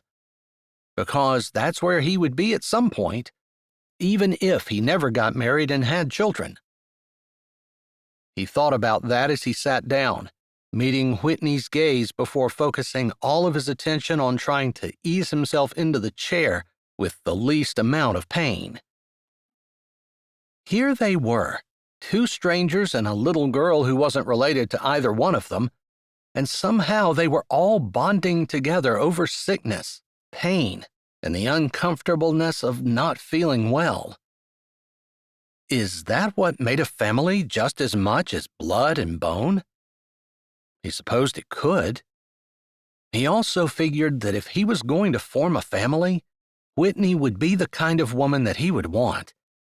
If, and that was a big if, he could stand back and allow Rufus to have her, Rufus would be getting a really wonderful woman. There was a part of him that reminded him that maybe Whitney ought to have a little bit of a say in that. Maybe she wasn't going to want Rufus. Maybe she was going to find someone else, and he supposed that was her prerogative. But he would hate for Rufus to lose out, because Whitney was one of those women that were once-in-a-lifetime women, and he ought to know, because he'd lived almost half a lifetime, and this was his first opportunity to be close to one. Even if he was miserable the entire time, he wanted to appreciate these moments in time, because he highly doubted they would ever come around again. Chapter 17. Whitney started throwing up around midnight. Lolly hadn't thrown up since 9 p.m., and that was just a little bit of Gatorade. Maybe she had drunk too fast, or it had just not settled in her stomach correctly. But she hadn't woken up since. Whitney had woken up with her stomach cramping like she'd never felt it cramp before, and then she threw up so violently that she was glad she had switched out the bowls that Caleb had brought in for a deeper, bag-lined garbage can, because she thought that the puke would have just flown out the other side of the bowl. It came out with so much velocity. She'd managed to sit up and had fallen to her knees beside the couch, with her head hanging over the garbage can that she thankfully left right beside the couch. She'd plugged a nightlight in days ago when Caleb had stumbled to the bathroom in the middle of the night, and she was grateful for it, because she didn't have time to fumble around looking for it. She knelt there, with her head leaning on the edge of the can, and then, before she knew it, there was a gentle touch pulling her hair away from her face and holding it behind her, while a warm finger traced along her forehead and down her cheek. "Are you okay?" She nodded weakly. "I can't remember the last time I felt this bad." "Sorry," Caleb said softly. His hand spread out on her back, making her feel warm and cared for and supported somehow. "Not your fault. It's mine." "No, don't blame yourself. Even if Lolly weren't here, he might have still gotten sick. Declan might have brought it in, we don't know." "I know. I just feel bad. I hope you don't get it." She took a breath and then weakly tried to push him away. Stay away from me. I don't want to get you sick. I'm not deliberately trying to get sick, but I'm not going to leave you by yourself when you're not well. I don't know a single person who wants to be alone when they're throwing up. Good point. She had to agree. She hated being alone when she was throwing up. There's just something scary about being sick, and it made a person feel so much better to have someone there with them. Even if they couldn't do anything besides hold her hair back and put a hand on her back to let her know she wasn't alone. Her stomach clenched again, and she groaned. Softly, so she didn't wake up Lolly. I think I'm going to throw up again. I'm here. I've got you, Caleb said, his hand moving slowly over her back. That was what she hadn't been able to do for him. She hadn't touched him to comfort him while he was in pain.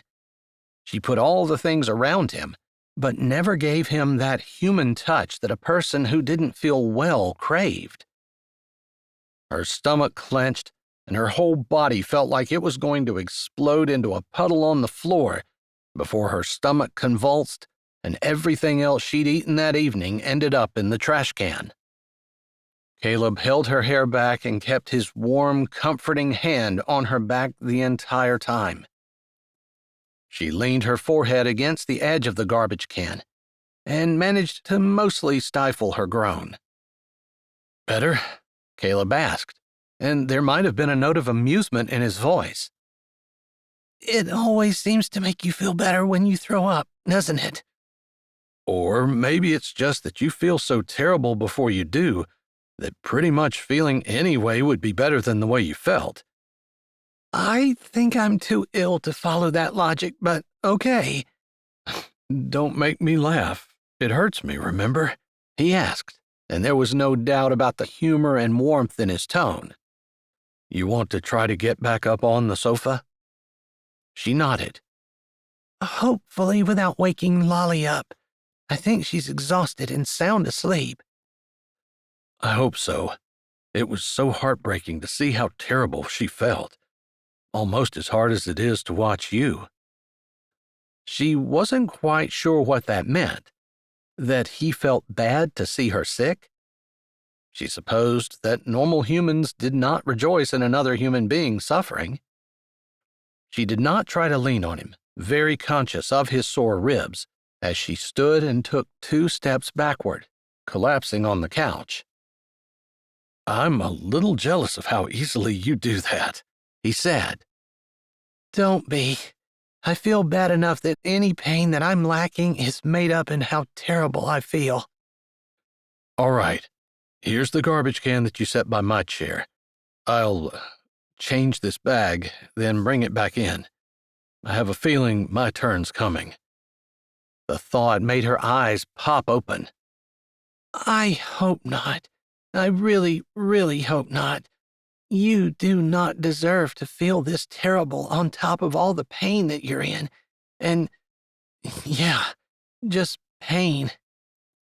His eyes were warm and smiling in the light, as though the idea of the pain didn't bother him at all. She knew it had to, but maybe he was just putting on a brave front for her. Or maybe he truly thought that he wasn't going to get sick. She wasn't sure, but one thing she was almost 100% certain of was that he was going to be sick, and it wasn't going to be pretty, and it was going to hurt him a lot. He left her then, after allowing his hand to rest on her shoulder for just a moment, taking the garbage can out to the kitchen, and she assumed he took the bag out of it and put it in the trash can outside, since she heard the back door open and close. Then another door opened and closed, and there was some more rustling, and then she sensed he went to use the restroom while he was up, and she almost laughed. He wouldn't want to waste an opportunity after going through the pain of getting out of the chair. He said that more than once, that he wanted to get everything done while he was up, so as not to waste the pain. It was a little bit before she heard more rattling, and she assumed that he picked up the garbage can and was bringing it back in. Instead of stopping at his chair, he set the trash can down beside it, going back over and putting a hand on her shoulder again. "Are you okay?" he asked gently. Yeah, still feeling miserable, but I'm okay. I should have asked if you wanted a drink while I was out. There are some more Gatorades in the fridge, or I could make some tea or something. Tea would be really nice, but she was not going to ask him to make it. Not when he was already not well. Plus, she would probably just end up throwing it up anyway. If Lolly was any indication, it was going to last about 24 hours. No, thank you. I assume I'm just going to be throwing up anyway, but I'll get myself a glass of water when I can. I'll grab you one. Do you want ice? No, thank you. And I hate to ask you, but I think Lolly's out of water as well. All right. 2 waters with no ice coming. Let me know if you want anything else. I think that's enough for now, she said, leaning against the back of the couch, her eyes closed, her stomach rolling. She was pretty sure there wasn't anything left in it to throw up. While he was gone, she had dry heaves, but she had been correct about her stomach being empty. She appreciated the water, so she could wash the taste out of her mouth, and she remembered his warning to only drink a couple swallows and let her stomach settle. "That's a good girl," he said as she lowered the glass after just getting a couple of sips. He'd been paying attention, and she hadn't even noticed. Someone said it was a good idea to only take a couple of swallows until I was sure that my stomach would handle it. Interesting that you were paying attention. I think you might have been listening to me. I told you, you have more experience in this than I do. All my many siblings have to be good for something, right? She smiled at him, not lifting her head from the back of the couch, feeling weak and worn out, even though she'd only thrown up twice. All right, I have to get back in my chair. I'm kind of dreading it. It's gonna feel even worse when you get sick. Hopefully you'll be better by then and be able to take care of me. He gave her a little smile, and she wasn't sure whether that was him laughing because of her taking care of him, or whether he really wanted her to take care of him. She kind of felt like it was the latter. She woke up 3 hours later to the sound of him retching, followed by a low groan. She figured he was going to get sick, and it sounded like it was every bit as painful as what she thought it was going to be. She stood up, feeling a little bit dizzy but catching her balance before she stumbled over to his chair, putting her hand on his back and helping to hold the garbage can while he threw up again. She cringed and her stomach clenched, knowing that any kind of bending over hurt him immensely, and this had to be excruciating. She tried to be there for him like he had been there for her, imitating the way he had touched her and just was there. He sighed, wiping his mouth with the back of his hand and leaning back in his chair. She grabbed his glass of water. The ice had long since melted, but it would be something. He took it gratefully and took 2 small sips. "Thank you," he said, sounding weary and as wrung out as she had felt earlier. The least I can do for bringing this in. No, I wouldn't have it any other way.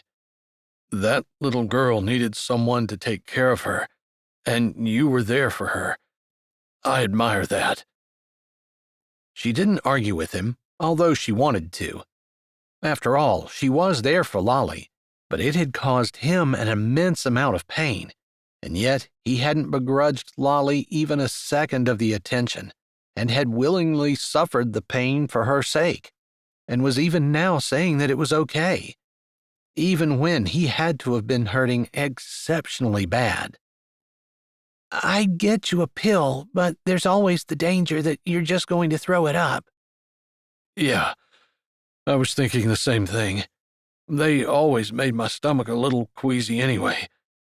He swallowed. I need the can again. She didn't hesitate but picked it up from where she'd set it beside her, and none too soon. He leaned over and was puking before he sat up the whole way. Thankfully, the garbage can was small and she had it under his mouth. But watching him made her own stomach clench, and she thought that maybe she wasn't going to be able to continue to stand beside him. She kept a hand on his shoulder, gentle, moving her fingers every once in a while to let him know that she was still there as he quit puking, but kept the garbage can under his mouth for a bit. Finally, he sighed and leaned back. Sorry for that. No, it's like you said. No one wants to be alone when they're throwing up. That's the truth, he said. Thanks for getting up. No problem, she said, and then hurried over to her own garbage can, dropping to her knees and retching, but there was nothing to come up. She hadn't expected him to get up, but she realized he was on his knees beside her, his hand on her back, his body beside hers. At least there's a garbage can close in case I need it, he said as she looked over at him.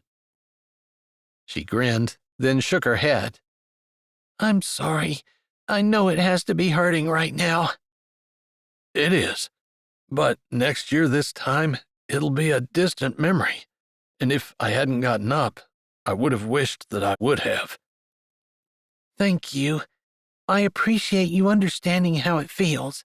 I agree with you that it stinks to be sick by yourself.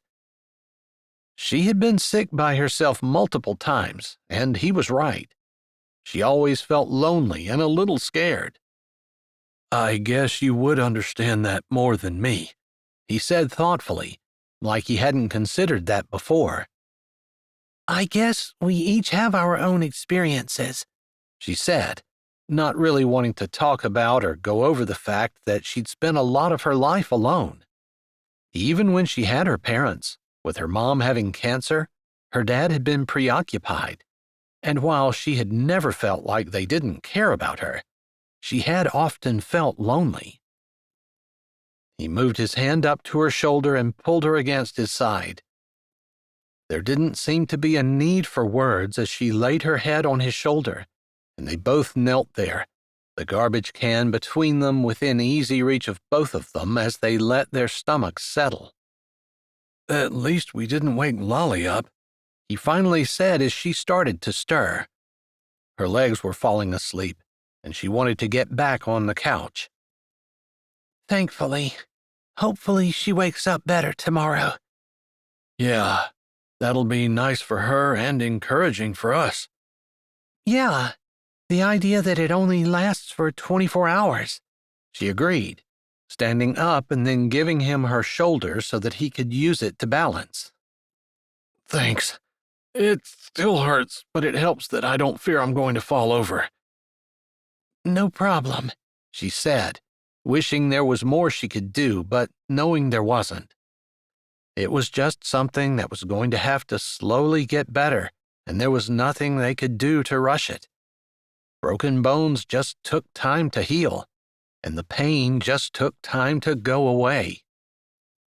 Of course, he might have re-injured himself with the violence of his retching, but she wasn't even going to suggest that tonight. Tomorrow would be soon enough, and maybe he could take some of the pain pills that he'd refused earlier. Surely one more wasn't going to send him into an addiction, and it might help him rest easier and heal faster.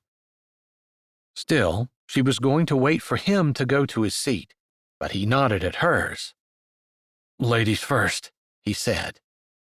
I think the sickest person should go first. That's not practical, he said, and she didn't argue with him. She figured she could stand there and win it, but that would just keep him out of bed longer, and that was not her goal. Instead, she dutifully took a couple of steps to the couch making sure her garbage can was there, and sank down gratefully, grabbing her blanket and pulling it up, and stumbling underneath. He brushed her hair away from her face and then stroked the top of her head. "You wake me up if you need anything, okay?" I will, she whispered, making a promise she knew she would keep, because he seemed like he really wanted her to, and she supposed that she might never have someone to take care of her while she was sick again, and maybe she should take advantage of it. Plus, she was going to extract the same promise from him. as long as you promise to do the same. He grinned. "You know I'm not very good at that." He shuffled back to his chair, sinking down gingerly and grimacing. After he was settled, he looked over, and in the glow of the nightlight, they smiled at each other, the soft sound of Lolly's breathing breaking the silence between them. Despite the fact that she couldn't remember feeling worse in her life, there was a comfortableness, a glow, a sweet feeling of belonging that settled down into her bones, and she fell asleep with a smile on her face. Chapter 18. Caleb blinked, looking around and trying to remember where he was. Ever since he'd first taken the pain pills, his brain had felt foggy in the morning when he woke up. Usually his eyes popped open, and he was conscious immediately, not trying to swim out of the fog of unconsciousness. He hoped that went away, but maybe it was a lingering effect of the pain, too. Nevertheless, it was the gray dawn of morning, or maybe slightly later, because the sky was overcast and the wind whipped outside. It seemed like it was going to be a gray, cloudy, rainy day, which suited the feeling of the room. The ravages from last night were obvious. He'd woken up and thrown up once more, sometime before 6 a.m., and he hadn't emptied the garbage can. He had heard Whitney softly whispering to Lolly, and then he'd been up on his feet, holding Whitney again as she threw up. He remembered his sisters and how they put their hair in ponytails when they were sick, to keep from throwing up on it. He didn't have any kind of hair clips, so all he could do was go over and hold Whitney's hair, keeping it clean from any mess, and just be there beside her. She hadn't said last night, but he had the feeling that she spent a lot of time alone while she'd been sick, and while he appreciated being left alone to sleep and get better or to be grumpy by himself if he weren't outside working, he still appreciated the fact that there were people around. He didn't necessarily want anyone hovering over him, putting her hand on his forehead and sitting down on top of him, but he appreciated the presence of someone else in the room, a light touch, a whispered word, a cool glass of water. That's what he tried to do for Whitney, and again, he didn't think she was used to it. It made him feel bad for her and made him wonder what kind of different person he would be if he didn't have his family around him. He certainly wouldn't know as much, since he did seem to understand instinctively what a person needed when they were sick. He listened to the rain on the roof for a little bit, noting the slightest movement made his stomach feel bad, and even the idea of drinking water made it rumble in protest. But it was important to get some liquids in him so he didn't get dehydrated. Same for Lolly and Whitney, but he wasn't sure whether he would be able to spearhead that or not. He could try to keep an eye on them now that it was light out. He did recall Whitney drinking a little bit last night, but maybe he should get up and fill up her glass so she would have water first thing. Although he seemed to remember her making some herbal tea earlier in the week and offering him some. His stomach protested against the idea. He did not feel like getting up, did not feel like moving at all, because as he sat there, he realized he was feeling no pain as long as he didn't move and breathed very shallowly. It was nice, but he wanted to take care of the ladies who seemed to be under his care. Even though this wasn't his house, he still felt responsible. So he pushed out of the chair, careful to try to make as little noise as possible and also to move as little as possible. He could definitely feel that he was healing. The pain wasn't as sharp or as intense, but last night had been brutal, and he wondered if maybe he had re-injured himself, since it did seem to hurt a good bit worse than it had yesterday. Regardless, he used the restroom after putting water on to heat, and then made Whitney a cup of her spearmint tea, grabbed a blue sports drink from the refrigerator, and shuffled back to the living room, somehow feeling completely exhausted from doing just that much. Whitney's eyes were open, and she stared at him for a couple of seconds before she blinked and her eyes opened wider. Caleb, you didn't have to do that, she said, straightening up. He shook his head. Just stay there. I thought maybe a little bit of mint tea would be easier on your stomach, and I remembered you drinking some tea earlier sometime this week when I wasn't completely with it. I can't believe you remember that. Yeah, I did. I hope I made it right. I didn't put anything in it other than a tea bag. That's perfect. I do like some things in different kinds of tea, but in herbal tea, I usually drink it straight. I almost put honey in it. I thought I saw you do that. He started, and she nodded. But I wasn't sure which kind that was. I didn't think it was a spearmint kind. No, I like a blueberry blend, and that tastes good with honey. Huh. Seems like I did okay then. I have to pee, Lolly said sleepily. You know where the bathroom is, kiddo. How do you feel? Caleb answered her, careful to hand Whitney the hot cup and not allow Lolly to bump it, as she struggled to get out from underneath the blankets. I'm thirsty, Lolly said. Look at that, Caleb said, holding out the Gatorade. But you can pee first. I want to drink first, Lolly said, holding a hand out for the Gatorade. Caleb opened it for her and then handed it to her carefully, cautioning her not to spill it. She gave him a look that said that she wasn't a baby, and he knew that, but then she spilled a couple of drops on her lap as she was moving the Gatorade to her mouth. He did not say, "I told you so," but just smiled and remembered how he had been when he was a kid. He remembered doing the exact same thing. She handed the Gatorade back, and he kept it while she jumped off the couch and ran for the bathroom. Looks like she feels a lot better, Caleb said. She didn't throw up all night, Whitney said, taking a sip of her tea and closing her eyes. This is perfect. It's making my stomach feel better even as I sit here.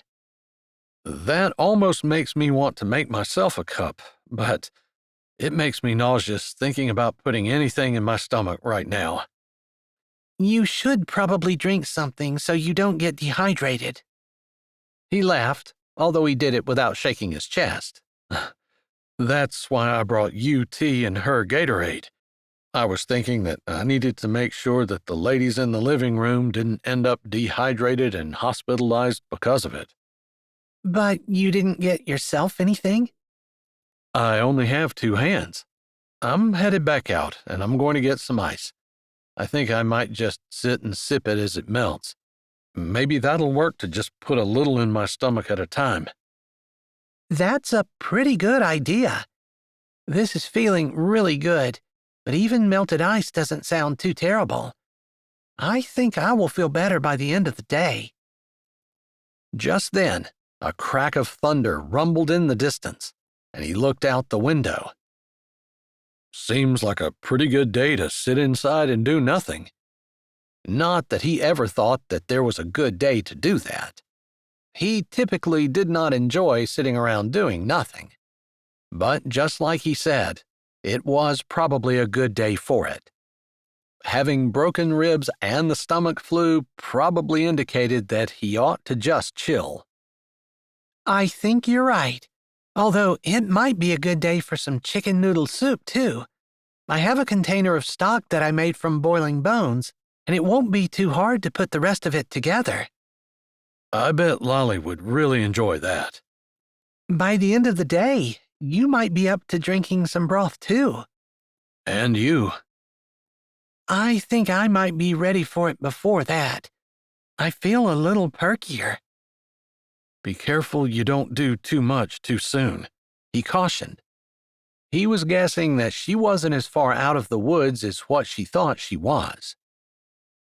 Sure enough, he'd gone back out to the kitchen, gotten himself some ice water, and come back in to see Lolly on the couch snuggled under the blankets clutching her Gatorade, and Whitney doubled over her garbage can, throwing up the spearmint tea. He went over and took his accustomed spot beside her, pulling her hair back with one hand and putting his other hand splayed out on her back, letting her know in every way he could that he was there for her. She wiped her mouth with the back of her hand and sat up. You were right. I didn't say anything, he said. You were cautioning me not to take it too fast, and I was sure that I was better. I was wrong. I would be in the same predicament if my ribs didn't hurt so bad. I was afraid you hurt them last night while you were throwing up. I think I did. They definitely feel a lot more sore today than they have for the last couple of days. But I think they'll heal quickly. Are we being a little bit too optimistic? Kind of like I was 10 minutes ago? She laughed, as though she found herself funny, and he smiled along with her. It was good that she could laugh at herself and not take herself too seriously. I don't think so, but if I'm able to keep water down for most of the day, I might take a pill in order to sleep tonight. Now we're talking, she said, smiling like it had been her idea and he was agreeing to it. He didn't correct her, because she probably was going to suggest that to him, and he had to admit that it was a good idea. After he helped her up, he took her garbage can out and changed it. Then he brought it back in and set it beside her where she sat on the couch. Then he went over and did not collapse on his chair, but definitely sank in it with a sigh. He felt like he'd been in a terrible car accident and needed to just sit and stare at a wall for a while. Lolly was obviously better, but they spent most of the day laying around together, although, after Whitney threw her tea up, no one else threw up.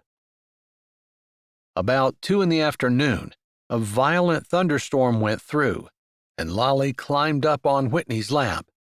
Caleb wished there was something he could do to help, but his ribs just weren't up to holding anyone on his lap, and it seemed like women were better at calming children's fears than men anyway. They listened to the beat of the rain, a patter of hail that never got bigger than jelly bean size, and the wind whipping through town. I'm grateful you fixed the roof, Whitney said at one point. The lights flickered but didn't go out completely, and after that, Whitney made the chicken noodle soup she had promised. By evening, Caleb felt he could keep it down, and indeed, it was still in his stomach at bedtime. Lolly was bundled up on the couch again with her head in Whitney's lap, and Whitney stroked her hair. Caleb felt like maybe they should have a conversation about Lolly, but he wanted to make sure the little girl was asleep before he started it. Not only that, but he wasn't exactly sure of what he was going to say. After all, he and Whitney were not exactly a couple, not even close, and he wasn't sure what the two of them could do together. The only thing he was sure of was that neither one of them was going to be living in Wyoming over the fall and winter, and that Lolly needed someone to take care of her. Chapter 19. Whitney sat on the couch, stroking Lolly's hair. It had been quite a day. With the sicknesses last night, all the throwing up, and then the thunderstorms and the rain today, it felt almost surreal. Lolly had felt better all day, but she hadn't wanted to go home. Instead, she played for a while and then helped Whitney make the chicken noodle soup. Eventually, Caleb had drunk some broth and eaten a few small noodles, and she was pretty sure that everyone was on the mend. Caleb looked a little worse for the wear, but she thought it was probably the pain more than the sickness that made him look so haggard.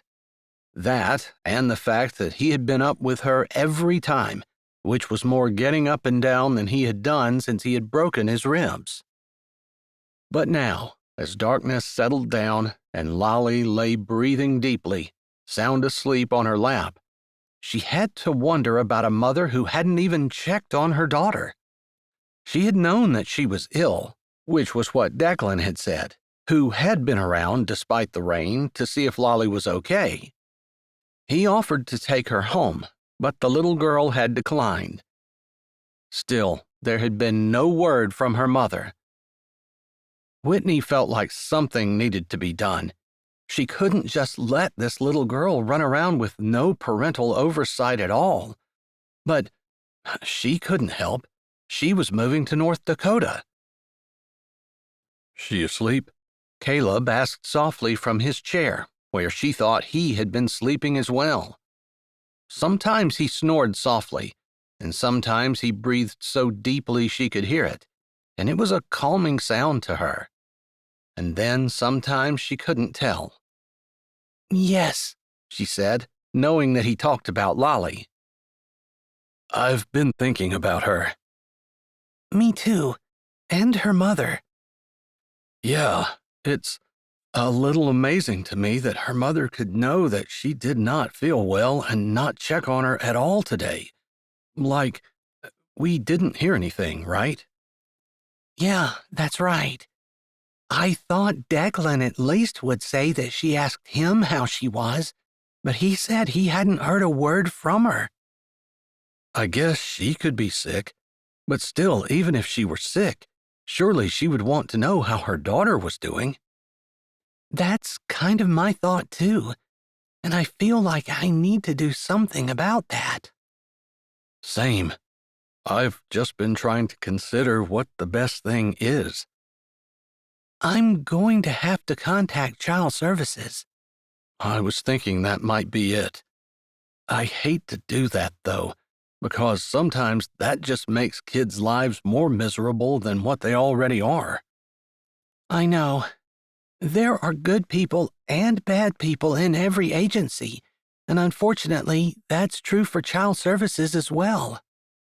But I don't really know what else to do. Me either. They were quiet for a bit, and then Caleb spoke. We had talked about going to talk to her. Yes, I appreciate you being willing to go with me, but I feel like this is a little bit bigger than that. And since I know for sure now that I'm not going to be living here, I guess before my house sold, I still wasn't completely sure. Even though I had accepted the job offer and planned to move, it just wasn't real, you know? I get it. Although I didn't have that problem, I knew I wasn't going to be here at all. But I hadn't spent that much time with her. I hadn't realized how uncaring her mother was. I hadn't known. Yeah. So, I don't know if this makes a difference, but I think we ought to go see her. I mean, I'm saying we. It's my idea, but I wouldn't do it without you because she's a girl and I'm a man. I understand what you're saying. It doesn't look the greatest. Probably the way he felt when she had been crying in the tree all those years ago. He had been considerate and kind, but he had been very careful not to be inappropriate in any way. That could totally ruin a man's life if he were caught in a situation like that, where it was deemed that he had done something wrong, even if it had been an accident. She was grateful that he wasn't willing to take that chance, but was very aware and careful. So, if you're willing, I thought we should go and visit the mother. Maybe she would be willing to let Lolly go. Let her go. We're both going to North Dakota. We could take Lolly with us. Take her from her town and from her family? Doesn't seem to me like the family is doing very much to take care of her. We would need to have some kind of guardianship or something. There he was, saying we again, like she was involved in this too. But she was. He wouldn't be in it without her. He probably wouldn't have even met Lolly without her, other than seeing her with Miss Dixie the first few days he was here. And what would we do? A child is a huge responsibility. I know. He said the words simply, easily, and she closed her mouth tight. Of course he knew. He had helped raise his younger siblings when his parents had died in the car accident. How many siblings do you have? 11. I'm fourth. I have an older brother, Ezra, who's the oldest, and then twin sisters, and then me. And how old were you when your parents passed away? I was 16. Wow, you were 16 and you had a lot of younger siblings. Yes. Lois, my youngest sister, was only 2. She has a few foggy memories of our parents, but for the most part, she sees Ezra and me and Priscilla and Phoebe as her parents. I mean, some of the other siblings helped as well, but she barely knew her parents. Ezra must have only been 20 or so. Yeah, but he was planning on taking over the ranch and working with Dad. He had been learning everything he could about the business, and so he was still at home. Wow. She was quiet for a bit, and Caleb didn't push her. Obviously, he knew exactly how much work children could be. He had plenty of experience, 8 kids from 2 to 14 or so, and him just a young kid himself. She remembered the tragedy, remembered hearing about it and hearing the town say how terrible it was, and knowing that there had been casseroles made and sent and help sent, but eventually that faded, and the kids had been left on their own. They had sold the farm and moved to Sweetwater, North Dakota, and faded out of sight, she supposed. I guess you know what you're getting into, but all I know is I feel a little overwhelmed when I think about taking on responsibility for a child, even one I love as much as I love Lolly. Sometimes it's less about loving feelings and more about knowing that you have to do the right thing. Caleb sounded so sure about that she had to stop and think about it for a bit. She understood that sometimes her feelings got in the way of things, and that sometimes she acted on how she felt rather than what was right. As soon as she put it into those terms, she knew exactly what she needed to do. I'll go with you to see Lolly's mom tomorrow. Great. I hoped you would say that. Unless you want to wait a little bit, until you're feeling better. You might have to pick me up if I pass out, but I can do it tomorrow. There is not that big of a rush. We can wait until you're sure you'll be able to make it. I was mostly kidding, and I do think we want to get started on this right away. We'll probably have to see a lawyer. There are going to be issues of guardianship and that type of thing. I don't know what all it will entail, and we don't know whether we need to get into that until we talk to her. Maybe she's not interested. For Lolly's sake, I hope she's not, but also for Lolly's sake, I hope she allows us to take her. Do you really think that would be better for Lolly? Study after study have shown that the best place for a child is in the home with both biological parents, a mom and a dad. After that, it's best for a child to be in a home with a mom and a dad, even if they're not biological. Being in a home with a single mom is probably the worst thing for a child, because kids need that father figure in their lives. She hadn't considered that, and part of her wanted to argue. Are you saying that the dad is more important than a mom? She asked incredulously. I'm not saying it. That's what studies have shown. I believe you can pretty much show anything with a study, and I also believe that God can overcome any kind of problem that the world throws at us. I'm just telling you what I've read. I see. That's discouraging. The best thing for Lolly would be for her to be with a mom and a dad. Do you think it would be better for her to be with us than with her mom? If her mom isn't paying attention to her or taking care of her, for sure.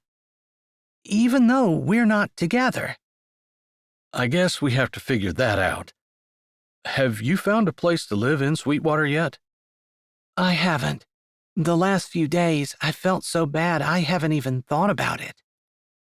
Let me talk to my brother tomorrow, and I'll see what he says. But I think there's a place on the farm for you. I don't want to put anyone out. You wouldn't be putting anyone out. Our family thrives on helping other people. That's what we're here on Earth for. You still have to make a living on the farm and take care of your family and all that. The people are the point. The farm is just the secondary thing. I mean, I know that we have to make a living, and I'm not trying to deny that at all. But the point is people.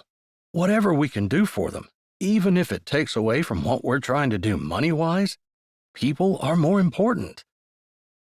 He was so emphatic about it, repeating it and making sure she understood, that she couldn't argue.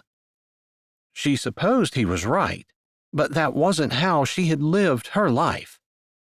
She lived her life with herself at the center, knowing that she was alone in the world and that she had to take care of herself, and she couldn't depend on anyone, and she hadn't really thought about helping others. Lolly was really the first time. So I guess we would have some kind of custody arrangement? She asked, still not quite figuring out what he wanted. I suppose so. Or maybe you'll find someone to be with in Sweetwater, and you'll be able to adopt her. Or maybe you will. I've been at that thing years longer than you have, and I haven't found anyone yet. I pretty much accepted the fact that God has made me to be an uncle to a whole bunch of nieces and nephews and never have children of my own.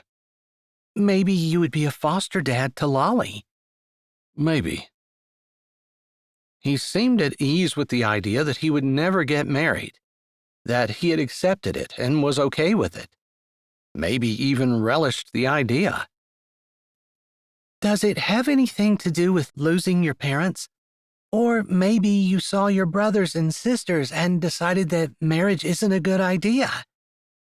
She was probing a little deeper than she might probe if they had been sitting across the table staring into each other's eyes. As it was dark and it felt safe to ask questions that she normally might not. My parents had the best marriage ever. If I could be guaranteed a marriage like theirs, I'd get married in a heartbeat to whoever God would guarantee me to have a marriage like that. But I don't think their marriage was easy. Even though it looked easy, being happy with someone, putting up with someone, loving someone despite their faults, or maybe loving someone with their faults, overlooking faults, it's not easy. I guess growing up with my siblings showed me that. Because it's so easy to get upset with people when they don't do what you want them to, when they don't act the way you think they should, or believe what you think they should, or do what you think they should. You just want to walk away from them, because that's the easy thing. In marriage, you can't. You can't walk away from someone when they don't do or act or be what you think they ought to. He obviously felt strongly about it. It was the most emphatic that he had been in a long time. In fact, maybe she'd never seen him that emphatic, even though his tone had been kept low to keep from waking Lolly up. I see. She supposed she longed for a husband and children, just because she didn't want to be alone. She hadn't thought about what would go into that, keeping a marriage strong, making it a good one, all the work and sacrifice. It seemed like Caleb had thought about it a lot. I guess that's the difference between us. You have so many more years on me, and you know exactly what it takes. I was just thinking that I'd like to have someone to be with, so I wasn't lonely anymore. And I think I would like to have a big family, but like you said, it's a lot of work. And she would have to give up her career. But the whole reason that she got her master's degree and wanted to become a principal was because she wanted to have something to fall back on in case she never ended up with anyone. It's a pretty big sacrifice. And you're starting a new job in the fall. A big family takes a lot of work, and it's a lot of expense to put kids in daycare. If I had children, I don't think I would want to work. She huffed out a breath. I guess I need to marry a man who can support us if I don't. You just need to be upfront about that when you're talking to him. After all, if you've got a job, he might assume you're going to keep it. That's a pretty big responsibility to lay on someone's shoulders, to support a family by themselves, especially in today's day and age, where most men assume that the woman is going to help. An interesting perspective. After all, from her perspective, she heard women complaining that men didn't help with the kids or that the housework and the children were all the woman's responsibility. She hadn't really thought about it from the other way around, where earning all the money was a heavy responsibility to lay on one person's shoulders. 100 years ago, that was normal. Men expected to be the breadwinners in the family. And they expected their women to be raising children who could help them as soon as they turned 10 or 12. But nowadays, that doesn't happen either. No, that's true. We want kids to be kids as long as they can, and we don't want to lay any extra burden on them. He paused. Sometimes I think that's the wrong way. I hadn't thought about it, but I might agree with you if I think about it long enough. She'd seen so many kids who just failed to grow up, to assume responsibility, to even know how to take care of themselves if their parents were gone for a weekend, let alone to know how to move out and feed themselves or do their own laundry. She wanted to encourage Caleb to not give up looking for a wife, because she had a feeling that he would not raise kids who were so ill-equipped to be out in the world. If the way he had acted while she and Lolly were sick was any indication, even though he was sick himself, he would be an amazing father. Chapter 20. Are you ready? Caleb asked, shortly after Declan had left with Lolly's hand in his. The day had dawned clear and bright and was in the high 80s for a change. A perfect day to spend a little bit of time at the park, which is where Declan said he would be with Lolly. Not that Caleb had any authority over where Lolly went or what she did or who she hung out with, and Declan knew it. But he appreciated the kid being respectful and considerate. He wished there was a way to take all of the kids to Sweetwater with him. Declan had a lot of potential but could use a man's guiding hand. It would be really nice if he had someone who would work with him on his new business venture. I am, Whitney said, lifting her chin and adjusting her purse strap over her shoulder. She had on a nice blouse with jeans and fancy flip-flops. She didn't exactly look dressed up to go out on the town, but she looked a little nicer than someone who was just going to work around the house all day. He wore what he always did, t-shirt and jeans along with his boots. Bending over to tie his boots had stolen his breath, and he needed to rest several times, straightening up and allowing the pain to subside. It wasn't nearly as bad as what it had been, but having the stomach flu had not helped him. All right then, we'll go see what we can figure out. She might not even be home, Whitney reminded him as he opened the door for her. You're right. All this work for nothing. It really hadn't been any work. The hardest thing had been making sure that Declan had been able to come and keep an eye on Lolly. She was only 6 years old and really shouldn't be running around by herself. Not to mention, while she probably had ways of finding food for herself, because she obviously hadn't starved to death yet, a 6-year-old wasn't supposed to have to do that on her own.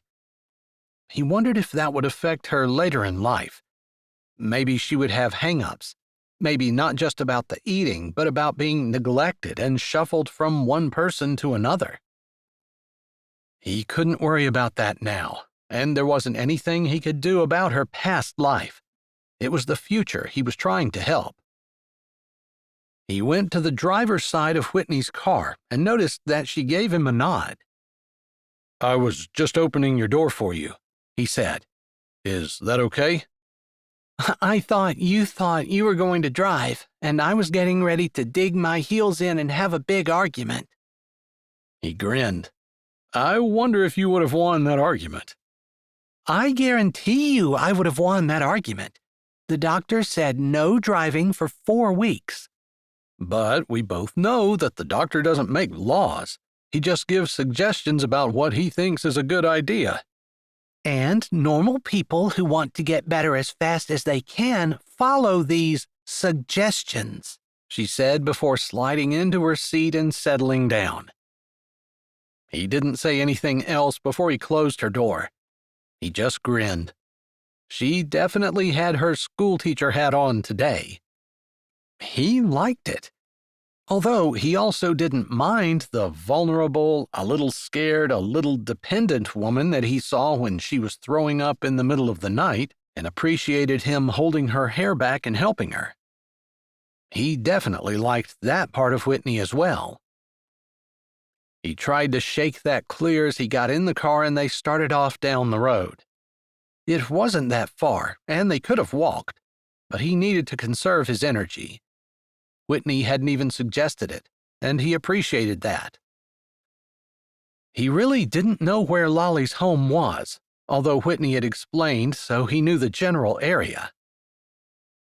He tried to think about Rufus and what a great couple Rufus and Whitney would make if Whitney would just give Rufus a chance. They were much the same age and the same experience, and Whitney wouldn't see an old grandfather when she looked at Rufus, the way she probably did when she looked at him. Just a few more years and he would be old enough to be her dad. Still, he kind of forgot about the age difference at times. Like when she was throwing up in the middle of the night, or when she was sitting beside him and they were getting ready to confront Lolly's mother and see what they could do about getting guardianship of the little girl. They agreed they were going to aim for guardianship. He didn't really know how that was going to work out, and while they had hashed out some ideas, they hadn't figured anything out either. Maybe this was a big mistake. It could end up being a lot of arguing and fighting, although he didn't think Whitney was that kind of person, and he knew he wasn't. He would want to do what was best for Lolly, and he wouldn't stand in Whitney's way, as long as she was taking the little girl into consideration. All right, here we are. There's no car sitting in front of the house, he said as they looked at a rather dilapidated house, with weeds growing up along the sidewalk and bed sheets as curtains in the windows. She might not have a car. I don't even know if she has a job, Whitney said, looking at the house one more time before she glanced at him and lifted her brows. He understood that look, and he jerked his chin before he grabbed a hold of the handle and released the door latch. They were going to do this, and they would just play it by ear. Lord, If it's your will that we get Lolly, you're going to have to work something out. We'll do our best, but it really depends on you." They walked up the sidewalk together, and Caleb figured this was not the time for the woman to go first, so he reached the door and rapped on it, standing back, making sure that his shoulder was slightly in front of Whitney's. He wasn't trying to box her out. He was making sure that he was in a position to protect her. Suddenly, he wished that he would have waited until he felt a little better. If he had to defend Whitney, he wouldn't be able to do it to the best of his ability. But it seemed like that might be a moot point when no one came to the door. He rapped again, and then waited, and then rapped again, and waited some more. He finally looked at Whitney. "One more time?" "We can't get her to answer the door if she's not there," she said, nodding to agree that they would do it one more time. He supposed they could have used Lolly to let them in and lead them to her mom, but they wanted to keep Lolly as far away from it as possible. If they were able to take her to North Dakota, they were going to have to figure out what to tell her, and they couldn't say, "Your mom didn't want you," even though he was kind of hoping for that, because he felt in the long run, Lolly would be better off. Would a child ever really be well off if they had to face the fact that their mother didn't want them? He didn't have an answer for that question, and he wasn't sure that anyone did. He rapped once more, thinking that they might indeed have to get Lolly involved, when a woman, her hair messed, wearing a loose t-shirt with obviously no undergarments on underneath it, and a pair of tights, came to the door. "I don't know what you're selling, but I don't want it," she said, her words a little slurred, her eyes blinking like she hadn't yet seen the sun that day. "We're not selling anything. We're here to talk to you about your daughter, Lolly." That made the woman's eyes narrow as she took them in, her gaze a little bit sharper. "What do you want?" He was so tempted to ask if she knew where Lolly was, because he knew she didn't. "Do we have the right house?" he asked instead. "Lolly's my daughter. What do you want?" Her words weren't quite as slurred, and she folded her arms over her chest, a classic sign of defensiveness. He was kind of impressed, since the woman had no clue where her daughter was, but she wasn't acting like she didn't know. "I'm Caleb Clyburn. I'm from North Dakota, and this is Whitney Singleton. She's a teacher at the school here in Wild, but she'll be moving to North Dakota soon because she was hired to be the principal at Sweetwater High." "Is that supposed to mean anything to me?" the woman asked, sounding like she was bored. She couldn't have been much older than her mid-20s, which made Caleb wonder how old she had been when Lolly was born. It was kind of sad, and a part of him wished that he could do something to help this woman. She obviously had fallen in with the wrong type of people, and maybe her upbringing had been similar to Lolly's. In 20 years, this could be Lolly. The idea bolstered his spine. He wanted better for the little girl. "I just wanted to let you know that we're moving to North Dakota shortly, which will affect what we're about to ask you." "All right. Make it fast. I haven't had coffee yet today." "If you'd like to go get some, we can wait," Whitney offered from beside him. He certainly would not allow the woman to walk away from the door, but Whitney's offer seemed to make the woman understand that she was having them stand out on the porch. "I'd invite you in, but there's people sleeping. Just say what you need to say and hurry up about it."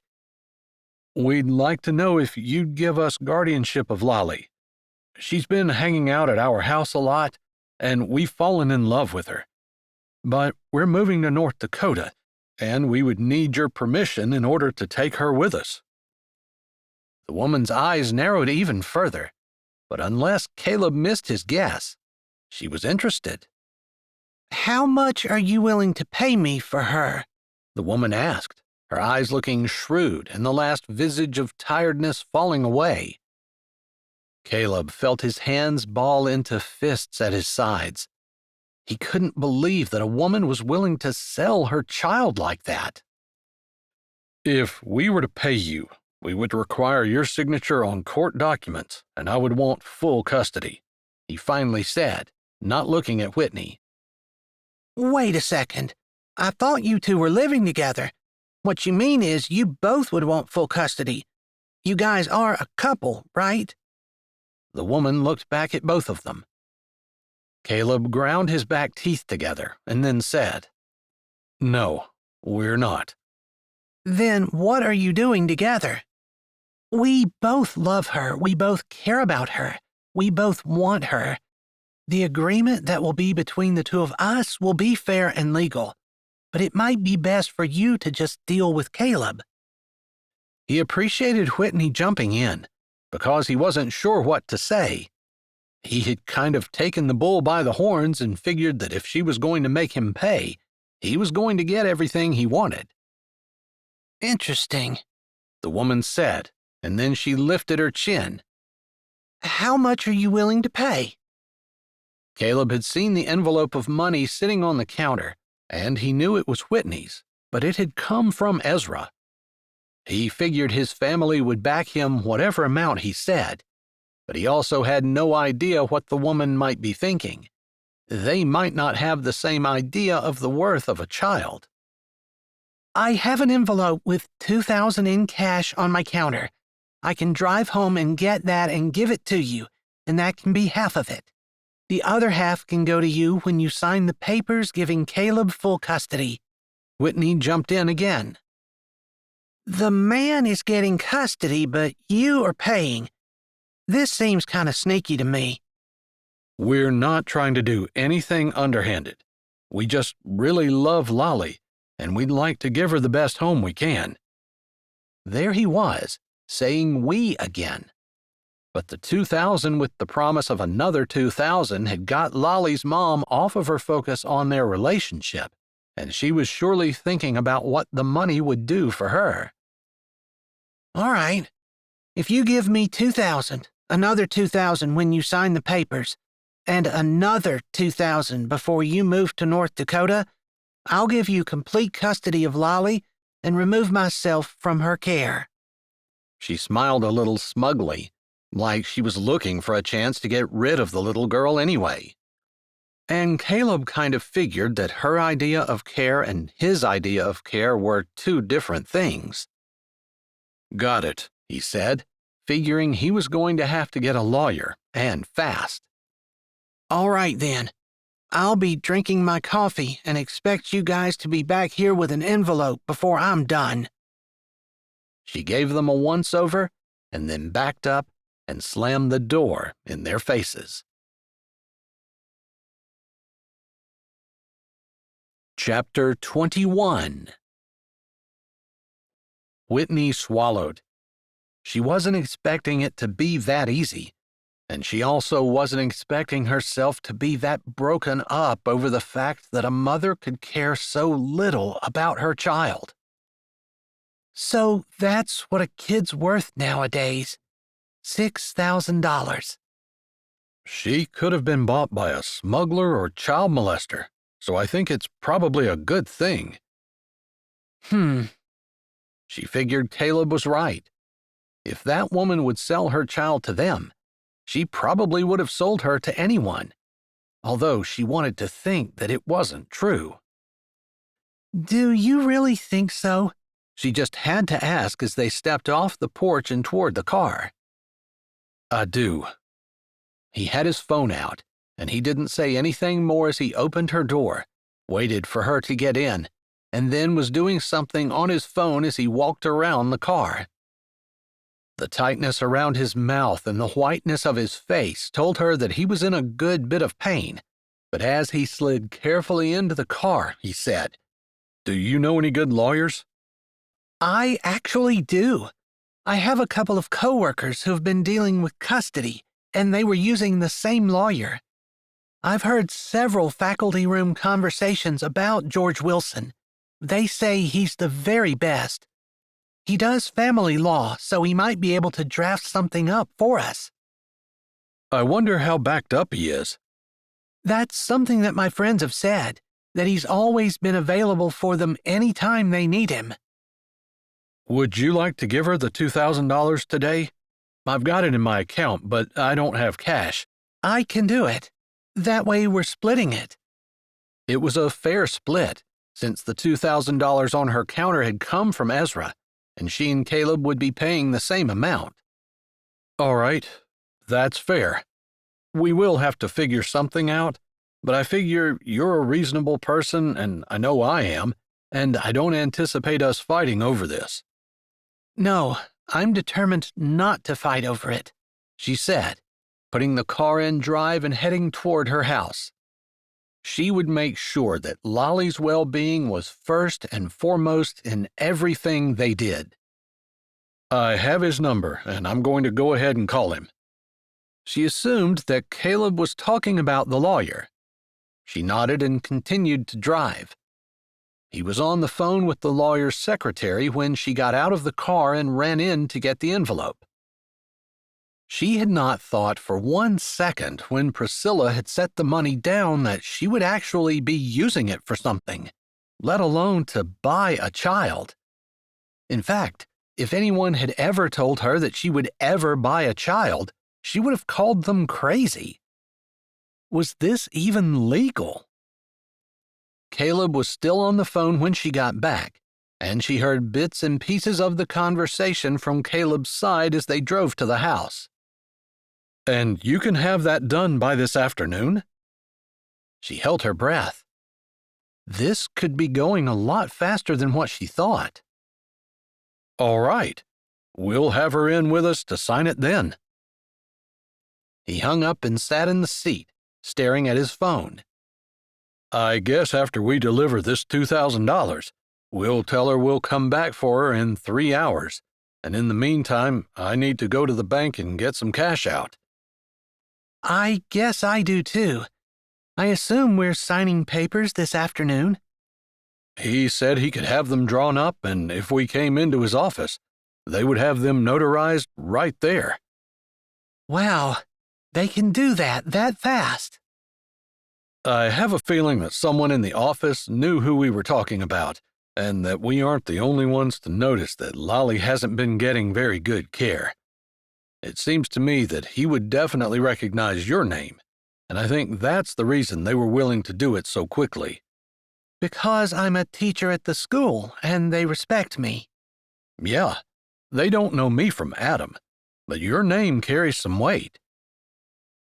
She didn't say anything, thinking about what the Bible said about how a good name was rather to be chosen than great riches. She also thought about how difficult it was to build a reputation once it had been torn down. Sometimes it couldn't be rebuilt. Ever. Miss Dixie is going to be excited. It might be a good idea to send Lolly ahead of us to North Dakota, where she can spend some time with Miss Dixie. I'm trying to figure out what would be the best way to handle this. Should she say a tearful goodbye to her mother? She doesn't seem to notice that the woman is her mom, but I think there is a strong bond that happens between mother and child, at least on the child's end in this case. Yeah, maybe it's just best to let her say goodbye, and we'll hang out here for another couple of weeks until we get your house packed up. I'm sorry I can't be more help. You don't have to apologize. I already have movers scheduled to move my stuff into storage, since I don't have a house lined up. And there are a couple of houses for sale an hour from Sweetwater, but did you say you thought there might be a place for me on the ranch? She held her breath, hoping that he hadn't changed his mind. She wasn't sure she had time to buy a house, and she didn't want to buy it sight unseen. Yeah, definitely. I called Ezra about it yesterday, but we didn't get to talk for very long. I will talk to him as soon as we get home. Chapter 22. Hey, bro, how you doing? Ezra said, making Caleb smile. It hadn't been a long time since he talked to his brother. They talked the day before for a short time, but it always felt good to hear his voice. I'm doing great. Still in pain, but not nearly like it was. You're better from that stomach sickness? Yeah, it was just a 24-hour thing, and we're all better. Nothing like puke to bond people together, Ezra said dryly, and Caleb knew that Ezra knew exactly what he was talking about, the same way that he did. Every time he'd been cleaning up puke and diarrhea, Ezra had been there too. He glanced around the room. Whitney had gone outside to walk to the park to see if Declan could watch Lolly a bit longer. It wasn't that he didn't want her to hear what he was saying. Not really. He just wanted a bit of privacy because he wasn't exactly sure how he felt about what he was going to do. So I told Whitney that she could have a place to stay on the farm. She wanted to rent for a little while so she could look at the houses, and she's getting a little pressed for time. Of course. She is welcome to stay at the house. We have several bedrooms open.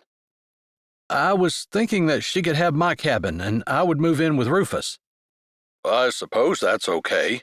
Your cabin will work for her, won't it? That's what I was going to ask. I've got a bedroom and a couch in the living room, and we're coming home with a little girl. Lolly? Ezra asked right away, and Caleb figured that Joanna and Stonewall had been talking about her, along with Miss Dixie.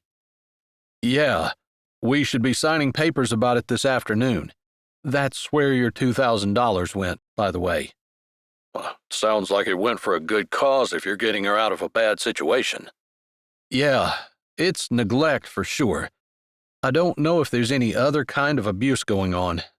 I guess I'm doubting it because they let her go pretty easily. In hindsight, he wondered if the mom let her go so easily because she was trying to protect her. He supposed that was possible, although he wasn't sure it was probable. I see.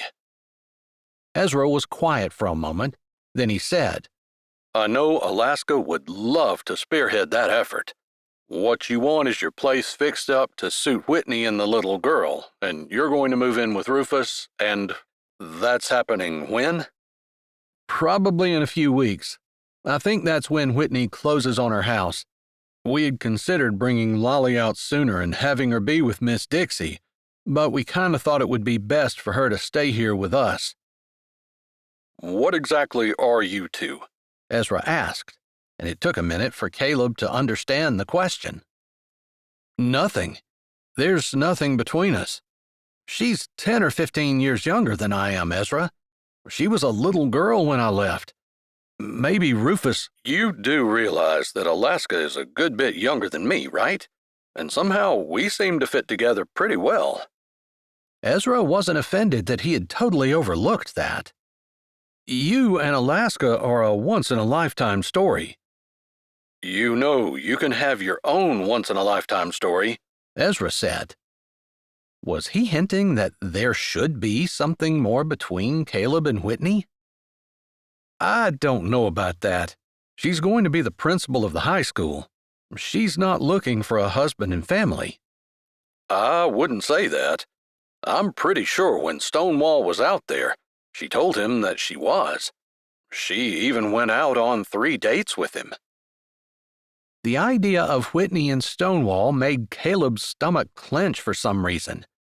Stonewall was a great guy, and he would have made a wonderful husband for her, except Stonewall and Joanna were perfect for each other, and everyone knew that.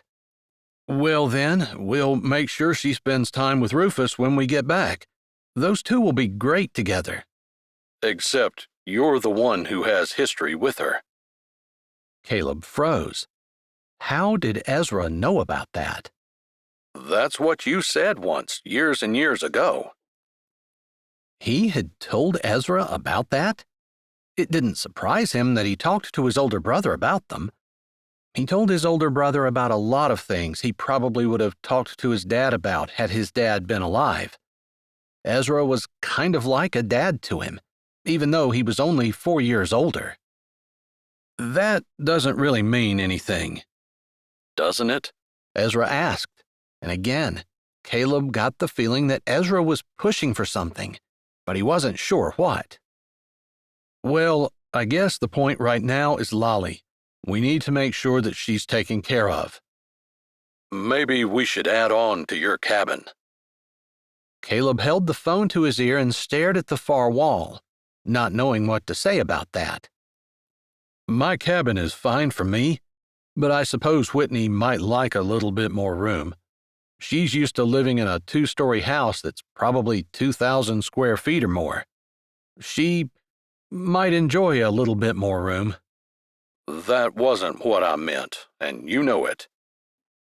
I guess I don't know what to say, Ezra. I might feel a little bit of an attraction to Whitney, but I know she doesn't return the feelings. And she's a lot younger than me. I don't want to saddle her with someone who is so much older. She said she'd like to have a lot of kids.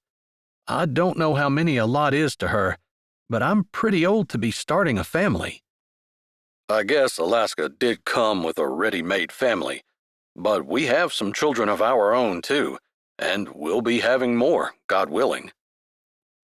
Caleb didn't have any more arguments.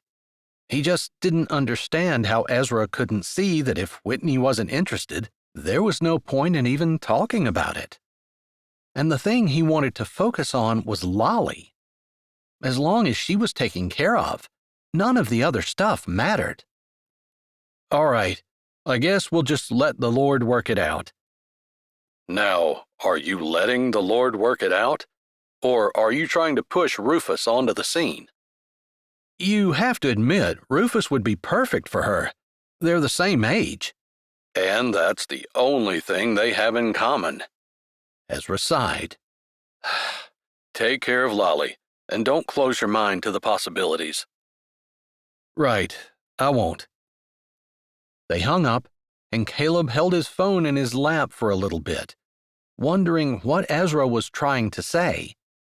Was he really encouraging him to develop a relationship with Whitney? Didn't he understand how different they were? She was a principal, for goodness sake, and he was a homeschooled kid. He wanted to homeschool his own children, and he supposed, being that she was a principal, that she would be all about public school education. Maybe he was making assumptions, instead of allowing Whitney to say for sure what she wanted. Perhaps he should do that, instead of jumping to his own conclusions. Tired of thinking about it, and tired in general, he set his phone down on the stand beside his chair, the one that Whitney had so thoughtfully placed beside him, and decided that he would close his eyes and try to get a little rest. Chapter 23. Whitney wondered if maybe they should have talked with Lolly about it before they made the decision to get custody of the little girl. Everything had gone well at the lawyer's office.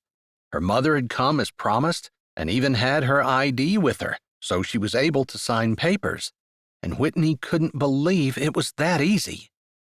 When all parties were in agreement, it didn't seem like there was much of a problem. All parties except Lolly. What are we going to do if Lolly doesn't want us? Whitney asked, and Caleb glanced at her, his brows raised. That's a good question. I'm not sure. She's only 6, so she might not know what's best for her, and I'm sure that what we did is, but it is going to make it a lot harder if this isn't something she's on board with. She wondered if Lolly would be more excited about it if she thought she was getting a mom and a dad who were going to live together. Whitney figured that she probably would be, but that seemed like a poor excuse to try to get Caleb to be with her. Plus, he saw her as a little girl. Still, maybe she should throw the idea out there. They didn't have much time, because Declan had agreed to keep her with him a little bit longer, but he was bringing her back around 5, and it was just a quarter till.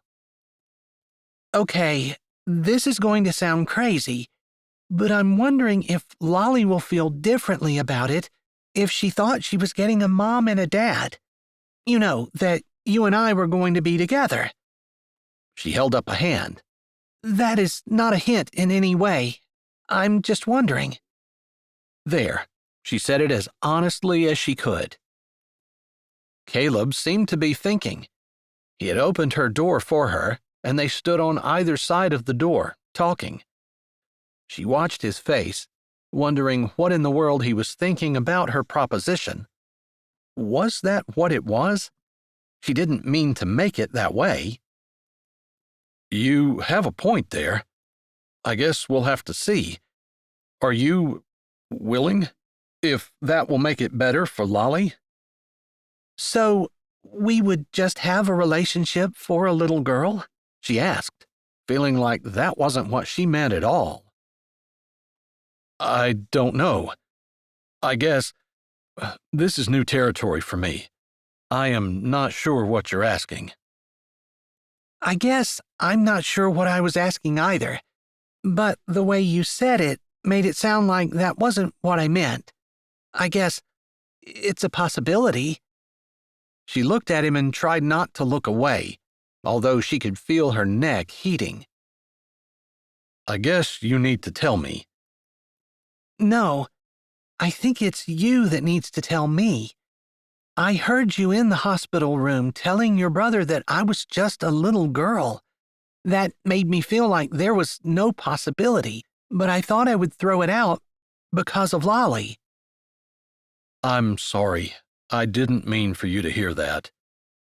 He looked ashamed, like he felt bad. I know.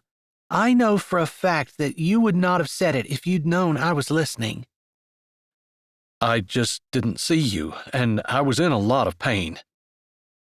Yeah, I know. She waved her hand. What I'm telling you is that I know how you feel. So, to me, the idea of there being anything between us has to come from you. Are you saying you're willing? He asked, and then he seemed to shake his head. That was an unfair question when I haven't said how I feel. He sighed. I feel like I'm a lot older than you are. I feel like you could find someone your age and be a lot happier with him. I feel like two people could get married and have a relationship and be happily married because they chose to be. And if you like, I can do that with you. That was not an undying declaration of love, which was kind of what she wanted.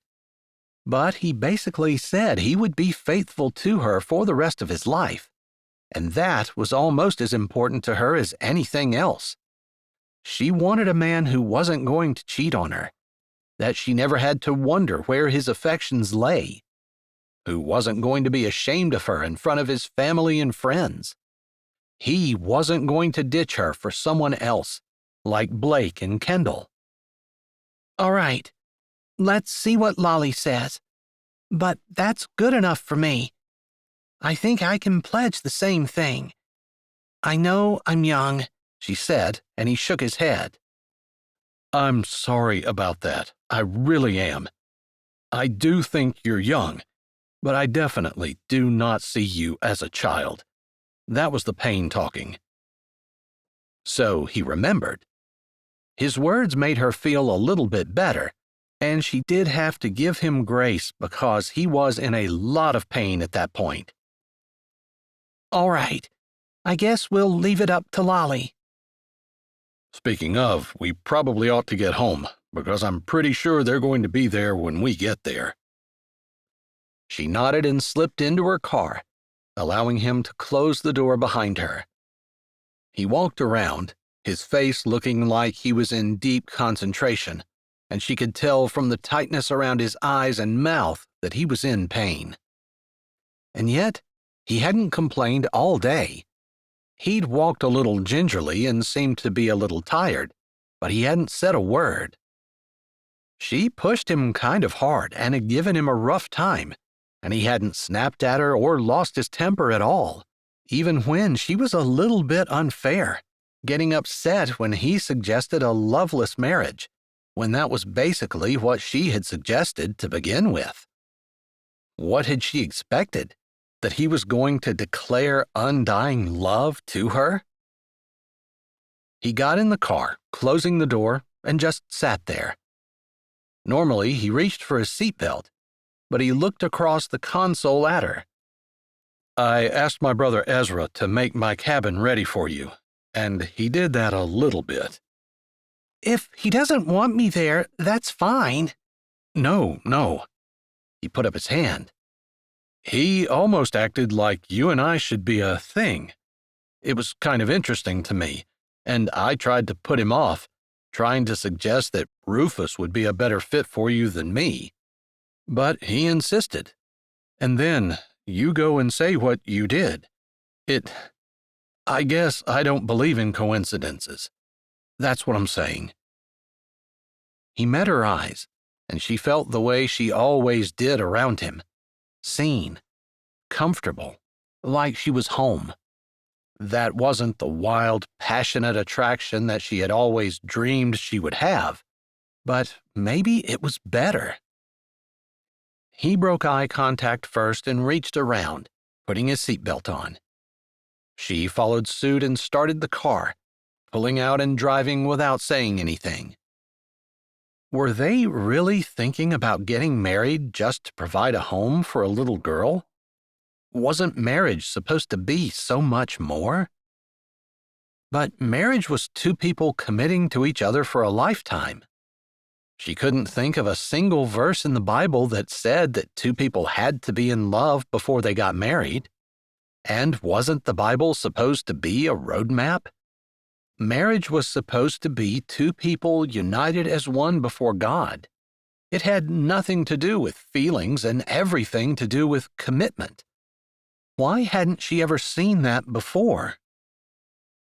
It was only a 10-minute drive to her house, but by the time she got there, she knew exactly what she was willing to do, and she knew that Caleb was the perfect man to do it with. Before she shut her engine off, she looked across the console and said, If you're willing to get married, I am too. I know we didn't even say the word marriage, but the idea that we could do this and provide a home for Lolly and be committed to each other seems to make a lot more sense to me than going out on a million dates to try to find the one that's perfect. Surely she'd done enough of that, and she'd never found the perfect one. Speaking from experience, he asked, and she didn't really think he was digging for dirt on her past.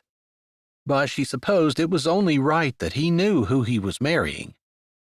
I did it more than I like to admit, and I've been unsuccessful at it. I already told you that I wanted a big family, and I really wanted to get married and settle down, but a good man is really hard to find. She took a deep breath and then looked him straight in the eye. I know you're a good man. If that made him happy, his lips didn't quirk at all. I told my brother that I knew you were a good woman, and that is true. You are. I just feel like I might not be right for you. I might be old and boring and set in my ways, and you would prefer someone a little bit younger and more dashing. And you would prefer someone who isn't so childlike, she said. Even that day under the tree, the first one, he clarified with a little smile. She acknowledged his joke with a smile of her own. There was something there. Maybe you didn't feel it, but I did. That was part of the reason I made sure I never talked to you again, even at your mom's funeral. I was there, but you were still too young. I wasn't. I was 17. And I was 30. You were too young. He looked her in the eye, and she had to admit he was probably right. Eyebrows would definitely have gone way up if people had seen her hanging out with a 30-year-old. But the idea that he had been there during the two most important days of her life, the most difficult days of her life. He'd been there. I guess I can't help but think that life will be a lot easier with you beside me.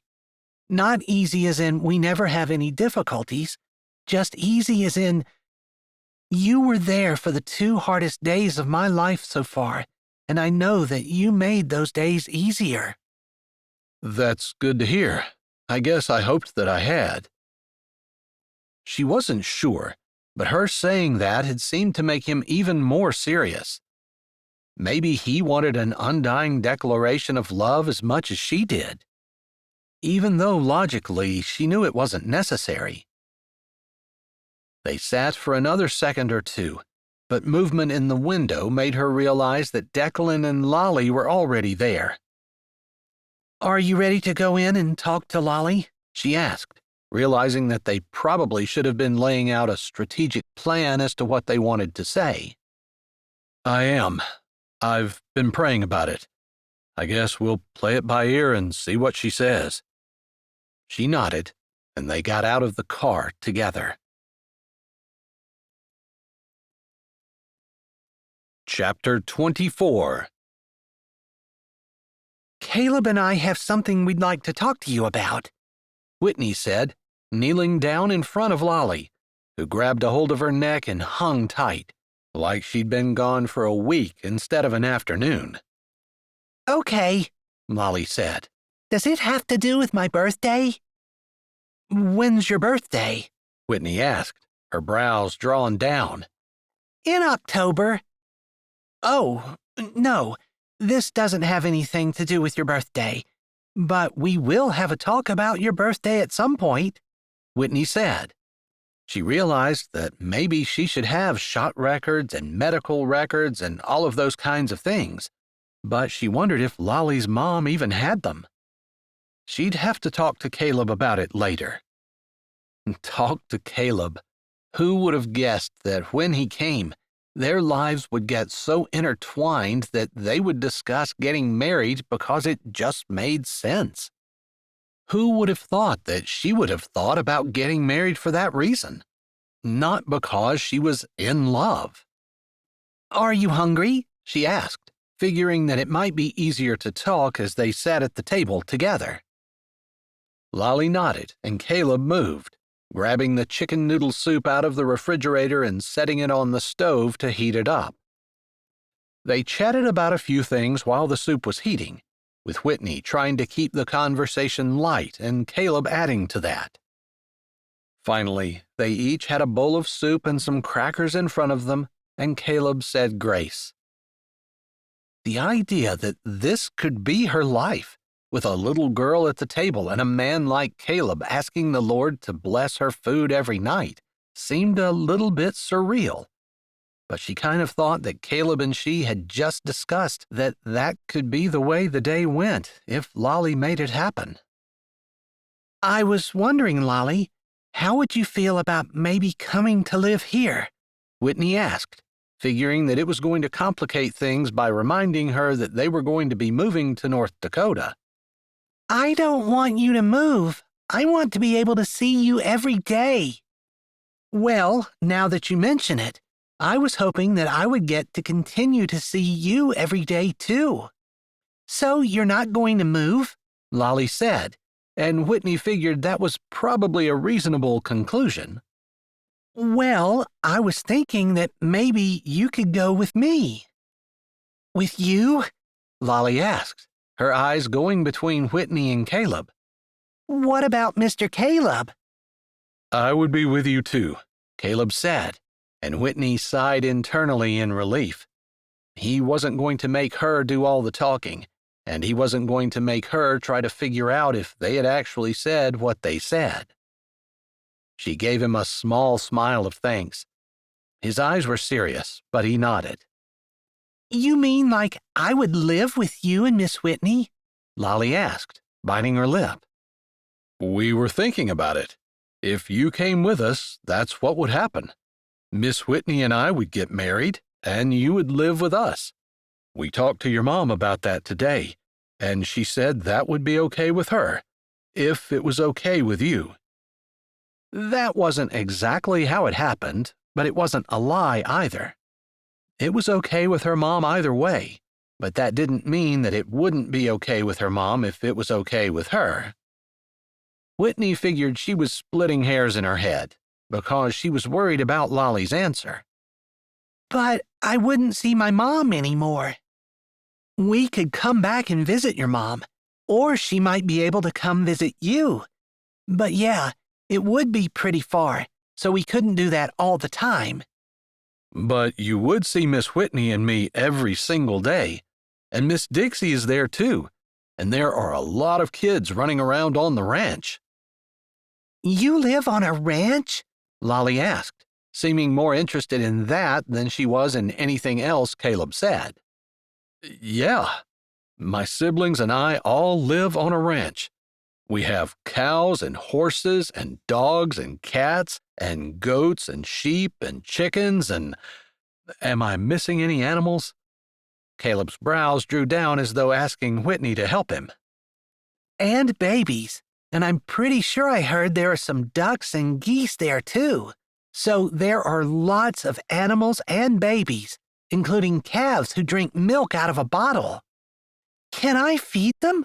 Lolly asked, and she sat really still, as though she were trying to contain her excitement and couldn't believe it could actually be real. Yeah, you can definitely feed them. Sometimes we fight about who has to, and sometimes we fight about who gets to. Sometimes I win, and I would definitely let you feed them when it's my turn. Whitney laughed a little at the idea, but the joke seemed to go over Lolly's head, and all she heard was that she would get to feed the baby calves. Sometimes there will be kittens in the barn, Caleb added, and every once in a while, we have a litter of puppies that somebody drops off on the driveway. We usually raise them until they're big enough to be on their own, and then we try to find homes for them. That would be so much fun, Lolly said. Then her brows drew down. You two are getting married? Whitney nodded. We are. Caleb had said so, and he was the one who'd brought it up. Yes, Caleb added, and to her surprise, his hand came over and settled over top of hers, and Whitney wondered if that was maybe what was confusing Lolly, because she hadn't seen any affection between the two of them. Do you two kiss and I just didn't see it? Lolly asked, seeming to not understand that people might get married without kissing. You haven't seen us kiss? Caleb asked, and Whitney appreciated him taking the lead on that, because she figured her mouth would just open and close like a fish on dry land. But Caleb sounded like he was stunned that she hadn't seen them kiss. Whitney almost felt herself wondering how she'd missed it. No, Lolly said. Well, I can't believe you haven't seen it, Caleb said, puckering up his brows, almost as though he were trying to figure out how she'd missed it. Whitney figured that perhaps that subject had been talked about long enough. What we really would like to know is if you would be okay to go to North Dakota with us and live with us and be our daughter. She kind of held her breath, wondering what in the world Lolly would say. She couldn't imagine, at 6 years old, agreeing to leave her parents in any way, shape, or form. But Lolly's situation was so much different than hers that there couldn't really be a comparison. Can I come back and see my mom sometimes? Lolly asked softly. We would make sure that you got back to see your mom, although you'll be going to school somewhere else, and you'll be living with Whitney and me, Caleb said gently. But I get to be on the ranch? Yes, Whitney said. And there would be animals there. Yes, Caleb said. And I could have some animals for myself? We'll have to talk to Miss Whitney as to whether or not we can have them in the house, But there will be animals outside that could be indoors, Caleb assured her. Maybe we could have a dog in the house? Whitney looked at Caleb. She had no idea how he felt about it, but she had been thinking about getting a dog. I'm sure we could. We get puppies in the driveway almost every spring, Caleb said. All right then, we'll have a dog at least. And you two would be there forever? You would be ours, and we would be there as your parents forever. Caleb nodded his head. Okay, can we go today? Whitney felt her heart leap in her chest. This was better than she had anticipated. You can stay here starting today, and when we're ready to go to North Dakota, you'll come with us. Does that sound okay? Caleb asked. Yeah, Lolly said, though Whitney knew this wouldn't be the end of it. There were going to be times where Lolly would be sad and missing her mom and wanting to go back home. There might even be times where they tried to get a hold of her mom and couldn't. Thankfully, they had her phone number, but she would be willing to bet that Lolly's mom was the kind of woman whose phone got shut off a good bit. Still, it was a start. She looked across the table at Caleb and then turned her hand and threaded their fingers together. She wasn't sure exactly what this meant, but somehow her life had become linked with the life of this man and this little girl, and every day that she lived, it seemed to be solidified a little more. Chapter 25. Caleb paced in the living room, slowly, gingerly, careful not to jostle his ribs, but paced nonetheless. Whitney had gone upstairs with Lolly, and they'd been up there for more than an hour. Whitney had been putting Lolly to bed and tucking her in, reading a story, making sure she got a bath, and all that good stuff. Caleb had bowed out tonight, but he figured that it should become a family ritual if possible. He couldn't imagine anything better than having the family together in the evening before bed. Nothing would make a child feel more safe or secure than that. He still remembered his parents coming into their rooms and talking to them, reading them stories and singing songs, praying, and even talking about the Bible and doing a short Bible lesson. Sometimes they would read verses from the Bible. It was just all good memories to him. Anything that had his parents together with him and his siblings made him feel grounded and secure as a kid. But their talk at the dinner table this evening had made him realize that he probably ought to marry Whitney as soon as he could. It didn't really look very good with him living here, and he hadn't thought about that before. He hadn't planned on being here for very long, and he hadn't planned on being at Whitney's at all. He had originally been going to stay with Miss Dixie, and then her house had sold sooner than expected, and then he'd fallen off the ladder, and everything had just snowballed from there. Now that Lolly thought they were a family, he figured he'd better make it official.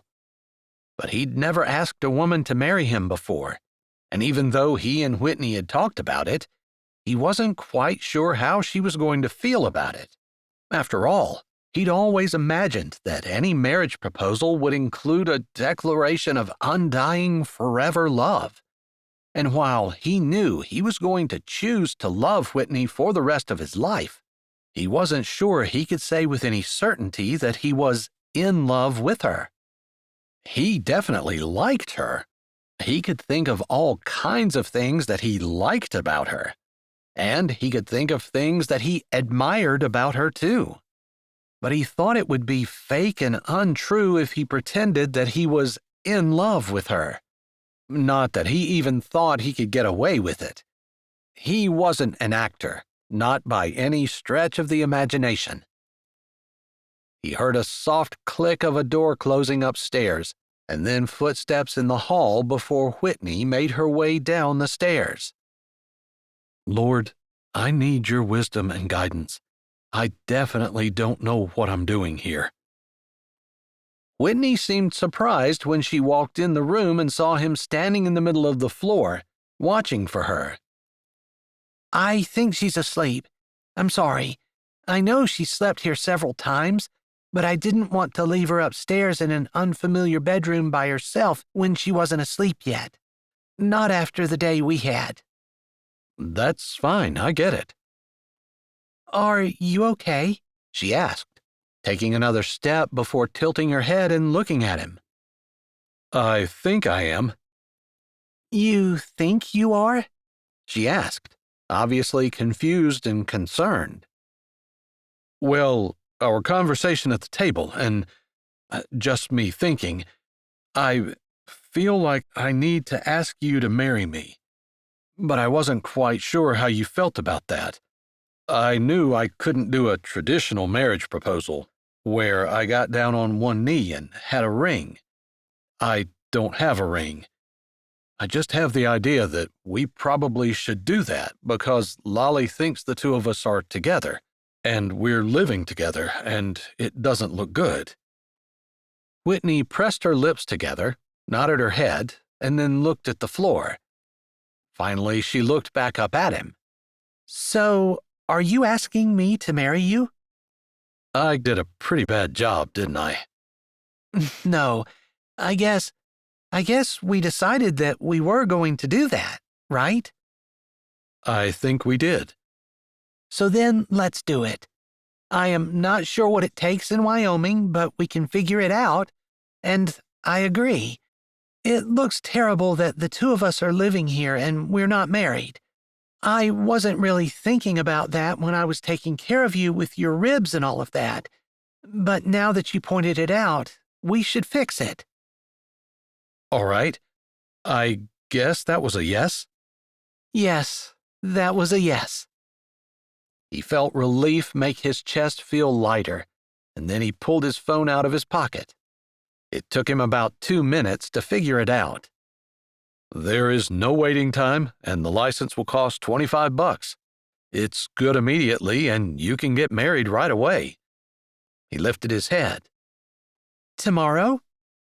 If that's good with you, he asked.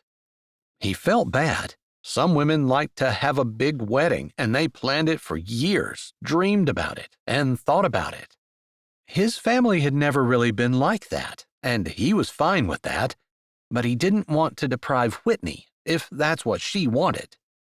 That's fine with me, she said, and she didn't seem disappointed. He figured he'd press her. Some women really look forward to their wedding day. They want the big shebang, and if that's what you want? No, it seems kind of silly to do that when we're not really in love. But I love you. I love you because I choose to love you, the way the Bible tells me to love you. And this will be a real marriage. He wanted to make sure that they were on the same page about that. He didn't see any reason why they wouldn't have a big wedding just because they weren't in love. All right. I guess with that definition, I love you too. And I agree, the wedding will be real, and it will be for life. She lifted a shoulder. I guess that was the one thing I really wanted always, to be married for life. That was part of the reason why I was so concerned about finding a good guy. Someone who wasn't going to get tired of me and leave, or see someone who looked better and leave me for her. He wasn't sure if she was thinking about it, but he was thinking about Blake and Kendall at that moment. I guess you don't have to worry about me doing that. I'm 37, and so far, the number of women that I've left for someone else is 0. It's a track record that probably isn't going to change. That's good. I would rather have someone dependable. Are you sure I'm not too old for you? I'm sure. She sounded like she was, like that was one thing that she really didn't care about. Does the age difference mean anything to you? Even though he had already explained to her that he really didn't think of her as a child, he figured that's probably what she was thinking. No. It worries me a little bit that I'll be 80 and you'll be 68. 68 seems a lot younger than 80. But if you think you're going to be okay with it. I know I will be. She nodded and then smiled. But we have a lot of time to go before that. In my experience, the older you get, the faster life goes by. Then we definitely should get married tomorrow, because we don't want to miss a moment, do we? He looked at her, realizing she was right. He didn't want to miss any moments. I think it might be too late tonight to try to figure anything out, but we can probably get married at or near where we pick up the license. I assume we'll take Lolly with us? Yes, let's do that. I guess we're kind of stitching a new family together on the spur of the moment, and I hope it's one that stays together. If you and I are both trying with all of our hearts and souls, and we just pray and ask God to do the rest, I don't see how it won't work. He meant that. It was the Lord who held it together, as long as they did their parts. All right, then. I guess we're getting married tomorrow. He wondered if he should walk over and try to kiss her. He didn't feel like their relationship was at that point, and it felt like rushing things. Getting married was one thing. Pushing to kiss her was something completely different. He just held her hand for the first time this evening at the dinner table. I was going to stay down here on the couch if that's okay. I know you probably don't need me anymore, but I put Lolly in my bed. I've already taken the spare bed apart and have it ready for the movers to take. I guess that's next. We'll work on getting the house packed up, because there's nothing keeping us here in Wyoming any longer, except your closing, which is in a few weeks, right? Right. And I suppose we could head to North Dakota and just come back for that. That's not too long of a drive? It's up to you. I'm good either way. It felt a little bit like staying in Wyoming was being in limbo, but maybe that would give them some time with Lolly to make sure that she was going to be okay with them. Once they were in North Dakota, bringing her back to see her mother was going to be a little bit difficult. Perhaps they could use the time to get together as a family and do some fun things. After all, Whitney was going to be starting school at the end of the summer, and so was Lolly. He never thought he would have a wife who worked, but he wasn't going to say anything to her about it. Obviously, she wanted to, since she'd gotten a postgraduate degree and put a lot of time and effort into it. And being a school principal wasn't a small thing. Regardless, from now on, he wanted to deliberately get to know Whitney, the woman who was going to be his wife. Chapter 26. Whitney couldn't believe how fast the next few weeks went by. The marriage ceremony had been unremarkable, almost forgettable. They had managed to take a selfie, remembering as they were walking out of the courthouse that they had no pictures. They had Lolly between them, and Caleb had put his arm around her, and they'd all smiled up into her phone. After that, they'd gone out to eat and then went home. Every day since then, Caleb had made sure that they did something together as a family, even as they were packing up her house. The movers had come the day before to put her stuff in storage, and all they had was the bed upstairs for Lolly and the couch and recliner for her and Caleb. They had closed on the house that evening, right before 5 o'clock, and now they were almost in North Dakota. She was a little nervous. Everything was changing so fast. Thankfully, Miss Dixie would be there, a familiar face for her, but she was a little bit concerned. Still, she'd gotten comfortable with Caleb. They laughed together, spent time at the playground, and went on hikes and drives together, enjoying the beautiful scenery of Wyoming before they ended up in North Dakota, where, according to Caleb, It was mostly flat prairie. "This is the land for the farm," Caleb said as they pulled into a lane, but she saw no buildings or anything that looked like civilization.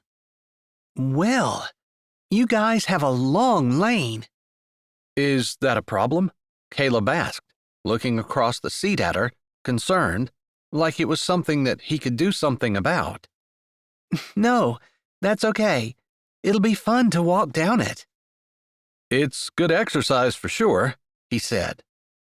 I guess there's not a whole lot I can do, but if you don't like living on the farm, we don't have to. We can live wherever you're comfortable, although that's where I work, so it's nice to be able to get up and be right there. She nodded and then looked out the window again. She'd been thinking more and more of leaving the farm every day for a job. She had never thought about that type of thing before, but Caleb would be staying there and she would be going off. Of course, Lolly would be going with her. What if she homeschooled? She shoved those doubts and thoughts aside. They would have plenty of time to talk about it and decide what they wanted her to do.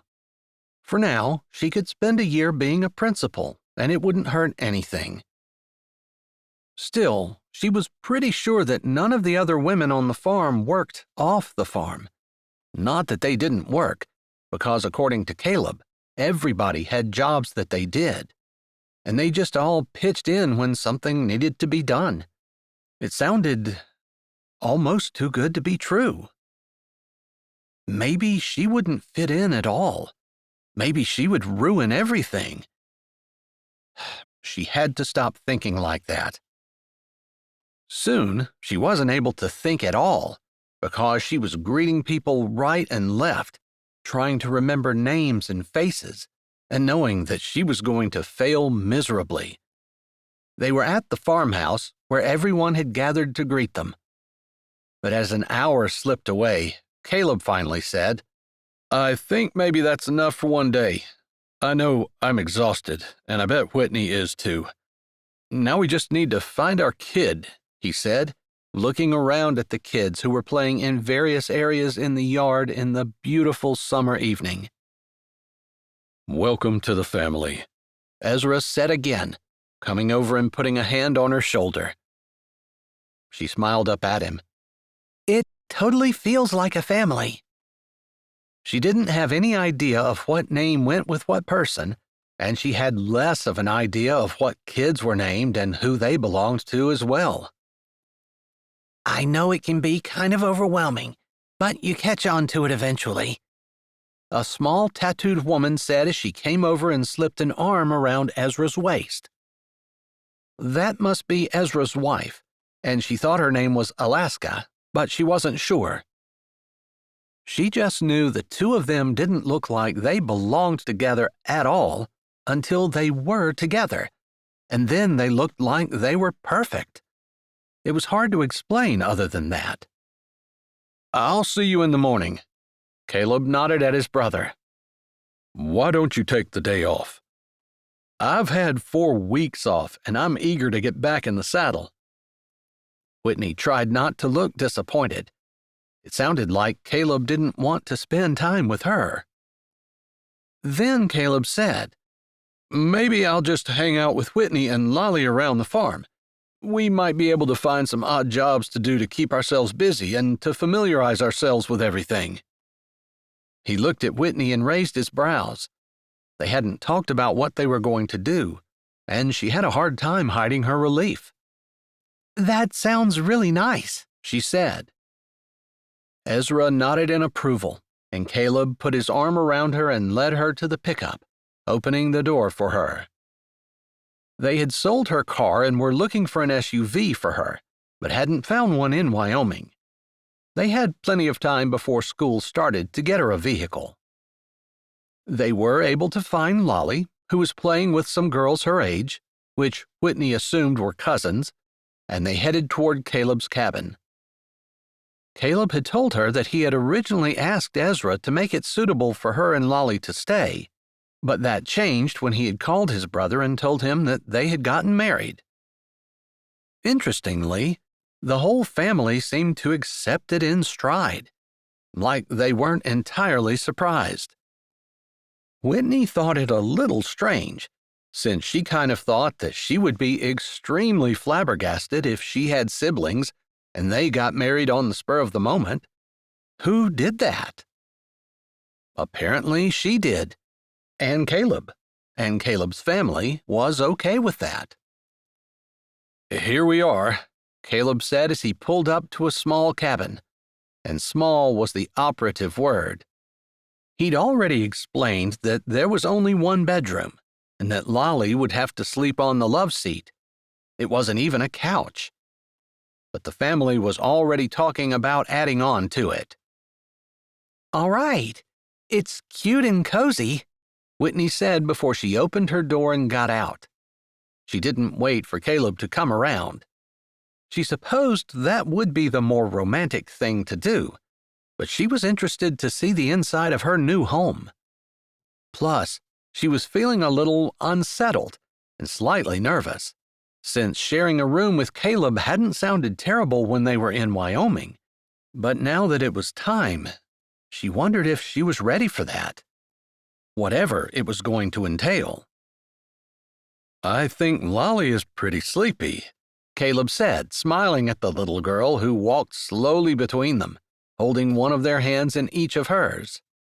She's not used to playing with kids her age, Whitney said with a smile, thinking that it was probably one of the best things that Lolly could have, friends.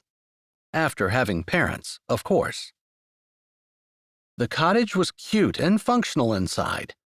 It had a small refrigerator and oven, but no microwave. A table that seated 4, and an area that served as a living room, with a recliner and love seat. There was no TV, which was just fine with Whitney. Caleb had her suitcase in hand while she looked around, and then he said, "Right there's the bathroom. It's small with just a shower and a sink and toilet. Nothing fancy. And then this is the bedroom," he said, pushing the door open and allowing her to step inside first. There was a large bed, it must have been a king size, and one dresser. That was it. "I guess we really have to like each other, because it's pretty close quarters. And in the winter, when evenings are long, we'll probably be spending a lot of time together. Although I do sometimes spend winter evenings back at the farmhouse with everyone else." That sounds fun and cozy, but evenings here don't sound too bad either. "I guess you don't seem like much of a TV watcher." I'm not, although not against it either, she said, just so he would feel free to get one if he wanted one. She didn't really care one way or the other. How about I get Lolly cleaned up and I'll get her down on the couch? That sounds good. I have a bit of paperwork I need to catch up on. He held up the mail that he had in his hand. All right. Lolly was tired after the long ride and playing with friends, and it wasn't hard to get her cleaned up and settled down on the love seat. By the time Whitney had gone to shower and gotten some clothes, Caleb was pushing up from the kitchen table. "I'll take a shower and... Is it okay if we share a bed?" Caleb asked, and there didn't seem to be any suggestion of anything more. "Of course," she said. He narrowed his eyes a bit, as though noticing that maybe there was something a little bit wrong.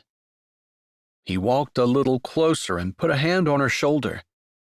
They'd held hands ever since he had taken her hand at the dinner table, but he hadn't tried to do anything more, other than occasionally putting an arm around her. Not that she was counting or anything. But now he pulled her close to him, tucking her head under his chin and pressing her against his chest. It was a reassuring hug, and she leaned against his strength. "Are you okay?" he asked, sounding like he was concerned and wanted her well-being above anything. It's been a lot. I guess I'm a little nervous. Or maybe worried is a better word. It's just all new, and you know how sometimes it takes a little while to settle in? You can take as long as you need to settle in. No one is pushing you to do anything. I know. Maybe it's just partly leaving the house I grew up in and all the changes. It's funny. You're leaving everything that was familiar to you, and I'm coming back to everything that's familiar to me. I feel like I'm home, and I'm happy. But it bothers me that you don't feel that way. He sighed. Not that I expect you to feel at home someplace you've never been before, but I just feel bad feeling good when you feel bad. Does that make sense? She smiled against his chest. It makes total sense, and I appreciate it. Good. He backed away from her a little bit, looked down into her eyes as though checking to make sure she was truly okay, and then he lowered his head and kissed her forehead. He let his lips linger, and she closed her eyes. It was a comforting kiss, and it did its job. She definitely felt comforted. Chapter 27. And here's where we keep the calves that we're bottle feeding. In the winter, they stay in the barn if we have enough room, but in the summer, it's best for them to run around in the fresh air. They get sick a lot less when they're not penned up. Caleb put one foot on the bottom rung of the fence. He was glad his brother had suggested he take the day off. Well, he hadn't suggested it. He insisted, really.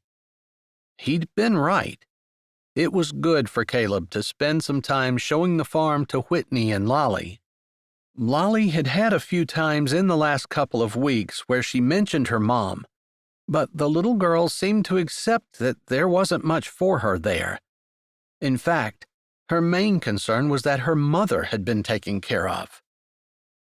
It was almost like the roles were reversed, and Lolly was the caretaker while her mom was the child.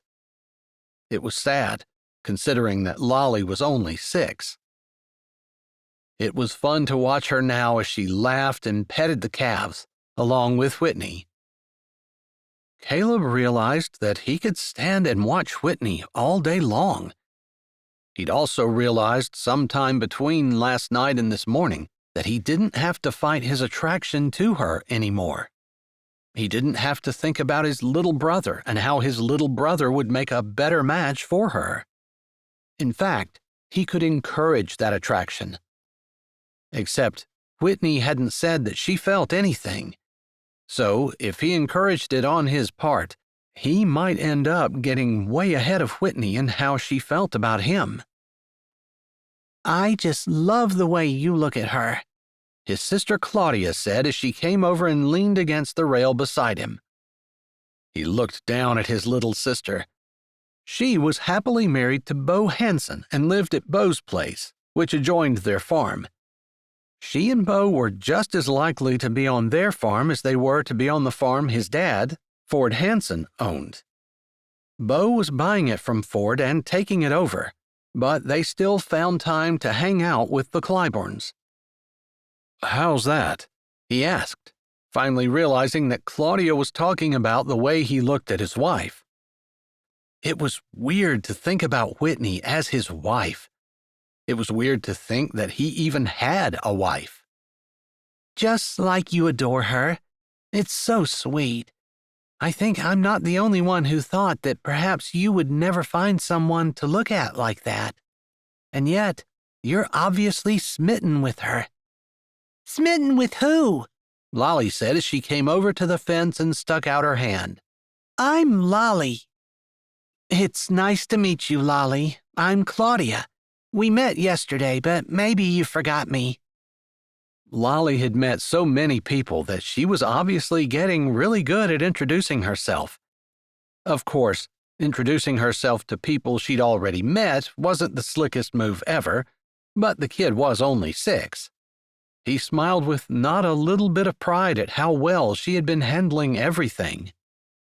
Oh, I remember. Aunt Claudia.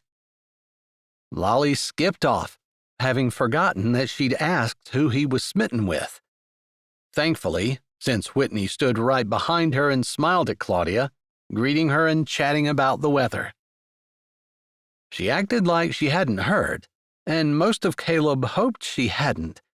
He didn't know how she felt, and he didn't want her to think that she had to somehow have feelings for him since he had developed them for her.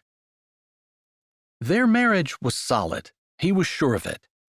In fact, he almost felt more sure of their marriage, which had begun on rational terms, than he might have been if they had been wildly in love and began a life like that. Not that those kinds of marriages couldn't last. They did, and plenty of times, too.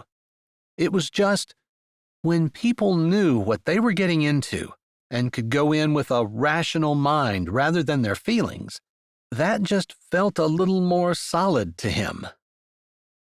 Alaska is in the house, and the kids are helping to make supper. I was sent out to see if Lolly wanted to come in and help with all of her cousins. What do you think?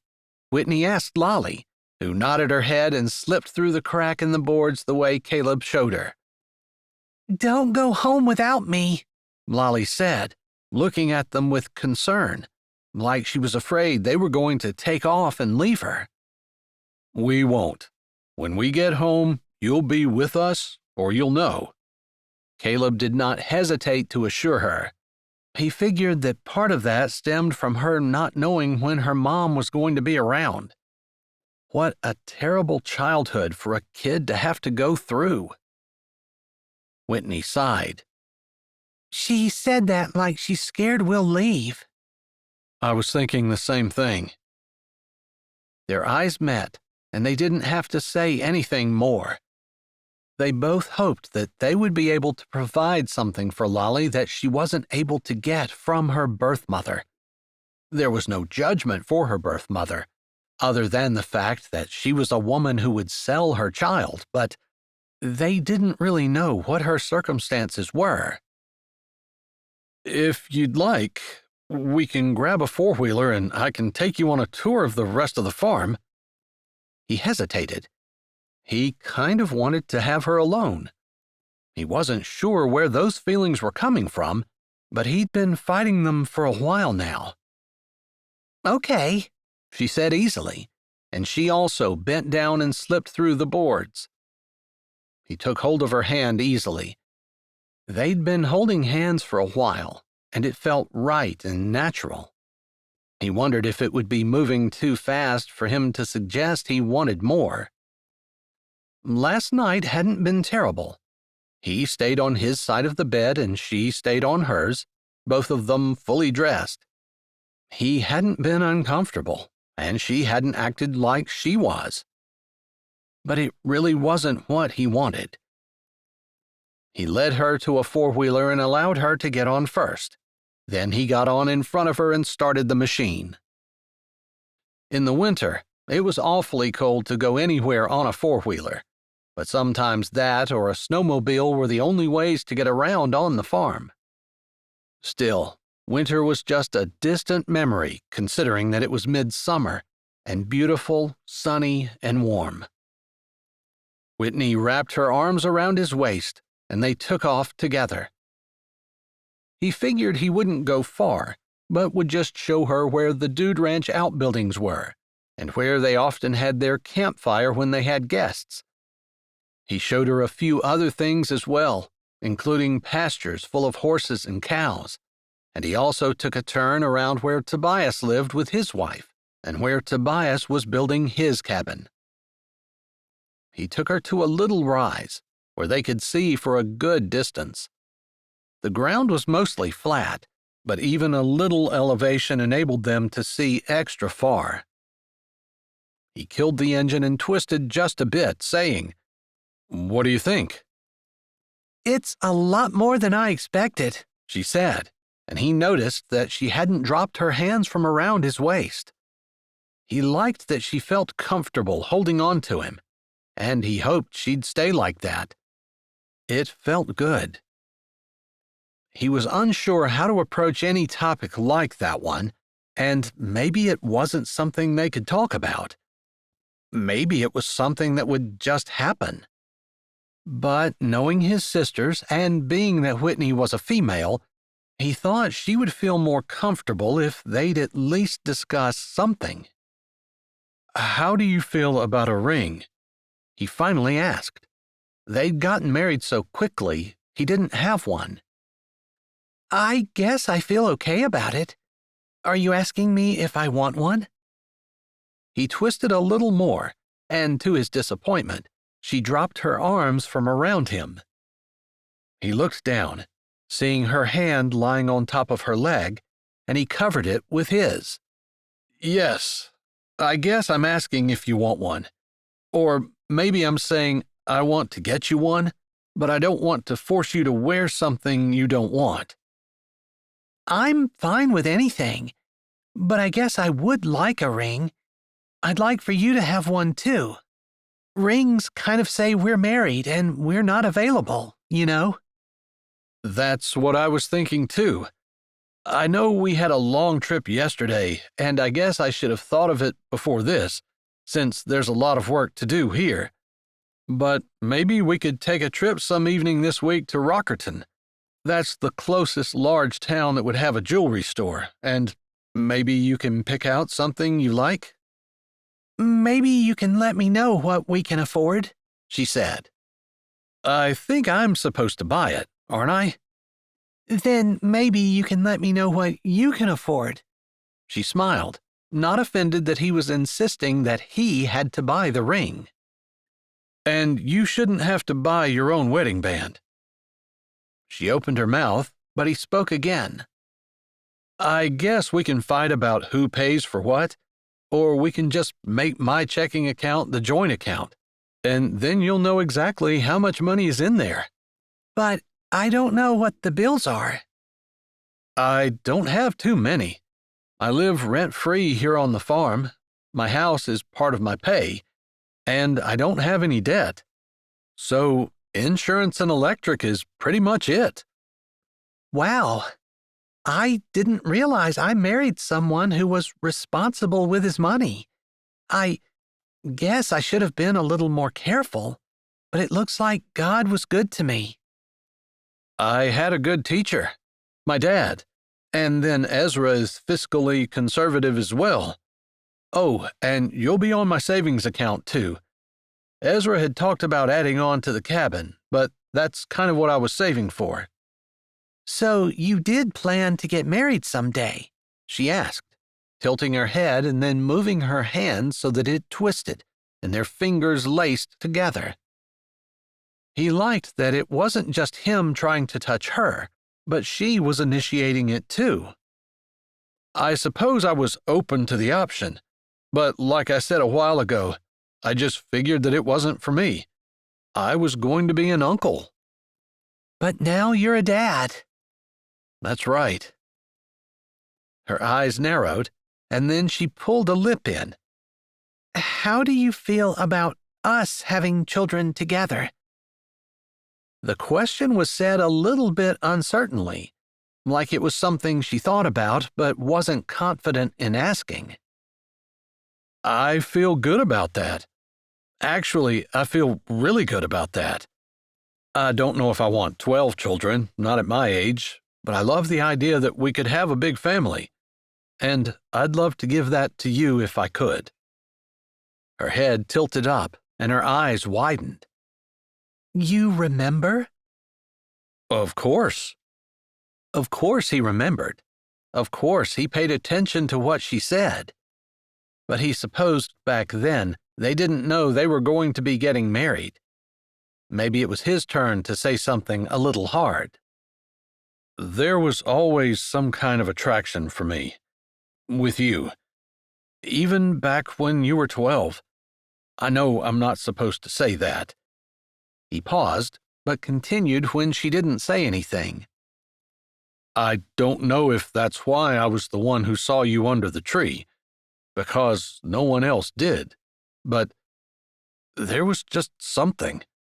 And I think pretty much I remember everything you've ever said, which is weird because that's not the kind of person I usually am. But I hope to pay attention. Well, She laughed and then shook her head. You were always my standard. You were the one I measured other men against, and they didn't measure up. You were the reason I was still looking for someone who is upright and honest, because I knew that's what you are, and that's what I wanted. But, like I said, no one else ever measured up. He sat there looking at her for a little bit. Really? He finally said. Had she really used him as her standard? All that time? I'm being serious. You were the one I always wanted, but you saw me as a little girl. And then, when I heard you say that in the hospital room, I figured that there wasn't any hope for me, but that didn't stop me from wanting you. He laughed a little. You did a good job of hiding it. He shook his head. I didn't have a clue. That's because you're a man. Men have notoriously thick skulls when it comes to stuff like that. He wanted to say, we do? But he thought maybe he could turn the tables a little bit. So women don't have thick skulls? No, women are very intuitive. Then you know I want to kiss you. She didn't, if her widened eyes were any indication. He grinned, feeling like he had won an argument they weren't even having. All right, you're right about that, but I can do one better.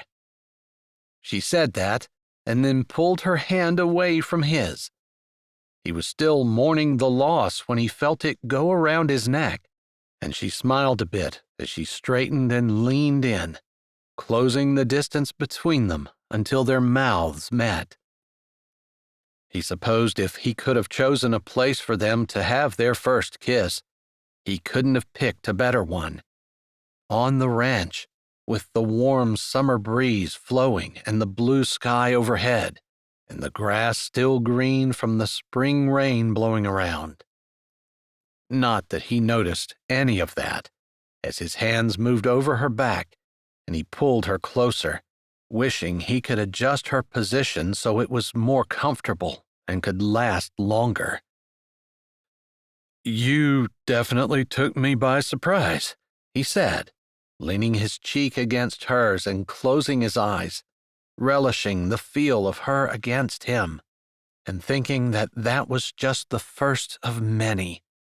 A lifetime full of kissing and affection and children and all the things that came with being married and raising a family together. That was for getting away with wanting to kiss me and me not knowing it. I still want to kiss you, he murmured, smiling without moving his cheek from hers. Then I don't know what you're waiting for, she said, and he could hear the laughter in her tone. Maybe I'm waiting for tonight, so we'll have a little bit more privacy. He held his breath, not sure what she was going to say to that. And that makes me wonder why you didn't kiss me last night. We had plenty of privacy then. Maybe I was just too scared to ask you if you wanted me to. I'll save you the trouble of asking. I want you to. Chapter 28. I love it, Whitney said as the jeweler showed her a simple diamond ring, with the diamond in the shape of a heart, something elegant and beautiful, but not flashy or showy. If you'd like to try it on, you may, the man said. She sighed. There were so many choices. She had gone in with the idea that she just wanted something small and simple, something that was tasteful without being ostentatious, something she could wear when she was working either at the school or on the farm, and not have the vapors if something happened to it. Yes, please, she said. As the jeweler was getting it out, she turned to Caleb. Did you have a favorite? The ring is going to be on your finger. I'm pretty sure you want to be picking one that you like, and not worrying about me. But I care about what you like. I like the one with the heart. I like the pearl that you tried on, too. It had a lot of swirls of different colors, and it looked a little bit old-fashioned, but elegant as well. She didn't know whether he was making that up or not. The jeweler had used some of those words while Caleb had been quiet, studying, watching. Pearl is a little bit different. Not a whole lot of people use that as an engagement gem. Then go with something more mainstream. But I liked it. He lifted his shoulder. I guess I don't care what everyone else does. She loved that about him. He didn't have to do what the rest of the world did. He was comfortable forging his own path, and just as comfortable walking a path that not a whole lot of people walked. Can I see the pearl again? She asked as the jeweler handed her the heart-shaped diamond. Of course, madam, the jeweler said, walking down and using his key to unlock the case that held the pearl. I think it's between this one and that one, she said, looking at the heart-shaped diamond as it glittered on her finger. Caleb nodded. They both suit you. In what way? She asked, wondering what made him say that. They're both elegant and beautiful, yet not so flashy and ostentatious that it's off-putting. I see. The jeweler came back with the pearl. She pulled the diamond off and slid the pearl on. Immediately, she knew it was the one.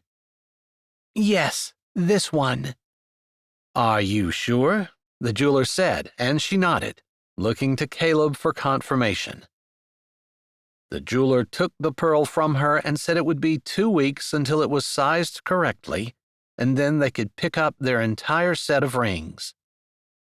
They left the jewelry store empty-handed, but Whitney had a happy heart. The last week and a half on the ranch had been amazing for her, and she felt like Lolly had really grown as well, growing in confidence, growing in personality, and coming into her own with all of her cousins around. There was something that just gave the kid grounding, to be surrounded by so much love and family, and to be treated like she belonged, and to know people cared. Do you think Lolly will have a problem if we end up having a baby? She asked, looking up at Caleb. He was focused on the restaurant they had been walking to. She could almost hear his stomach rumbling and knew he was hungry. But he hadn't acted impatient in the store, for which she was grateful. But now, she could tell that his mind had completely forgotten about food. Are you trying to tell me something? He asked, and then it was obvious he was thinking. No, I wouldn't know yet, but I'm just wondering. He nodded, looking back at the restaurant, and then said thoughtfully, I think she'll be protective of her younger siblings. She's very nurturing. She still cares about her mom, and I'm glad that we're able to let her call her as much as she wants, even if her mom doesn't answer. When her mom doesn't answer, she is restless until she does. I guess I agree with you that she is very nurturing. I'm not sure if that's a personality thing or if that's because of her upbringing, but I feel like that it will be something that rubs off with any children that we have. I think you're going to have a built-in helper. They reached the restaurant, and he opened the door. Maybe this wasn't the time, but as she walked in, she said, How would you feel if I only did the principal job for 1 year? His brows raised, but she didn't stop, and he followed her in. They were seated right away, since it was 4 p.m. and well before any major dinner rush. Do you think you're not going to enjoy your job? He asked as the waitress left them with the menus after taking their drink orders. I know I'm going to enjoy it. It's what I trained for. but I enjoy being a wife and a mother and being on the ranch more. I just don't want to not bring in a salary if you were counting on that. You can see the bank account. You know what we have, and you know what we spend. Your salary isn't going to make or break us." She thought that was what he was going to say, but she hadn't been sure. She'd been around more than one man who had gotten angry and defensive at the idea of the wife wanting to stay home with the children and not earn a paycheck. Thank you for giving me that option. Of course. Do you have a preference? She asked, thinking again of those men who had gotten upset at the idea of the wife not working. Like staying home and raising a child wasn't more work than an actual job. It just didn't bring in money. "I don't want you to feel bad." "I won't," she said, grateful that he was actually going to tell her. "Yeah, I would definitely prefer you to stay home. It's purely selfish on my part, though." "Why?" she asked, not understanding how that would be selfish. "I like having you around. I like being able to slip away for a date, like today. I like having you on the back of the four-wheeler with me when we go to check the herd. I like having you ride on the tractor when I have to go out to the field. I just like being with you. I've been kind of dreading you going to school. I dread the idea that I'm going to be there all day long without you. I just miss you already, and you're not even gone." "You should have said something. I could have backed out of this year." Actually, she still could. "No, if you need to feel fulfilled or whatever, I'll work with it. I don't want you to do something to make me happy. I'm going to choose to be happy no matter what. But since you asked my preference, I figured I'd let you know." "Thank you. I am drafting my resignation notice already in my head," she said, and then laughed a little. "Is that terrible?" "It's up to you. But no, I don't think it's terrible.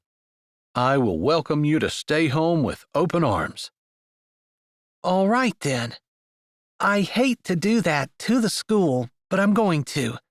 I'm going to tell them that they're going to need to hire someone else, and I'm going to resign, effective 2 weeks.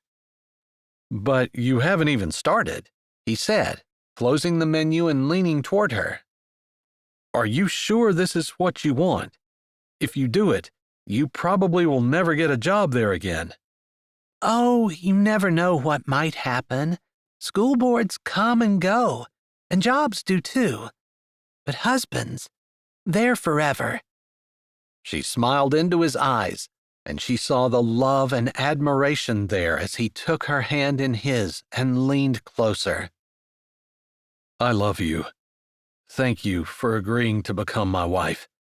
You brought love and laughter and joy that I didn't even know I was missing, and I don't think I'll ever get enough of it." "Me too. Thanks for taking a chance on this child." "You're never going to let me live that down, are you?" "No, of course not. You make me laugh. You make me feel safe and secure. And you brought me into your great big family, and I feel like a part of something that I never got to be a part of before. And more than that, I have you, an upright, honest man of character who will stand beside me for the rest of my life. I love you." She almost wished they were finished with their meal, because she felt like she was too far away from him and wanted to snuggle closer, the way they had each night in the big bed in their little cabin. They'd already started adding a room on so Lolly would have her own, with blueprints made out for an entire addition to be finished by the end of next summer. She was sure that life wouldn't always be positive. She knew there would be trials and hardships to go through, but God had given her the perfect partner with which to face whatever life handed them. Chapter 29. Priscilla sat in a lawn chair, the stars twinkling overhead, a hot cup of coffee in her hand. Her family had gathered around, finally celebrating Whitney and Caleb's marriage. They'd been so busy over the summer that they just hadn't taken the time to stop and put on a celebration. So today had been the day. She smiled with contentment, watching her children, Justin, who had just turned 10, and Zaylee, who was 8, run around with their cousins, laughing and giggling and having a great time. Lois, her youngest sister, still played with the kids, even though she was officially an adult after graduating from college and coming back to the ranch. Priscilla laughed at Lois's antics too. Oh, to be young and innocent again. But if she went back, she would have to give up Justin and Zaylee, and they were two of the best things that ever happened to her. So, despite her regret at the mistakes that she made, she wouldn't trade her kids for the world. It was a nice party, Ezra said, coming over and hunkering down by her chair. So much fun. I don't think I will ever get tired of having big family parties together. I always feel so loved and secure during and after them, and they're great memories for the kids. I can't say I disagree with that, he said, watching the kids dance around as Lois, probably hatching up some new plan, gathered them all to her and leaned over, talking to them. Looks like something's up, Priscilla said. Maybe we were a little bit too lenient with Lois, Ezra mumbled. I think the youngest has a tendency to be spoiled. You would think that wouldn't be true when she's raised by her siblings, Ezra said dryly. Apparently it is, Priscilla said, taking a sip of her coffee, even though she knew that she should have stopped drinking it a couple of hours ago. She was never going to go to sleep tonight, but she would lie in her bed, smiling and happy. This year, she was going to get to homeschool her children for the first time since her separation from her husband. I know I've thanked you a million times, but my life has taken a total 180-degree turn, and I need to thank you. I wasn't on board with the whole lawyer thing because I really hate them, but I can't believe I have full custody of my kids. My husband is completely out of the picture, and I'm going to get to homeschool this year. I just can't stop smiling. Good. I'm happy you're happy. Ezra paused. But I do have a favor to ask of you. Maybe Priscilla should have felt a little bit of trepidation, but she didn't. Anything. I'll do anything you need me to. She spoke simply. Ezra had told her that she was welcome, and he expected her to stay on the ranch. And he would pay her salary, and she would pitch in wherever help was needed. That had been easy for her to agree to, and Ezra had been more than fair with her, not overworking her, but making sure that she had plenty to keep her occupied. She wouldn't want to sit around and not do anything. She would be bored out of her mind and miserable too. We have a guest coming, one who is well known in society but wants to keep a low profile here. All right, she said. Her cottage was the closest to the guest cottages that they used for year-round stays. A couple of them were for short-term rentals, and they were outfitted with heaters so that they could be inhabited even during North Dakota's long winters. She was responsible for doing the laundry in the cottages, since there were no washers and dryers, and she was the point person for all the guests. He's going to be staying in the cottage closest to yours, and I promised him that we would be very discreet, but we would also be very attentive. He's not used to taking care of himself, I guess you could say." All right, Priscilla said easily. She had helped to raise her younger siblings. She was comfortable taking care of people. She was less comfortable being the one who needed to be taken care of. But thankfully, that had not been something that she needed to worry about. "All right. He's coming in next week and will be here over the winter, I believe. I will finalize the details, but it's not on the schedule because he didn't want his name to get out. I've already gone in and blocked out the dates." All right, I'll check on the cabin in the morning and make sure that it's ready. I usually wait to make the beds and everything until the day before the guests come, just so they're fresh. "All right then. We're on the same page. I do believe that this man will benefit from being on the ranch. He's suffered a good bit, and I thought that you might be able to relate to him some." Okay, she said, and this was the first that she felt unsure.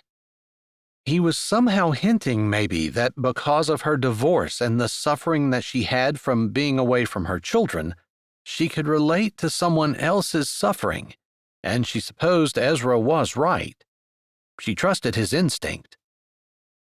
"All right, I'll let you know when I know more." Sounds good. You know his name? Ezra hunkered back down. "I do, but he might be going under a different name or I'm not sure. I just know don't say anything to anyone until we talk to him and find out what's going on." All right, she said, blinking a bit at the secrecy. They'd never had anything like this happen on the ranch before. "His name is Cash Johnson." She gasped a bit, recognizing the name, even though she would not consider herself any kind of cultural warrior or even someone who knew the barest facts about what was popular in culture. But everyone knew Cash Johnson, the country music superstar, the highest-grossing music singer in the world, and the one who had just had an extremely nasty public brawl with his singing partner, Regina Blue. There were rumors of a romance, although both parties denied it. They had teamed up for a year of duets and shared concerts, but the entire thing had erupted in chaos and lawsuits, and eventually it looked like Cash Johnson had been at fault all along. No wonder he needed to disappear from the public eye. She would want to run if she were him, too. "Yeah, now you know why he wants to keep this quiet." I understand. "I'm sure you do." Ezra stood, and then, almost as an afterthought, he said, "I have a feeling this will be good for both of you." Without explaining anything more, he walked away.